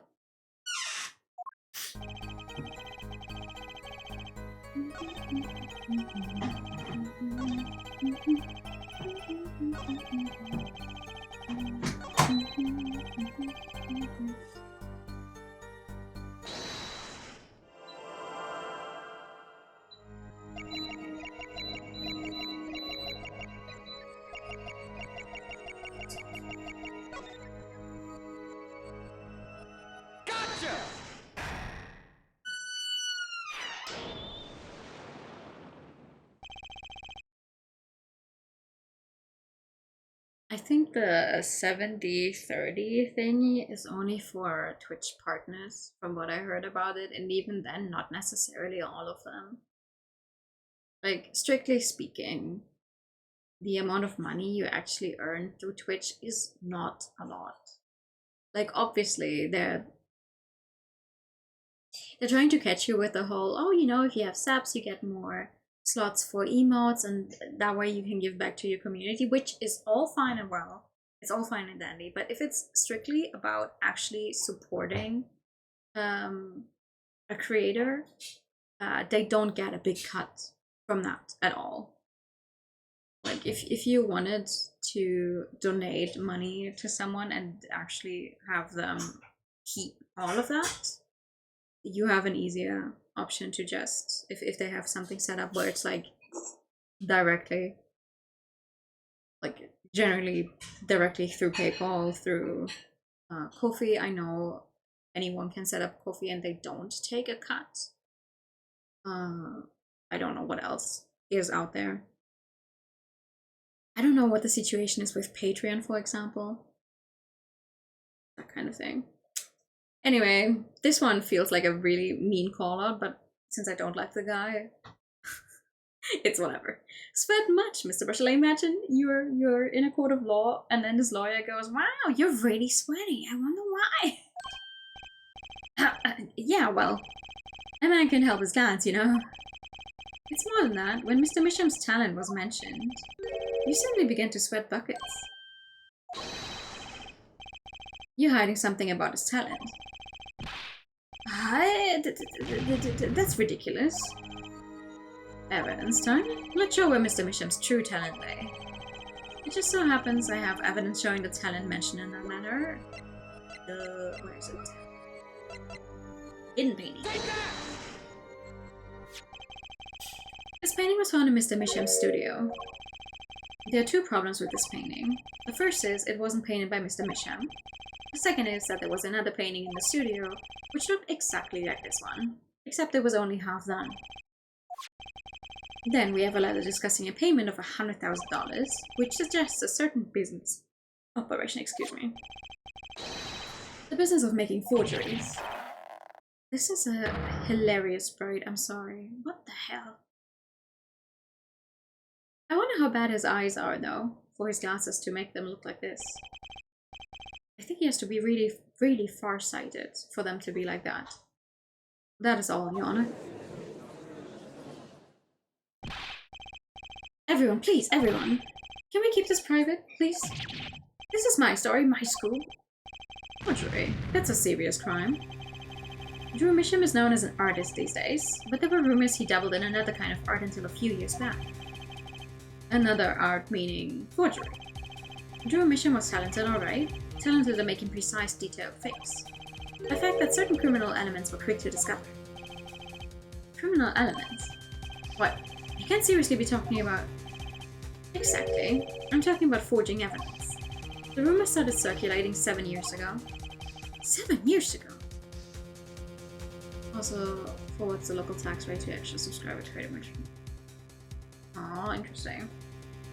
You gotta be careful with Patreon though. Do not, under any circumstances, if you have an Apple device, do not subscribe to people through the Patreon app. I know on Apple devices it's like that. I don't know about Android, but do not subscribe to people on Patreon through the Patreon app. I think it's specifically the App Store version. I don't know about them. Because they take an even bigger cut due to something that Apple has going on there. Like if you want to subscribe to someone on Patreon, do it through the normal website in a normal web browser. It's a horrible business tactic that they don't tell you about. So if you ever hear a creator telling you please make sure you're not subscribed through the app, listen to them. Yeah. Which is crazy. What do you mean 30%? And they're so sneaky about it as well. Like, how many people actually know that?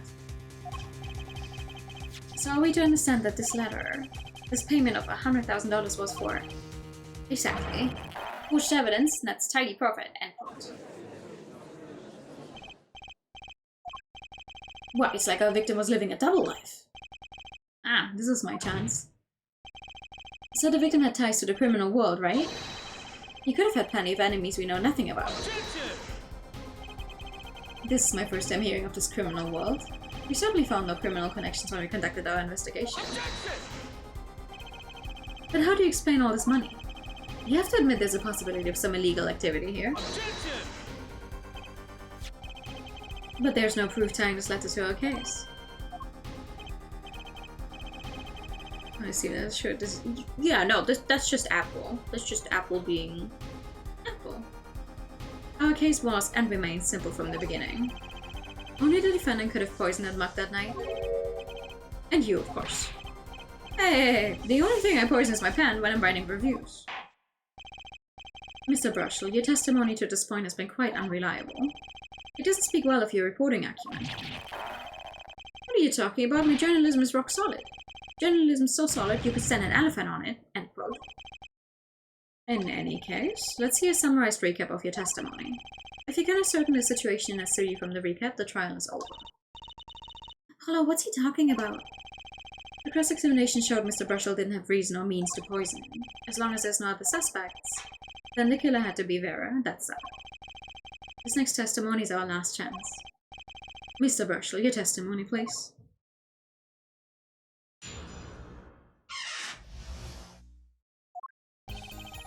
The only other person in the studio that night was the defendant. It was Vera who poured the coffee. She's admitted as much herself. The only thing that touched Drew's lips during the interview was that mug. And nothing left the studio after he died, nothing. Clearly the only one who could have poisoned him was his daughter.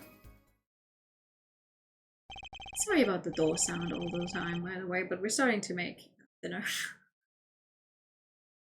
A nice testimony, clear, succinct, and without room for doubt. No shucks. You really think so? I believe this clarifies the situation that night.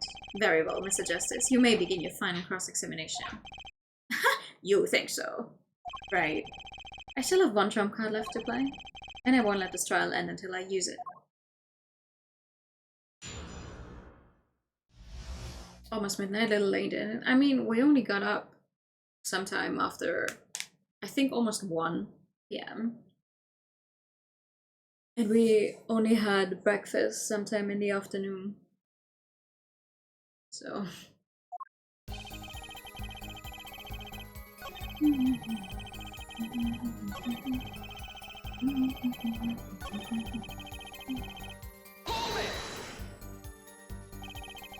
Not one thing, you sure? Yep, sure as sure can be. Well, with one exception. One exception? What?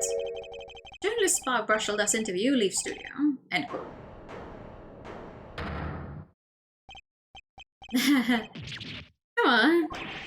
It's a joke, get it? Not funny, I know, but still. Did something leave the studio that night?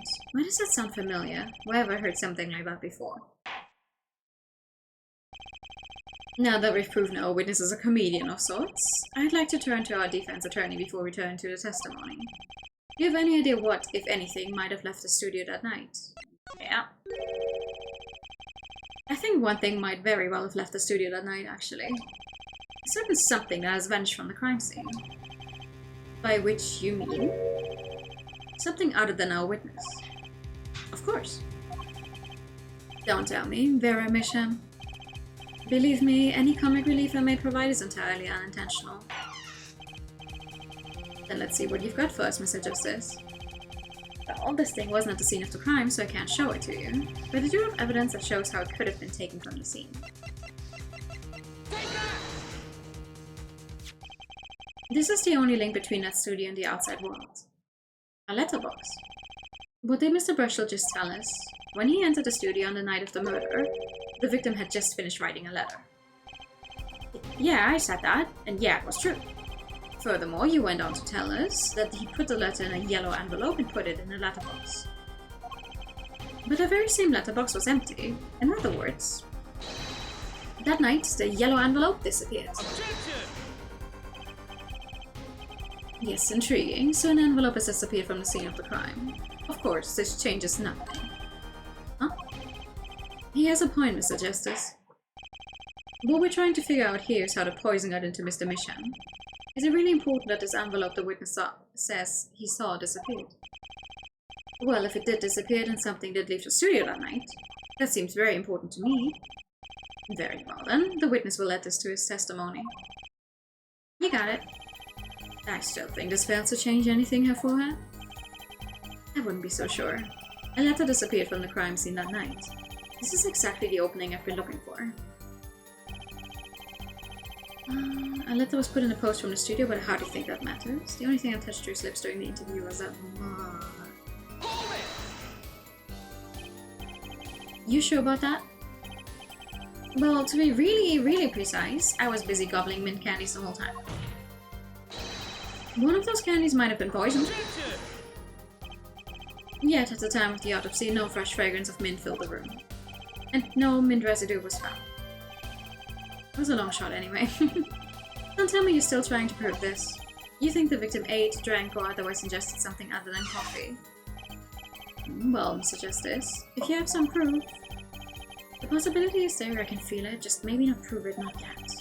The possibility isn't going to cut it, not now. Mr. Misham suggested that poison be a root other than coffee, and I can prove it. Proof is possible. Here or something.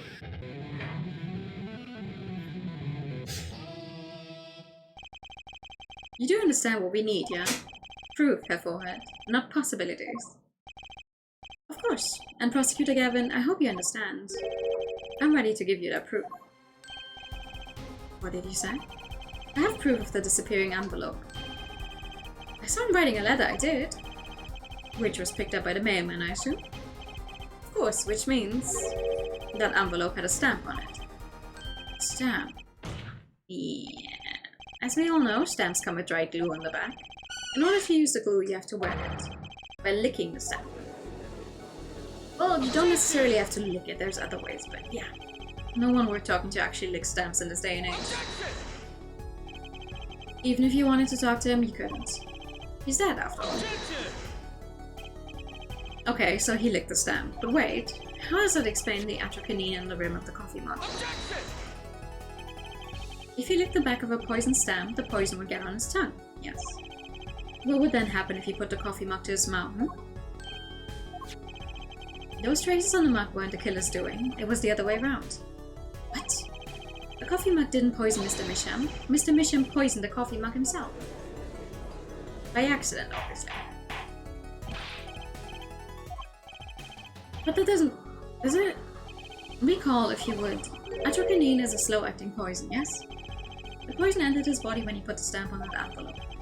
But this time wasn't up until the very moment he touched his lips on a cup of joe.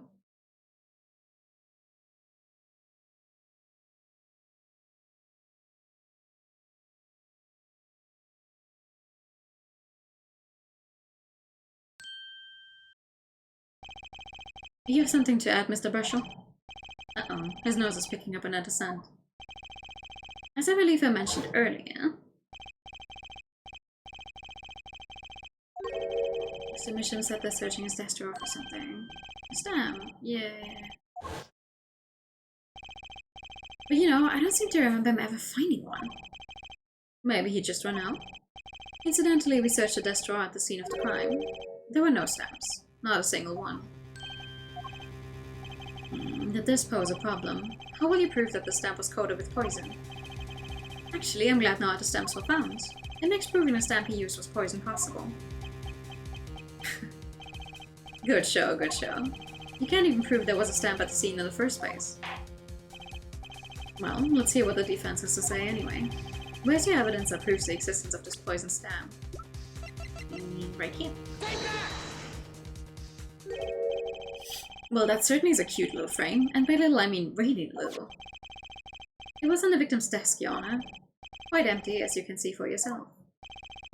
I noticed that too during my inspection, so what? Apparently you weren't as observant as you should have been. You see, when you saw this frame, it was missing something quite important. Missing something? Yes, a pale bluish stain on the inside of the frame. Hydroquinone residue. What? Why wasn't I told about this? The frame is only 2 inches square. The face of the frame is even smaller. Maybe an inch wide at most. You're insane. I am. But I am. Tell me, what fits in such a small frame? A commemorative stamp, perhaps?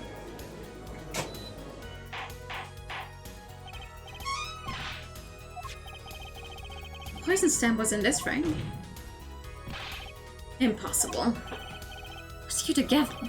Why would he put something like that on his desk? Don't tell me you had it there so you could commit suicide if the mood struck. You know, can I say something? I had a thought, see? What, Mr. Bushland? Please stop jittering around like that. The victim was a forger, right? There's a lot of money in that line of work. Forger forges friends, makes enemies too. End quote.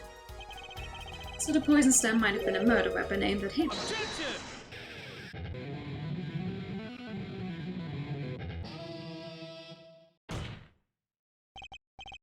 Oh, rich. That's rich. Leave the ridiculous flights of fancy to the Gavinus song lyrics, please.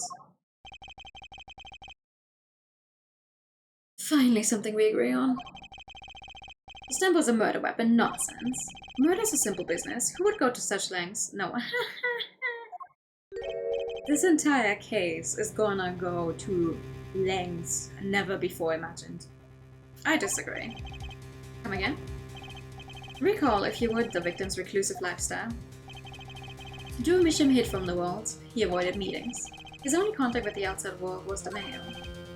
Mail? Now, if you wanted to kill someone you couldn't meet but you knew read letters, a stamp would be the perfect weapon. Ridiculous. Where's your proof? I want proof. Show us evidence that this poison stamp was sent to him as a murder weapon. I might not have evidence, per se, but things are finally starting to come together. What is it, Apollo? Your fists are trembling. I think I know what happened. I don't believe it, but I can see it. I think I know how Mr. Misham was killed. Fill us in, Mr. Justice. A certain piece of evidence points to the truth, Your Honor. I can show you how someone with the intent to kill sent Mr. Misham the stamp of death.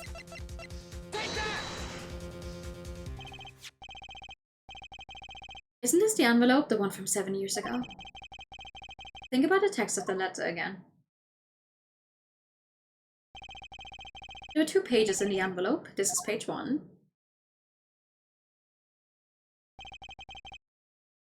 And this is page 2. I want to draw your attention to one phrase in particular. Send in the enclosed envelope with the enclosed stamp within 3 days. The enclosed stamp, Your Honor. In other words, if I have this straight, the stamp, poison, on the stamp, lick, lick, gasp, End quote. Now, what if he had done exactly as the letter asked? He would sign a document, put it in the envelope, and put a stamp on it, right? Then he would put it in his letterbox. 15 minutes wouldn't have elapsed between affixing the stamp and mailing the letter. But the clock started ticking, and when the time came, he drew his last breath, and the murder weapon would be taken away from the scene. Quite conveniently, thanks to the postal system.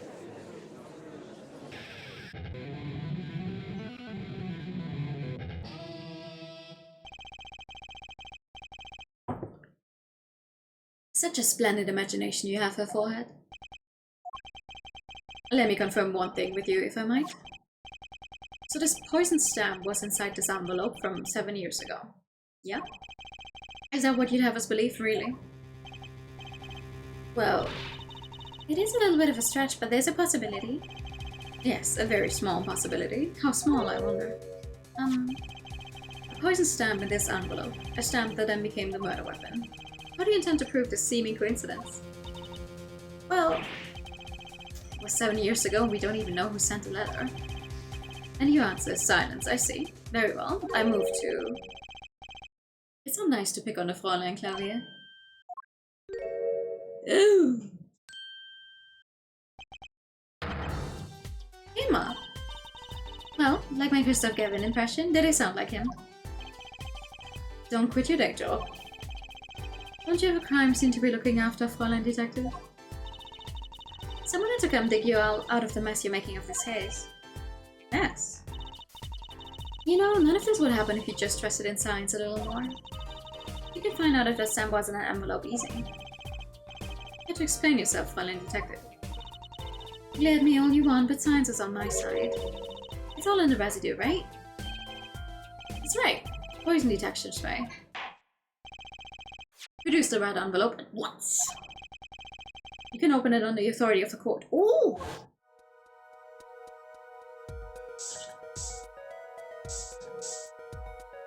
Ah, there it is.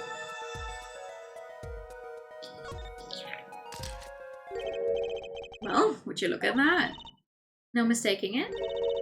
That's atrocanine residue. It's crazy to me that that poison still works after 7 years ago. I don't believe it. A murder weapon from the past. Now, 7 years later, it bears its fangs at last. Objection! Absolutely outrageous. Tell me why. Why didn't this murder take place 7 years ago? Well, there's one possibility. Maybe Mr. Misham figured it out. Figured what out? He realized that the person who sent that letter wanted him dead. So he sent his reply with a different stamp. And put his decisive evidence in a frame. Oh, who's saying hold it? You're still here? Can I make a statement here on the record? I, Spark Razor-Tooth Brushel, claim the scoop is mine. Drew Misham killed in cold blood. By sender of 7-year-old letter. End quote. No, maybe something more succinct. I hate that word. Star falls after 7-year delay. End quote.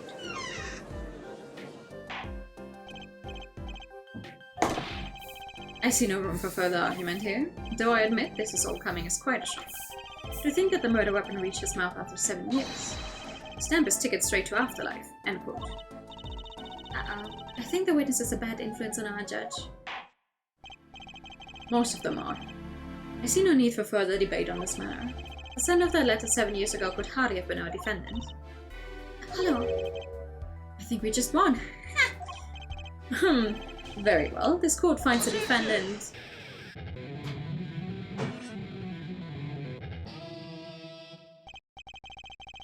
Is this the bright future of our legal system?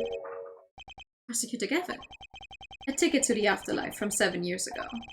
Tickets for Gavinna shows are invalid after 2 weeks. But it doesn't make sense any other way. It boggles my mind that so many people haven't noticed this.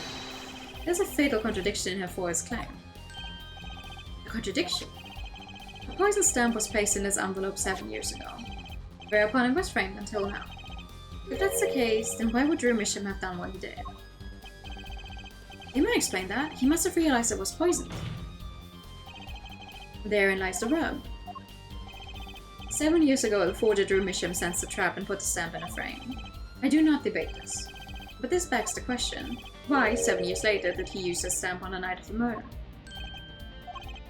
Surely you don't mean to suggest that Mr. Misham simply forgot? He put the murder weapon in a frame on his desk for 7 years and forgot. You expect us to believe he sprang the trap on himself? Unfortunately, Clavier is very right here. Why would you do it suddenly? While I admit this is all quite shocking myself, it does seem highly unlikely that he would fall afoul of a trap that had been sitting on his desk for 7 years. Apollo, I don't think we're winning anymore. I'm glad to see we're all back in the real world now. We'll come back to reality. We've been waiting for you. Objection! Okay, then how do you explain the poison stamp that was in this envelope?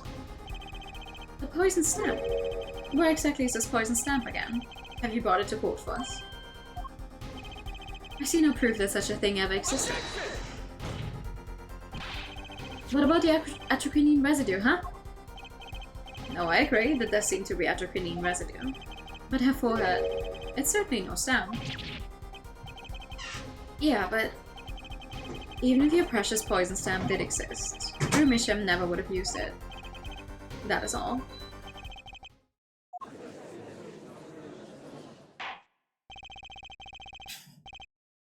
I believe you've come to a conclusion. Again.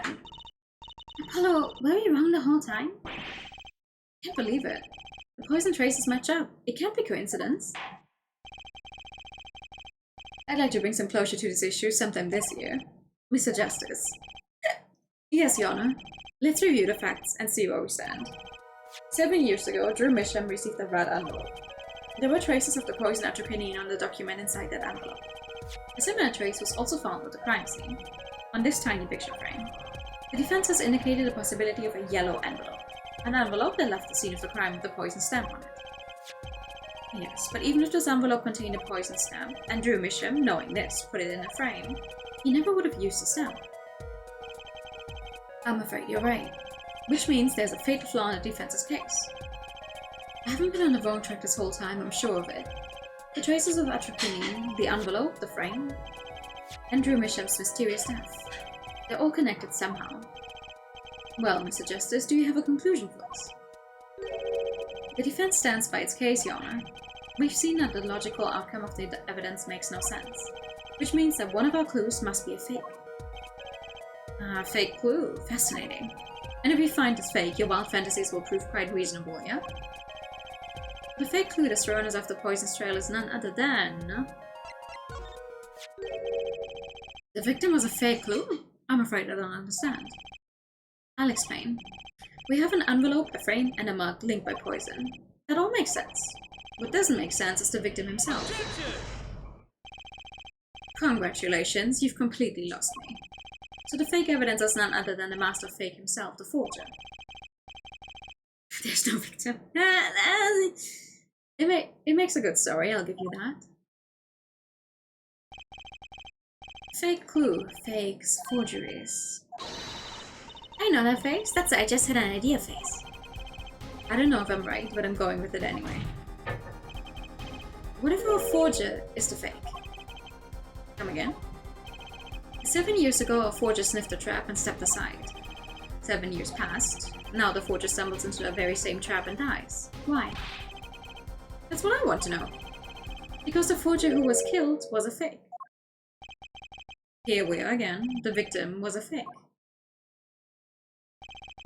One forger smelled the trap, one forger fell into the trap. That's 2 forgers, and one of them was a fake.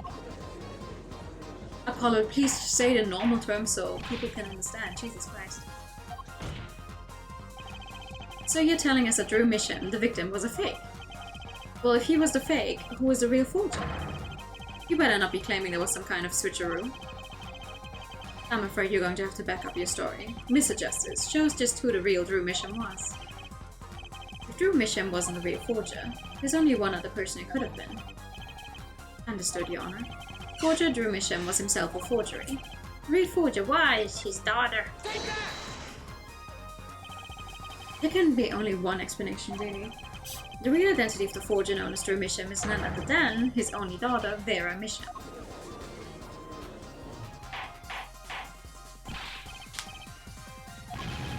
Mr. Justice, this is going out on a limb even for you. I kinda agree. I mean, they're a forger? Let's consider before you write it off entirely. If you look at the paintings in the studio, one fact becomes quite clear. Forgery had been taking place in the studio for quite some time. The forger wasn't caught in a trap 7 years ago. This can only mean that the one who was caught in the trap wasn't the forger.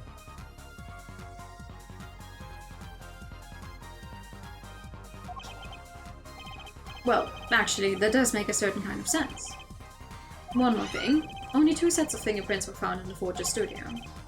Drew Misham's and Vera Misham's. If we know that Drew Misham wasn't the forger, that leaves only one possibility by process of elimination. The forger was Vera Misham, well, who would have been 12 years old at the time, but that doesn't mean she couldn't have been really good at drawing. Fascinating.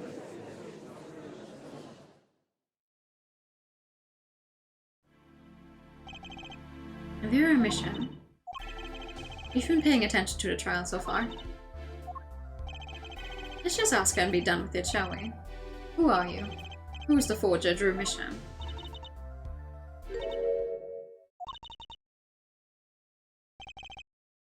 Was that an expression of emotion I saw on her face? She's staring holes into Prosecutor Gavin's face. I'm used to being stared at by Fräuleins, believe me. Though they usually talk to me too. Tell us, were you the one who forged those works of art?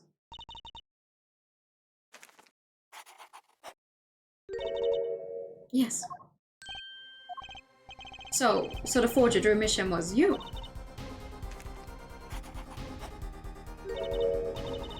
Yes, it was me. What?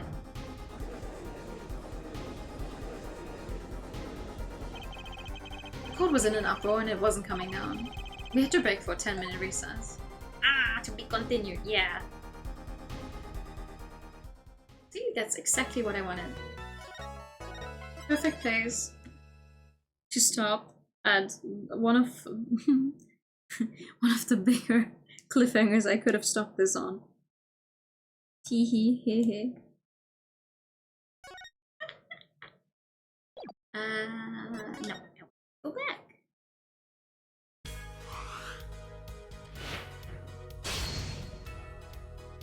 Thank you for the ban. Anytime you think, oh, you know, there can't be that much left in a case in Ace Attorney, you would be wrong, by the way. You would be wrong. Goodness gracious.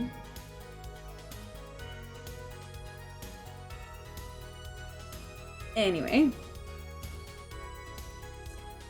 This is where we're gonna stop for tonight. The mom is our mom. Yeah! And the dad in this case is dead.